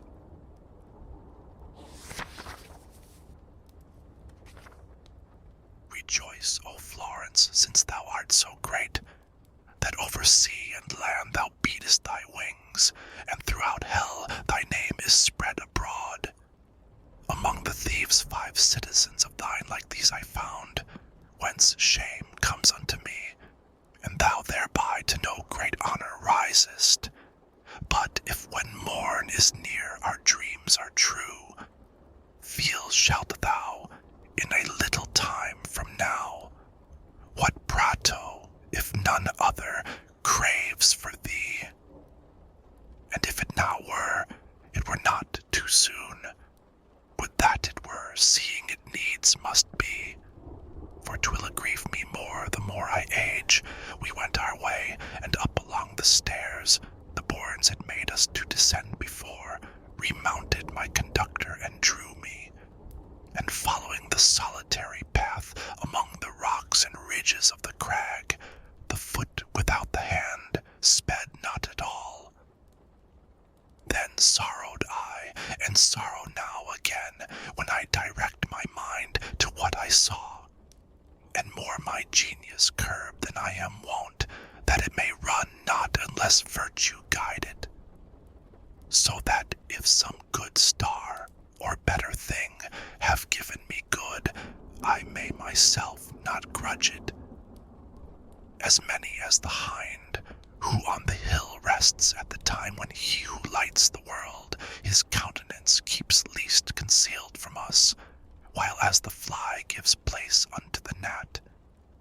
Seeth the glow-worms down along the valley, perchance there where he ploughs and makes his vintage, with flames as manifold resplendent, all was the 8th Bolgia, as I grew aware, as soon as I was where the depth appeared.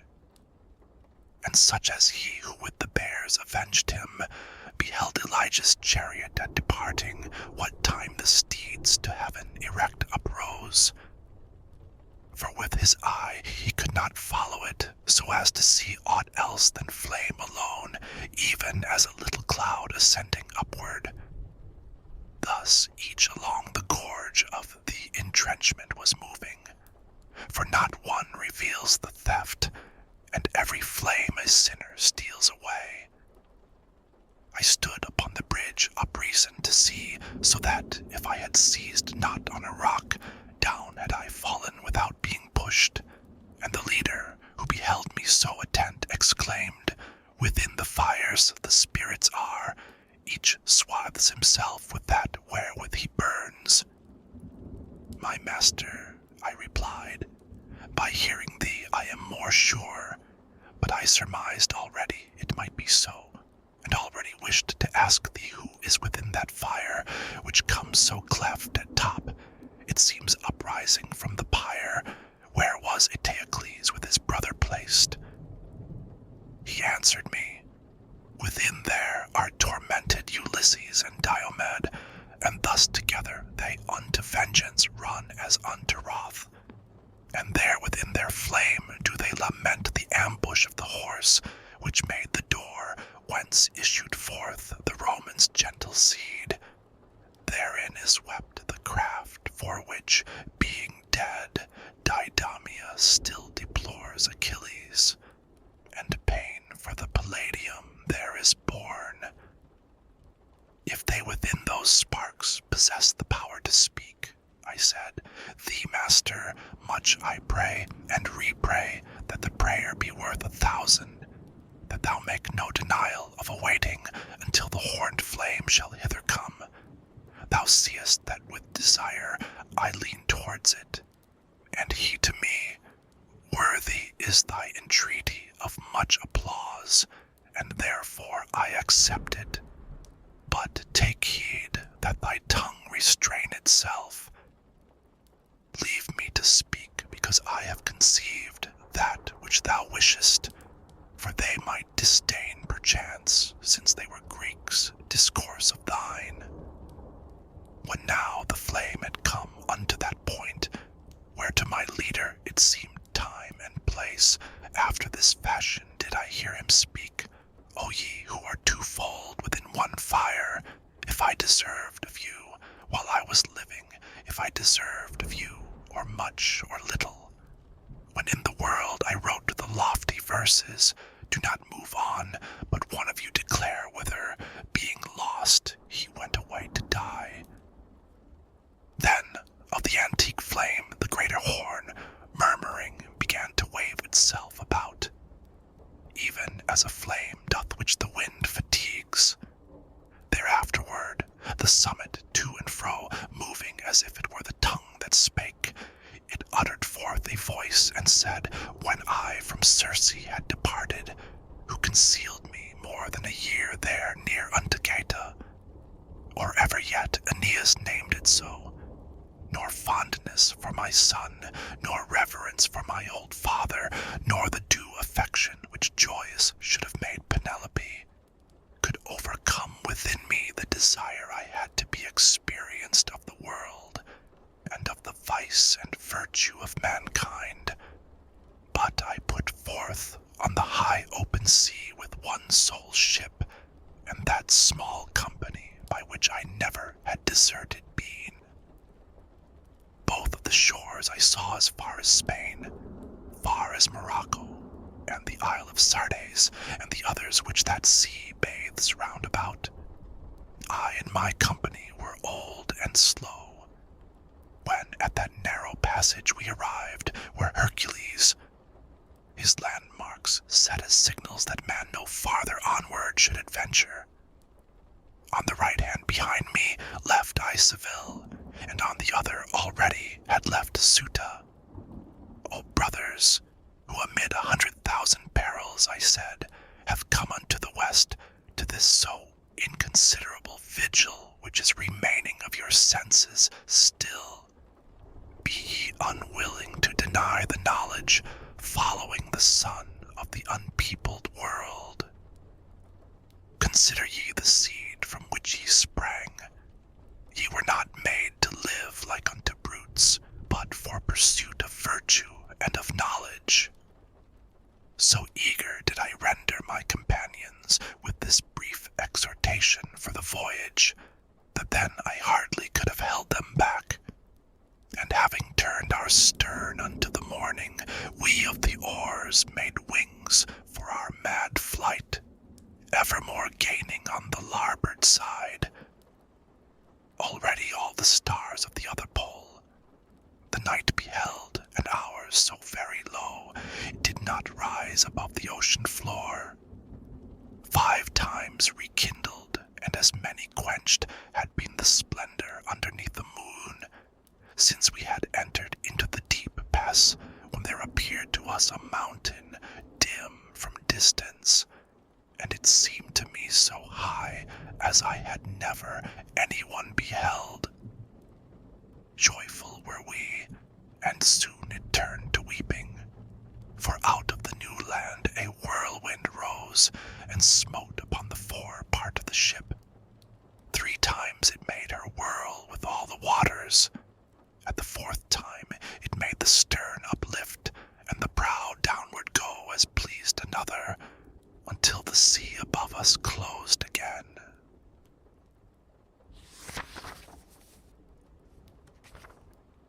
Already was the flame erect and quiet, to speak no more, and now departed from us with the permission of the gentle poet, when yet another, which behind it came, caused us to turn our eyes upon its top by a confused sound that issued from it, as the Sicilian bull that bellowed first with the lament of him, and that was right, who with his file had modulated it, bellowed so with the voice of the afflicted, that notwithstanding it was made of brass, still it appeared with agony transfixed. Thus, by not having any way or issue at first from out the fire, to its own language converted were the melancholy words. But afterwards, when they had gathered way up through the point, giving it that vibration the tongue had given them in their passage out, we heard it said, O thou, at whom I aim my voice, and who but now wast speaking Lombard, saying, Now go thy way, no more I urge thee, because I come perchance a little late, to stay and speak with me, let it not irk thee. Thou seest it irks not me, and I am burning. If thou but lately into this blind world hast fallen down from that sweet Latian land, wherefrom I bring the whole of my transgression, say, if the Romagnuals have peace or war. For I was from the mountains there, between Urbino and the yoke whence Tiber bursts. I still was downward bent and listening, when my conductor touched me on the side, saying, Speak thou. This one a Lachian is. And I, who had beforehand my reply in readiness, forthwith began to speak. O soul, that down below there art concealed, Romagna thine is not and never has been without war in the bosom of its tyrants. But open war I none have left there now. Ravenna stands as it long years has stood. The eagle of Polenta there is brooding, so that she covers Cervia with her fans. The city which once made the long resistance, and of the French a sanguinary heap, beneath the green paws finds itself again. Verruccio's ancient mastiff and the new, who made such bad disposal of Montagna, where they are wont to make wimbles of their teeth.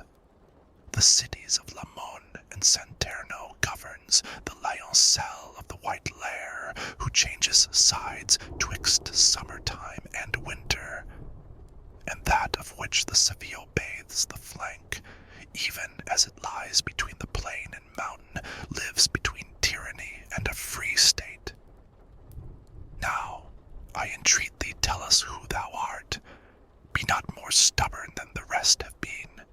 So may thy name hold front there in the world. After the fire, a little more had roared in its own fashion, the sharp point had moved this way and that, and then go forth such breath, if I believed that my reply were made to one who to the world would ere return. This flame without more flickering would stand still. But inasmuch as never from this depth did anyone return, if I hear true, without the fear of infamy I answer, I was a man of arms, then Cordelia, believing thus begirt to make amends, and truly my belief had been fulfilled, but for the high priest whom may ill betide, who put me back into my former sins, and how and wherefore I will have thee hear. While I was still the form of bone and pulp my mother gave to me, the deeds I did were not those of a lion, but a fox. The machinations and the covert ways, I knew them all, and practiced so their craft, that to the ends of earth the sound went forth. When now unto that portion of mine age I saw myself arrived, when each one ought to lower the sails and coil away the ropes, that which before had pleased me then displeased me, and penitent and confessing I surrendered, ah, woe is me, and it would have bestead me. The leader of the modern Pharisees, having a war near unto Lateran, and not with Saracens nor with the Jews, for each one of his enemies was Christian, and none of them had been to conquer Acre, nor merchandising in the Sultan's land, nor the high office nor the sacred orders in him regarded, nor in me that cord which used to make those girt with it more meager. But even as Constantine sought out Sylvester to cure his leprosy within Surat, so this one sought me out as an adept to cure him of the fever of his pride. Counsel he asked of me, and I was silent because his words appeared inebriate, and then he said, Be not thy heart afraid. Henceforth I thee absolve, and thou instruct me how to raise Palestrina to the ground. Heaven have I power to lock and to unlock, as thou dost know. Therefore the keys are two, the which my predecessor held not dear. Then urged me on his weighty arguments there, where my silence was the worst advice, and said I, Father, since thou washest me of that sin into which I now must fall, the promise long with the fulfillment short will make thee triumph in thy lofty seat. Francis came afterward, when I was dead, for me, but one of the black cherubim said to him, Take him not, do me no wrong. He must come down among my servitors, because he gave the fraudulent advice from which time forth I have been at his hair. For who repents not cannot be absolved, nor can one both repent and will at once, because of the contradiction which consents not. O miserable me, how I did shudder when he seized on me, saying, Peradventure thou didst not think that I was a logician. He bore me unto Minos, who entwined 8 times his tail about his stubborn back, and after he had bidden it in great rage, said, Of the thievish fire a culprit this. Wherefore, here where thou seest am I lost, and vested thus in going, I bemoan me. When it had thus completed its recital, the flame departed uttering lamentations, writhing and flapping its sharp-pointed horn. Onward we passed, both I and my conductor, up o'er the crag above another arch, which the moat covers, where is paid the fee by those who, sowing discord, win their burden.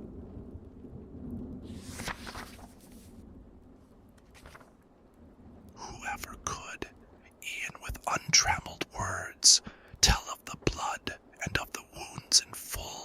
which now I saw by many times narrating. Each tongue would for a certainty fall short by reason of our speech and memory, that have small room to comprehend so much.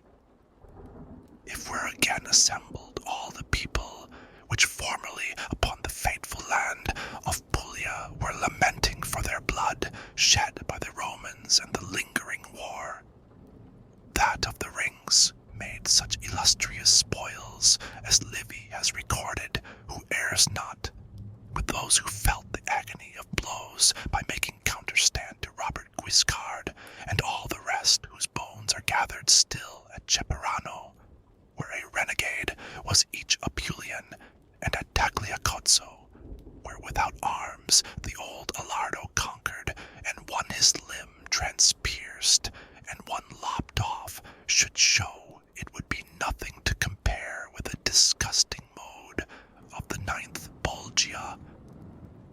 A cask by losing centerpiece or cant was never shattered so, as I saw one rent from the chin to where one breaketh wind. Between his legs were hanging down his entrails. His heart was visible, and the dismal sack that maketh excrement of what is eaten. While I was all absorbed in seeing him, he looked at me and opened with his hands his bosom, saying, "See now, how I rend me. How mutilated, see, is Mahomet. In front of me doth Ali weeping go, cleft in the face from forelock unto chin, and all the others whom thou here beholdest, disseminators of scandal and of schism while living were, and therefore are cleft thus. A devil is behind here, who doth cleave us thus cruelly unto the falchion's edge, putting again each one of all this ream, when we have gone around the doleful road, by reason that our wounds are closed again, ere any one in front of him repass. But who art thou that musest on the crag, perchance to postpone going to the pain that is adjudged upon thine accusations?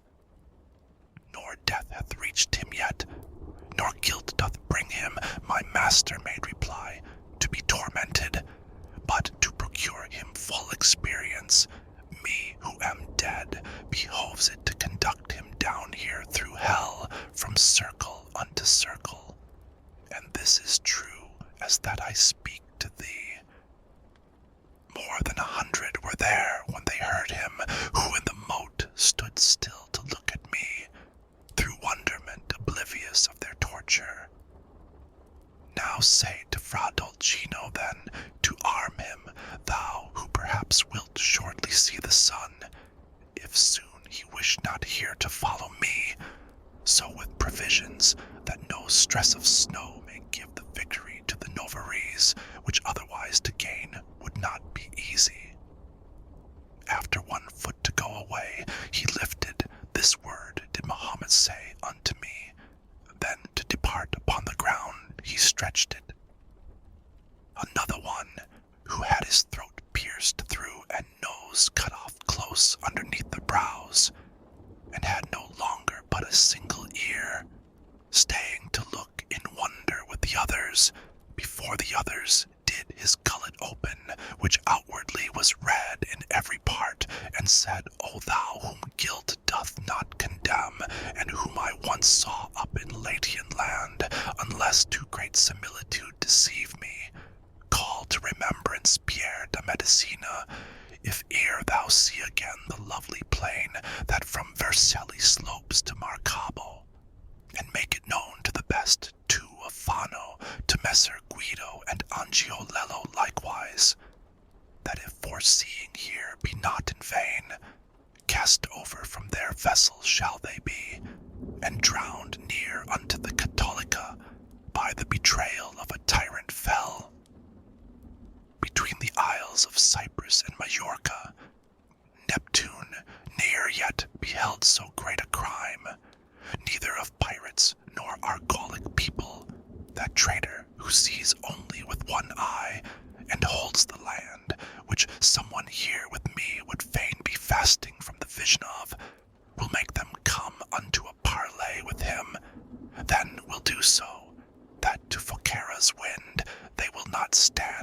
need of vow or prayer. And I to him show to me and declare, if thou wouldst have me bear up news of thee, who is this person of the bitter vision? Then did he lay his hand upon the jaw of one of his companions, and his mouth oped, crying, This is he, and he speaks not. This one being banished, every doubt submerged in Caesar by affirming the four-armed, always with detriment, allowed delay. Oh, how bewildered unto me appeared, with tongue asunder in his windpipe slit, Curio, who in speaking was so bold.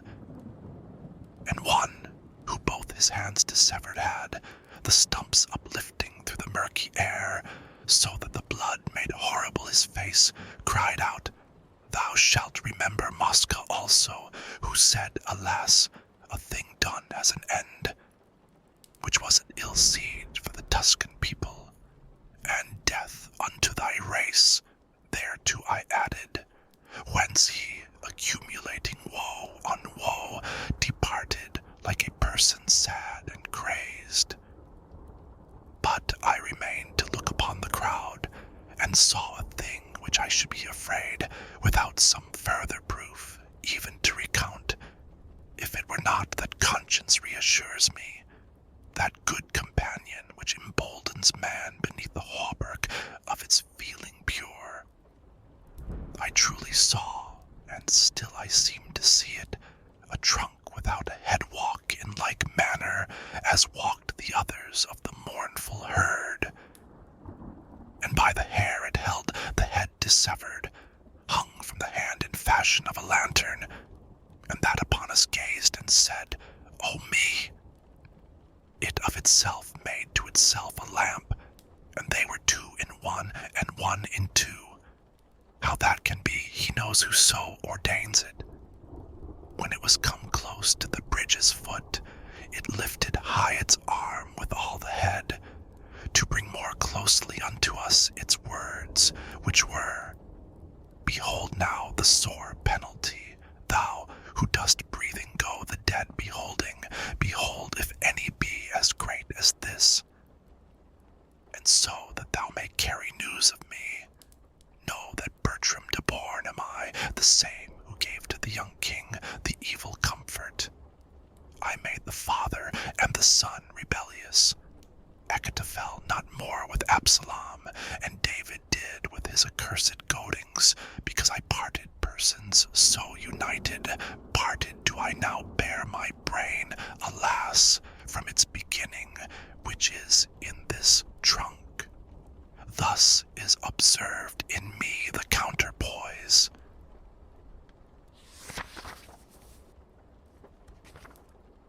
The many people and the divers wounds, these eyes of mine had so inebriated that they were wishful to stand still and weep. But, said Virgilius, what dost thou still gaze at? Why is thy sight still riveted down there among the mournful, mutilated shades? Thou hast not done so at the other bulge. Consider, if to count them thou believest, that 22 miles the valley winds, and now the moon is underneath our feet. Henceforth the time allotted us is brief, and more is to be seen than what thou seest. If thou hadst, I made answer thereupon, attended to the cause for which I looked, perhaps a longer stay thou wouldst have pardoned. Meanwhile my guide departed, and behind him I went, already making my reply, and superadding, in that cavern where I held mine eyes with such attention fixed, I think a spirit of my blood laments the sin which down below there costs so much. Then said the master, Be no longer broken, thy thought from this time forward upon him. Attend elsewhere, and there let him remain. For him I saw below the little bridge, pointing at thee, and threatening with his finger fiercely, and heard him called Cherry del Bello. So wholly at that time wast thou impeded by him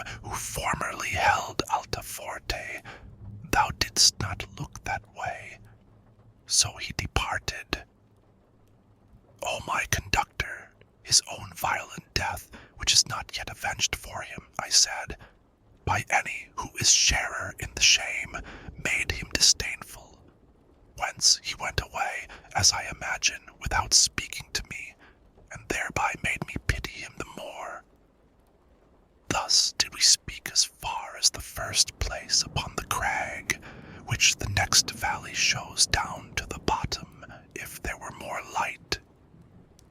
When we were now right over the last cloister of Malebulge, so that its lay brothers could manifest themselves unto our sight, divers lamentings pierced me through and through, which with compassion had their arrows barbed, whereat mine ears I covered with my hands, what pain would be if from the hospitals of Valdiciana, twixt July and September, and of Maremma and Sardinia, all the diseases in one mote were gathered. Such was it here, and such a stench came from it, as from putrescent limbs is wont to issue. We had descended on the furthest bank from the long crag, upon the left hand still, and then more vivid was my power of sight down towards the bottom, where the ministress of the High Lord, justice infallible, punishes forgers, which she here records. I do not think a sadder sight to see was in Aegina the whole people sick, when was the air so full of pestilence, the animals, down to the little worm, all fell, and afterwards the ancient people, according as the poets have affirmed, were from the seed of ants restored again. Then was it to behold through that dark valley the spirits languishing in divers heaps, this on the belly, that upon the back one of the other lay, and others crawling shifted themselves along the dismal road. We step by step went onward without speech, gazing upon and listening to the sick who had not strength enough to lift their bodies. I saw two sitting leaned against each other, as leans in heating, platter against platter, from head to foot bespotted o'er with scabs. And never saw I plied a currycomb by stable boy, for whom his master waits, or him who keeps awake unwillingly, as every one was plying fast the bite of nails upon himself, for the great rage of itching which no other succour had. And the nails downward with them dragged the scab, in fashion as a knife the scales of bream, or any other fish that has them largest.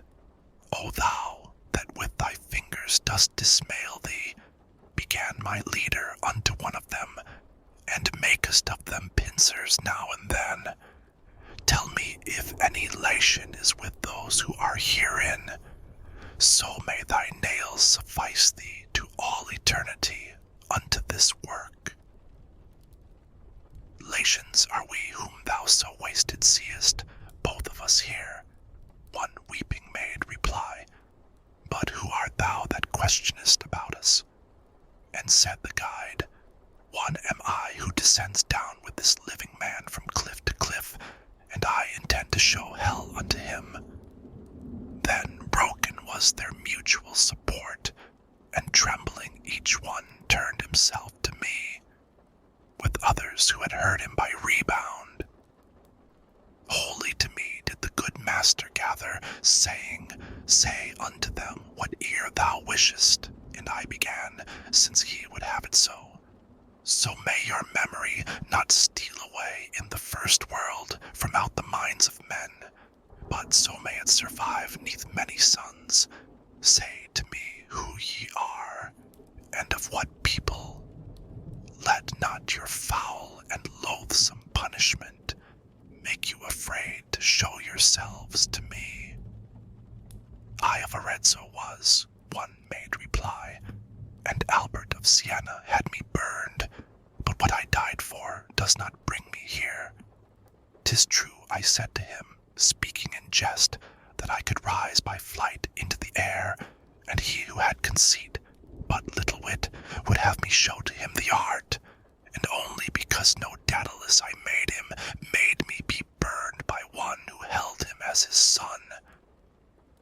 But unto the last Bolgia of the 10, for alchemy, which in the world I practiced, Minos, who cannot err, has me condemned.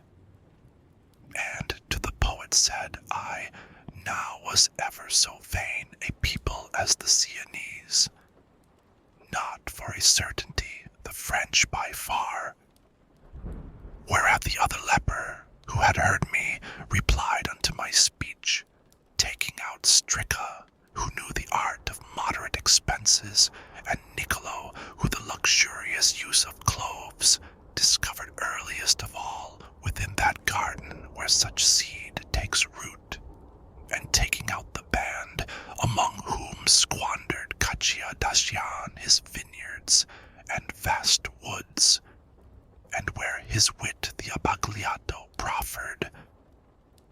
But that thou know who thus doth second thee against the Sienese, make sharp thine eye toward me, so that my face well answer thee.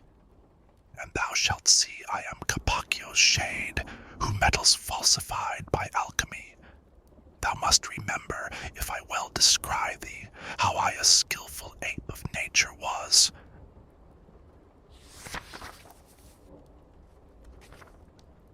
'Twas at the time when Juno was enraged for Semele against the Theban blood, as she already more than once had shown, so reft of reason Athamas became, that, seeing his own wife with children twain walking encumbered upon either hand, he cried, spread out the nets, that I may take the lioness and her whelps upon the passage, and then extended his unpitying claws, seizing the first, who had the name Lurcus, and whirled him round, and dashed him on a rock, and she with the other burthen drowned herself. And at the time when fortune downward hurled the Trojans' arrogance, that all things dared, so that the king was with his kingdom crushed, Hecuba sad, disconsolate, and captive, when lifeless she beheld Polyxena, and of her Polydorus on the shore of ocean was the dolorous one aware. Out of her senses like a dog she barked. So much the anguish had her mind distorted. But not of Thebes the Furies nor the Trojan were ever seen in anyone so cruel. In goading beasts and much more human members, as I beheld two shadows pale and naked, who, biting in the manner ran along that a boar does, when from the sty turned loose, one to Capaccio came, and by the nape seized with its teeth his neck, so that in dragging it made his belly grate the solid bottom. And the Aretine, who trembling had remained, said to me, that mad sprite is Gianni Schicchi, and raving goes thus harrying other people. Oh, said I to him, so may not the other set teeth on thee. Let it not weary thee to tell us who it is, ere it dart hence.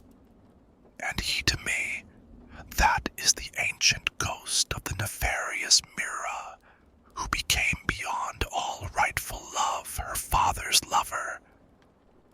She came to sin with him after this manner, by counterfeiting of another's form, as he who goeth yonder undertook that he might gain the lady of the herd, to counterfeit in himself poso donati, making a will and giving it due form. And after the two maniacs had passed on, whom I held mine eye, I turned it back to look upon the other evil born. I saw one made in fashion of a lute, if he had only had the groin cut off, just at the point at which a man is forked. The heavy dropsy, that so disproportions the limbs with humours, which it ill concocts, that the face corresponds not to the belly, compelled him so to hold his lips apart, as does the hectic, who because of thirst one towards the chin, the other upward turns. O ye, who without any torment are, and why I know not,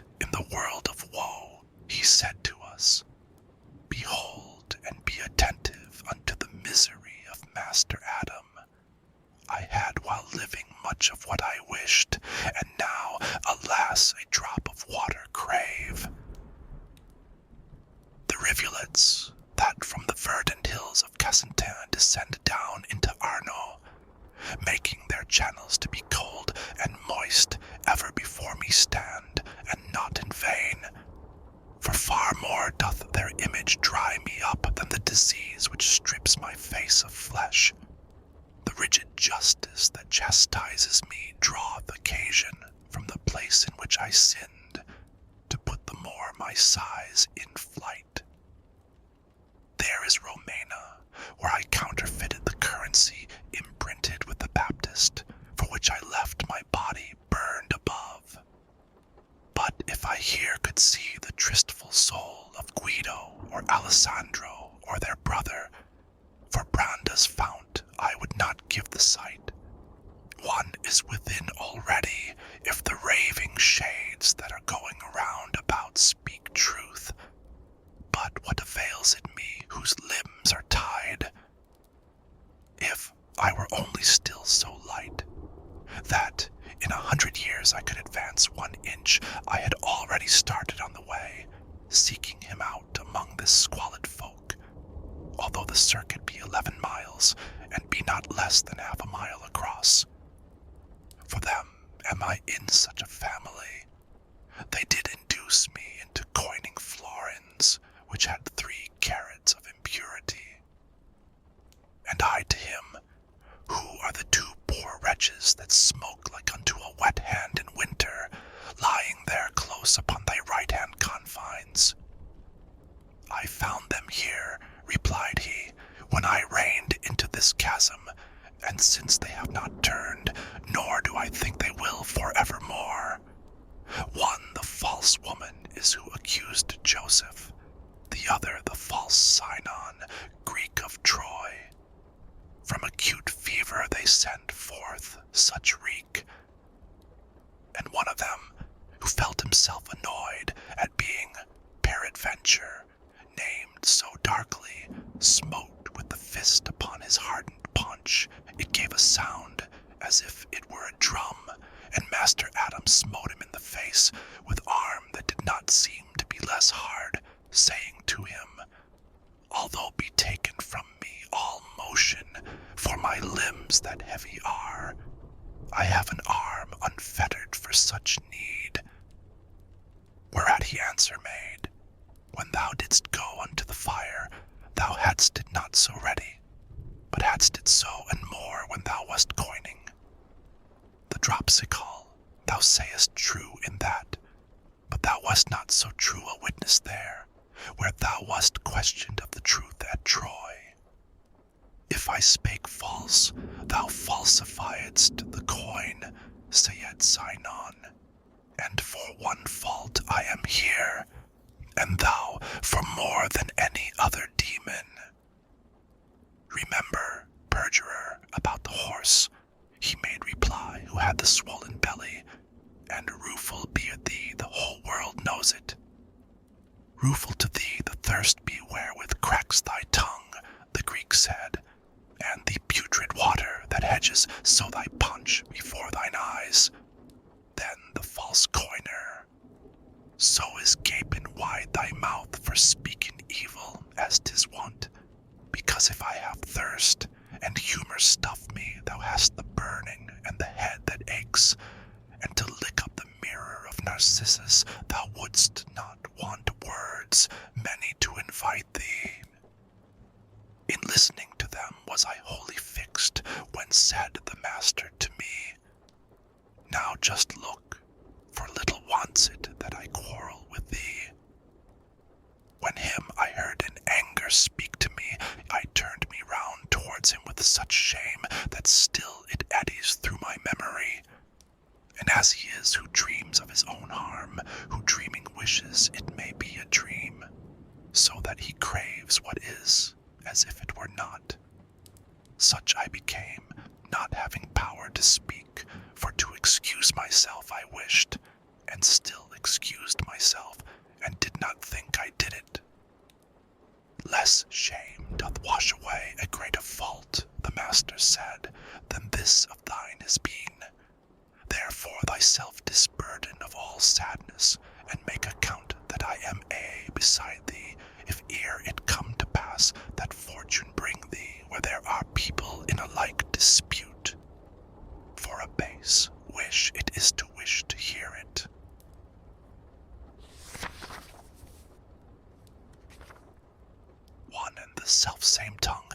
first wounded me, so that it tinged the one cheek and the other, and then held out to me the medicine.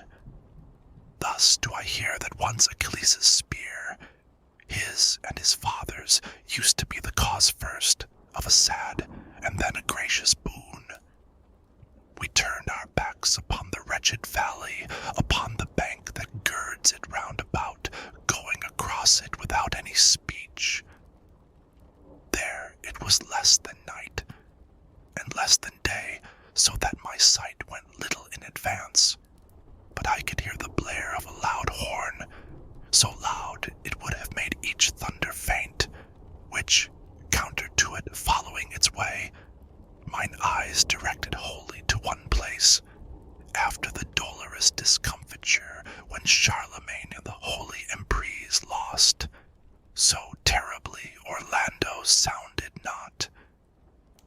Short, while my head turned thitherward, I held when many lofty towers I seemed to see, whereat I, Master, say, what town is this? And he to me, because thou peerest forth athwart the darkness at too great a distance, it happens that thou errest in thy fancy. Well shalt thou see, if thou arrivest there, how much the sense deceives itself by distance. Therefore a little faster spur thee on. Then tenderly he took me by the hand and said, before we farther have advanced, that the reality may seem to thee less strange, know that these are not towers, but giants, and they are in the well, around the bank, from navel downward, one and all of them. As when the fog is vanishing away, little by little doth the sight refigure whate'er the mist that crowds the air conceals, so, piercing through the dense and darksome air, more and more near approaching toward the verge, my error fled, and fear came over me. Because, as on its circular parapets Monte Regione crowns itself with towers, e'en thus the margin which surrounds the well, with one half of their bodies turreted, the horrible giants, whom Jove menaces e'en now from out the heavens, when he thunders. An eye of one already saw the face, shoulders, and breast, and great part of the belly, and down along his sides, both of the arms. Certainly nature, when she left the making of animals like these, did well indeed, by taking such executors from Mars. And if of elephants and whales she doth not repent her, whosoever looketh subtly more just and more discreet will hold her for it. For where the argument of intellect is added unto evil will and power, no rampart can the people make against it. His face appeared to me as long and large as is at Rome the pine cone of St. Peter's, and in proportion were the other bones, so that the margin, which an apron was down from the middle, showed so much of him above it, that to reach up to his hair, 3 Frieslanders in vain had vaunted them, for I beheld 30 great palms of him down from the place where man his mantle buckles. Raphael my amech isabi almi, began to clamor the ferocious mouth, to which were not befitting sweeter psalms. And unto him my guide, soul idiotic, keep to thy horn, and vent thyself with that, when wrath or other passion touches thee. Search round thy neck, and thou wilt find the belt which keeps it fastened, O bewildered soul, and see it where it bars thy mighty breast. Then said to me, he doth himself accuse. This one is Nimrod, by whose evil thought one language in the world is not still used. Here let us leave him, and not speak in vain, for even such to him is every language as his to others, which to none is known. Therefore a longer journey did we make, turned to the left, and a crossbow shot oft we found another, far more fierce and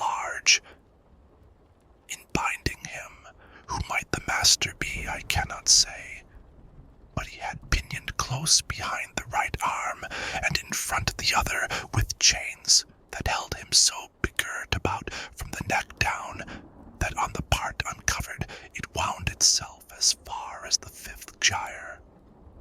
This proud one wished to make experiment of his own power against the supreme Jove, my leader said, whence he has such a guerdon. Ephialtes is his name. He showed great prowess what time the giants terrified the gods. The arms he wielded, nevermore he moves. And I to him, if possible, I should wish that of the measureless Briareus these eyes of mine might have experience. Whence he replied, Thou shalt behold Antaeus close by here, who can speak and is unbound, who at the bottom of all crime shall place us. Much farther yon is he whom thou wouldst see, and he is bound and fashioned like to this one, save that he seems in aspect more ferocious. There never was an earthquake of such might that it could shake a tower so violently. As Ephialtes suddenly shook himself, then was I more afraid of death than ever, for nothing more was needful than the fear, if I had not beheld the manacles. Then we proceeded farther in advance, and to Antaeus came, who, full 5 ells without the head, forth issued from the cavern.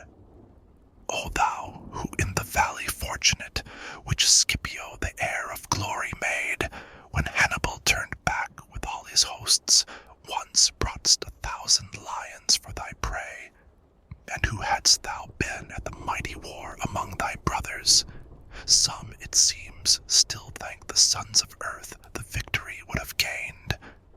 Place us below, nor be disdainful of it, there where the cold doth lock Cocytus up. Make us not go to Titius nor Typhoeus, this one can give of that which here is longed for. Therefore stoop down, and do not curl thy lip.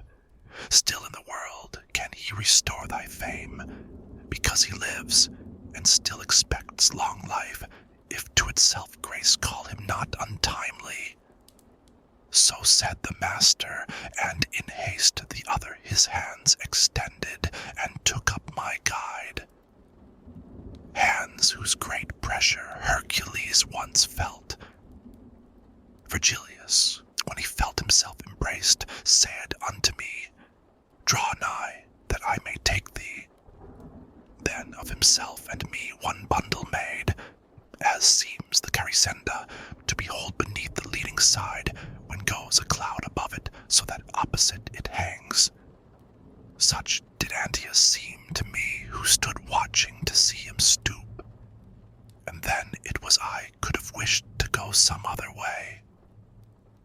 But lightly in the abyss, which swallows up Judas with Lucifer, he put us down, nor thus bowed downward made he their delay, but as a mast does in a ship uprose.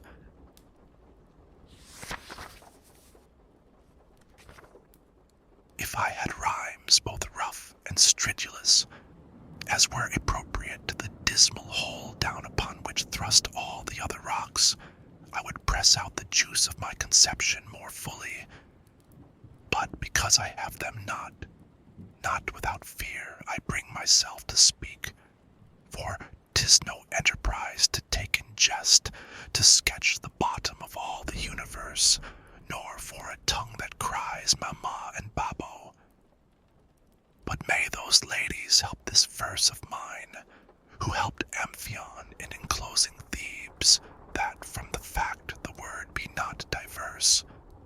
O rabble ill-begotten above all, who are in the place to speak of which is hard, 'twere better ye had here been sheep or goats, when we were down within the darksome well, beneath the giant's feet, but lower far, and I was scanning still the lofty wall.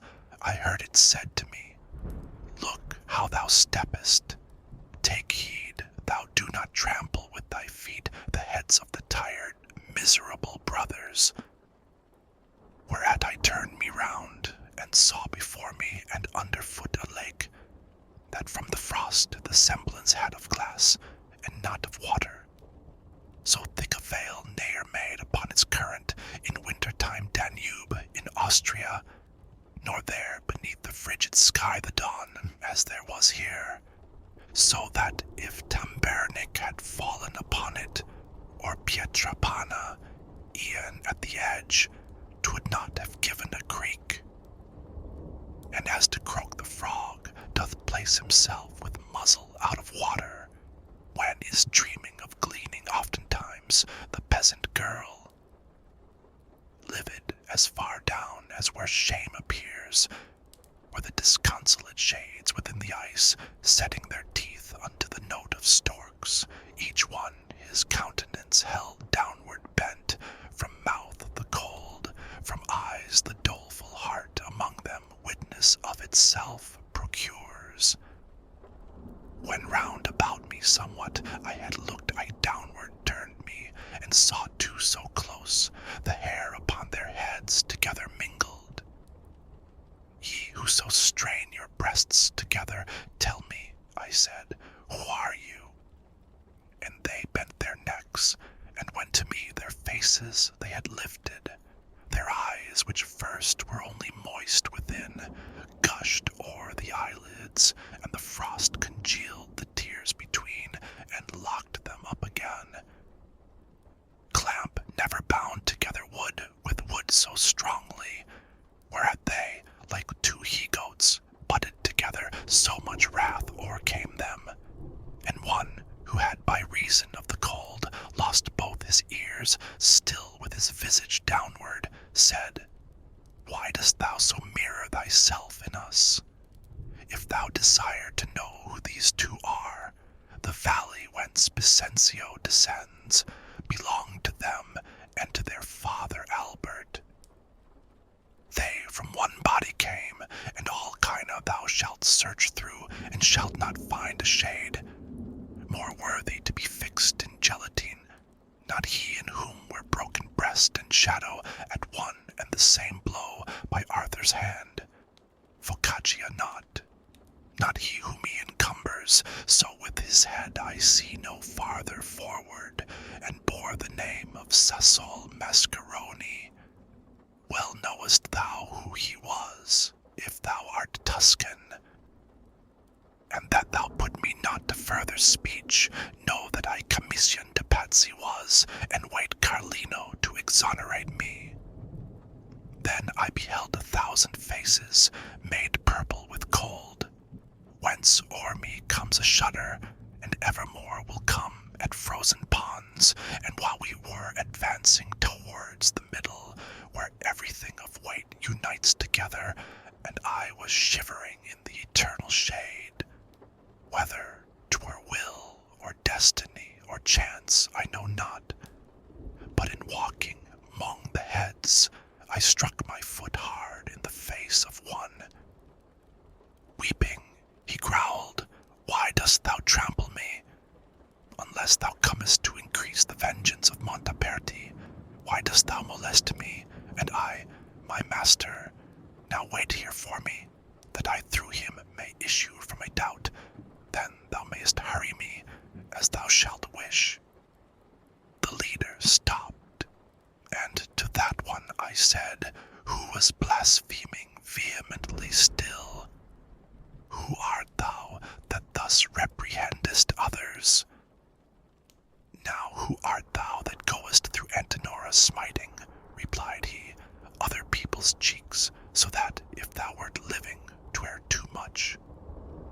Living I am, and dear to thee it may be, was my response, if thou demandest fame, that mid the other notes thy name I place. And he to me, for the reverse I long. Take thyself hence, and give me no more trouble, for ill thou knowest to flatter in this hollow. Then by the scalp behind I seized upon him and said, It must needs be thou name thyself, or not a hair remain upon thee hair. Whence he to me, Though thou strip off my hair, not tell thee who I am, nor show thee, if on my head 1,000 times thou fall. I had his hair in hand already twisted, and more than one shock of it had pulled out, he barking, with his eyes held firmly down, when cried another, What doth ail thee, Baccha? Is't not enough to clatter with thy jaws, but thou must bark. What devil touches thee? Now, said I care not to have thee speak, accursed traitor, for unto thy shame I will report of thee veracious news. Begone, replied he, and tell what thou wilt, but be not silent if thou issue hence of him who had just now his tongue so prompt. He weepeth here the silver of the French. I saw, thus canst thou phrase it, him of Duera there, where the sinners stand out in the cold. If thou shouldst question be who else was there, thou hast beside thee him of Beccaria, of whom the gorget Florence slit asunder. Gianni del Soldanier, I think, may be yonder with Ganelon and Tebaldello, who oped Faenza when the people slept. Already we had gone away from him, when I beheld two frozen in one hole, so that one head a hood was to the other. And even as bread through hunger is devoured, the uppermost on the other set his teeth. There where the brain is to the nape united. Not in another fashion, Titius gnawed the temples of Menalippus in disdain, than that one did the skull and the other things. O thou, who showest by such bestial sign thy hatred against him whom thou art eating, tell me the wherefore, said I, with this compact, that if thou rightfully of him complain, in knowing who ye are and his transgression, I in the world above repay thee for it, if that wherewith I speak be not dried up.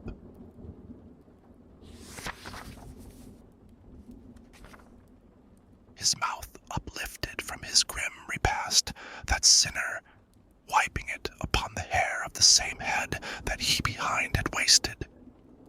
Then he began, Thou wilt that I renew the desperate grief which wrings my heart already to think of only, ere I speak of it.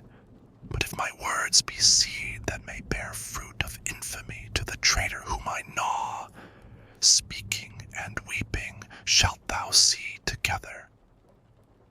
I know not who thou art, nor by what mode thou hast come down here, but a Florentine thou seemest to me truly, when I hear thee.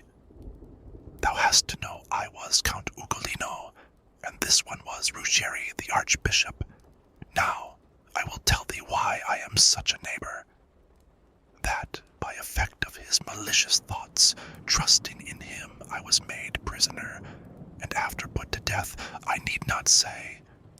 But ne'ertheless, what thou canst not have heard, that is to say, how cruel was my death, here shalt thou, and shalt know if he has wronged me.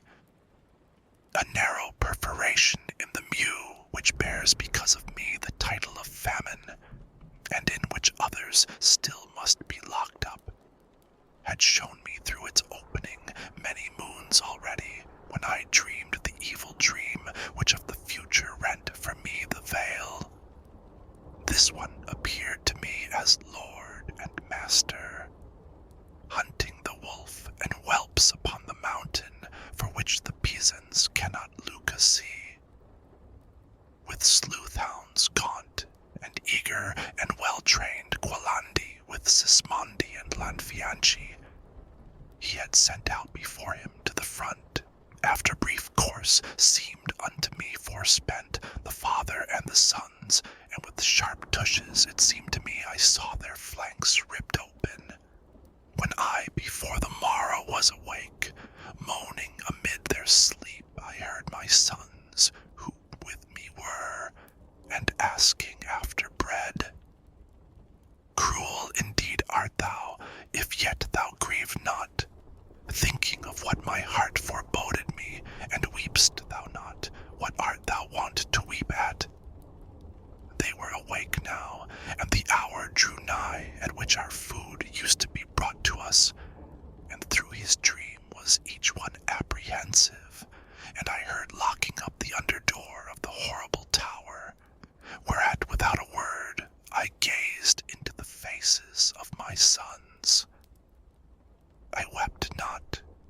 within so turned to stone. They wept, and darling little Anselm mine said, Thou dost gaze so, Father, what doth ail thee? Still not a tear I shed, nor answer made all of that day, nor yet the night thereafter, until another sun rose on the world. As now a little glimmer made its way into the dolorous prison, and I saw upon 4 faces my own very aspect, both of my hands in agony I bit, and thinking that I did it from desire of eating, on a sudden they uprose, and said they, Father, much less pain 'twill give us if thou do eat of us. Thyself didst clothe us with this poor flesh, and do thou strip it off. I calmed me then, not to make them more sad. That day we all were silent, and the next, obdurate earth, wherefore didst thou not open? When we had come unto the 4th day, Gatto threw himself down outstretched before my feet, saying, My Father, why dost thou not help me? And there he died, and as thou seest me, I saw the 3 fall, one by one, between the 5th day and the 6th, whence I betook me, already blind, to groping over each, and 3 days called them after they were dead. Then hunger did what sorrow could not do. When he had said this, with his eyes distorted, the wretched skull resumed he with his teeth, which, as a dog's, upon the bone were strong. Ah, Pisa, thou opprobrium of the people of the fair land, there where the sea doth sound, since slow to punish thee thy neighbors are, let the Capraia and Gorgona move, and make a hedge across the mouth of Arno, that every person in thee it may drown.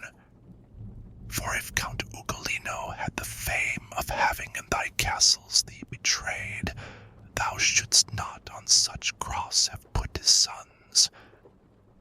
Guiltless of any crime, thou modern Thebes, their youth made Uguccione and Brigata, and the other 2 my song doth name above. We passed still farther onward, where the ice and other people ruggedly in swaths, not downward turned, but all of them reversed. Weeping itself there does not let them weep, and grief that finds a barrier in the eyes turns itself inward to increase the anguish, because the earliest tears a cluster form, and in the manner of a crystal visor fill all the cup beneath the eyebrow full. And notwithstanding that, as in a callus, because of cold all sensibility, its station had abandoned in my face, still it appeared to me I felt some wind, whence my master, who sets this in motion, is not below here every vapor quenched. Whence he to me, Full soon shalt thou be where thine eye shall answer make to thee of this, seeing the cause which raineth down the blast. And one of the wretches of the frozen crust cried out to us, O soul so merciless that the last post is given unto you, lift from mine eyes the rigid veils, that I may vent the sorrow which impregns my heart a little, ere the weeping recongeal. Whence I to him, if thou wouldst have me help thee, say who thou wast, and if I free thee not, may I go to the bottom of the ice. Then he replied, I am Friar Alberigo. He am I of the fruit of the bad garden, who here a date am getting from my fig. Oh, said I to him, now art thou too dead. And he to me, how may my body fare up in the world? No knowledge I possess. Such an advantage has this Ptolemaea, that oftentimes the soul descendeth here sooner than Atropos in motion sets it, and that thou mayest more willingly remove from off my countenance these glassy tears, know that, as soon as any soul betrays as I have done, his body by a demon is taken from him, who thereafter rules it until his time has wholly been revolved. Itself down rushes into such a cistern, and still perchance above appears the body of yonder shade that winters here behind me. This thou shouldst know, if thou hast just come down. It is Ser Brancadoria, and many years have passed away since he was thus locked up. I think, said I to him, thou dost deceive me, for Brancadoria is not dead as yet, and eats, and drinks, and sleeps, and puts on clothes. In moat above, said he, of Malebranche, there where is boiling the tenacious pitch, as yet had Michel Sainche not arrived, when this one left a devil in his stead, in his own body, and one near of kin, who made together with him the betrayal. But hitherward, stretch out thy hand forthwith, open mine eyes. And open them I did not, and to be rude to him was courtesy. Ah, Genoese, ye men at variance with every virtue, full of every vice, wherefore are ye not scattered from the world? For with the vilest spirit of Romagna, I found of you one such, who for his deeds, in soul already in Cocytus bathes, and still above in body seems alive.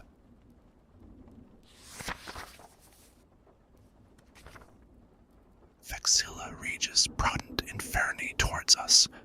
Therefore look in front of thee, my master said, if thou discernest him. As when there breathes a heavy fog, or when our hemisphere is darkening into night, appears far off a mill of the wind is turning, methought that such a building then I saw. And for the wind I drew myself behind my guide, because there was no other shelter. Now was I, and with fear in verse I put it, there where the shades were wholly covered up, and glimmered through like unto straws and glass. Some prone are lying, others stand erect, this with the head, and that one with the soles. Another bow-like face to feet inverts. When in advance so far we had proceeded, that it my master pleased to show to me the creature who once had the beauteous semblance, he from before me moved, and made me stop, saying, Behold this, and behold the place where thou with fortitude must arm thyself. How frozen I became, and powerless then, ask it not, reader, for I write it not, because all language would be insufficient. I did not die, and I alive remained not. Think for thyself now, hast thou aught of wit? What I became, being of both deprived. The emperor of the kingdom dolorous from his mid-breast forth issued from the ice, and better with a giant I compare than do the giants with those arms of his. Consider now how great must be that whole, which unto such a part conforms itself. Were he as fair once, as he now is foul, and lifted up his brow against his Maker, well may proceed from him all tribulation. Oh, what a marvel it appeared to me when I beheld 3 faces on his head. The one in front, and that vermilion was. 2 were the others, that were joined with this above the middle part of either shoulder, and they were joined together at the crest, and the right-hand one seemed twixt white and yellow. The left was such to look upon as those who come from where the Nile falls valleyward. Underneath each came forth 2 mighty wings, such as befitting were so great a bird. Sails of the sea, I never saw so large. No feathers had they, but as of a bat their fashion was, and he was waving them so that 3 winds proceeded forth therefrom. Thereby Cositus wholly was congealed, with 6 eyes did he weep, and down 3 chins trickled the teardrops and the bloody drivel. At every mouth he with his teeth was crunching a sinner, in the manner of a brake, so that he 3 of them tormented thus. To him in front the biting was as naught unto the clawing, for sometimes the spine utterly stripped of all the skin remained. That soul up there which has the greatest pain, the master said, is Judas Iscariot. With head inside, he plies his legs without. Of the 2 others, who head downward are, the one who hangs from the black jowl is Brutus. See how he writhes himself, and speaks no word. And the other, who so stalwart seems, is Cassius. But night is reascending, and it is time that we depart, for we have seen the whole. As seemed him good, I clasped him round the neck, and he the vantage seized of time and place, and when the wings were opened wide apart, he laid fast hold upon the shaggy sides. From fell to fell descended downward then between the thick hair and the frozen crust. When we were come to where the thigh revolves exactly on the thickness of the haunch, the guide, with labor and with hard-drawn breath, turned around his head where he had had his legs, and grappled to the hair, as one who mounts, so that to hell I thought we were returning. Keep fast thy hold, for by such stairs as these, the master said, panting as one fatigued, must we perforce depart from so much evil. Then through the opening of a rock he issued, and down upon the margin seated me. Then toward me he outstretched his wary step. I lifted up mine eyes and thought to see Lucifer in the same way I had left him, and I beheld him upward hold his legs. And if I then became disquieted, let stolid people think who do not see what the point is beyond which I had passed. Rise up, the master said, upon thy feet. The way is long and difficult the road, and now the sun to middle tiers returns. It was not any palace corridor there where we were, but dungeon natural, with the floor uneven and unease of light. Ere from the abyss I tear myself away, my master, said I when I had arisen, to draw me from an error speak a little. Where is the ice? And how is this one fixed thus upside down? And how in such short time from eve to morn has the sun made his transit, and he to me? Thou still imaginest thou art beyond the center, where I grasped the hair of the fell worm who mines the world.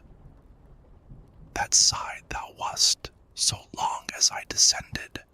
When round I turned me, thou didst pass the point to which things heavy draw from every side, and now beneath the hemisphere art come opposite that which overhangs the vast dry land, and neath whose cope was put to death the man who without sin was born and lived. Thou hast thy feet upon the little sphere which makes the other face of the Judeca.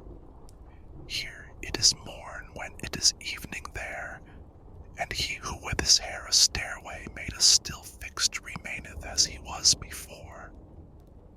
Upon this side he fell down out of heaven, and all the land that whilom here emerged, for fear of him made of the sea a veil, and came to our hemisphere, and peradventure to flee from him, what on this side appears left the place vacant here, and back recoiled.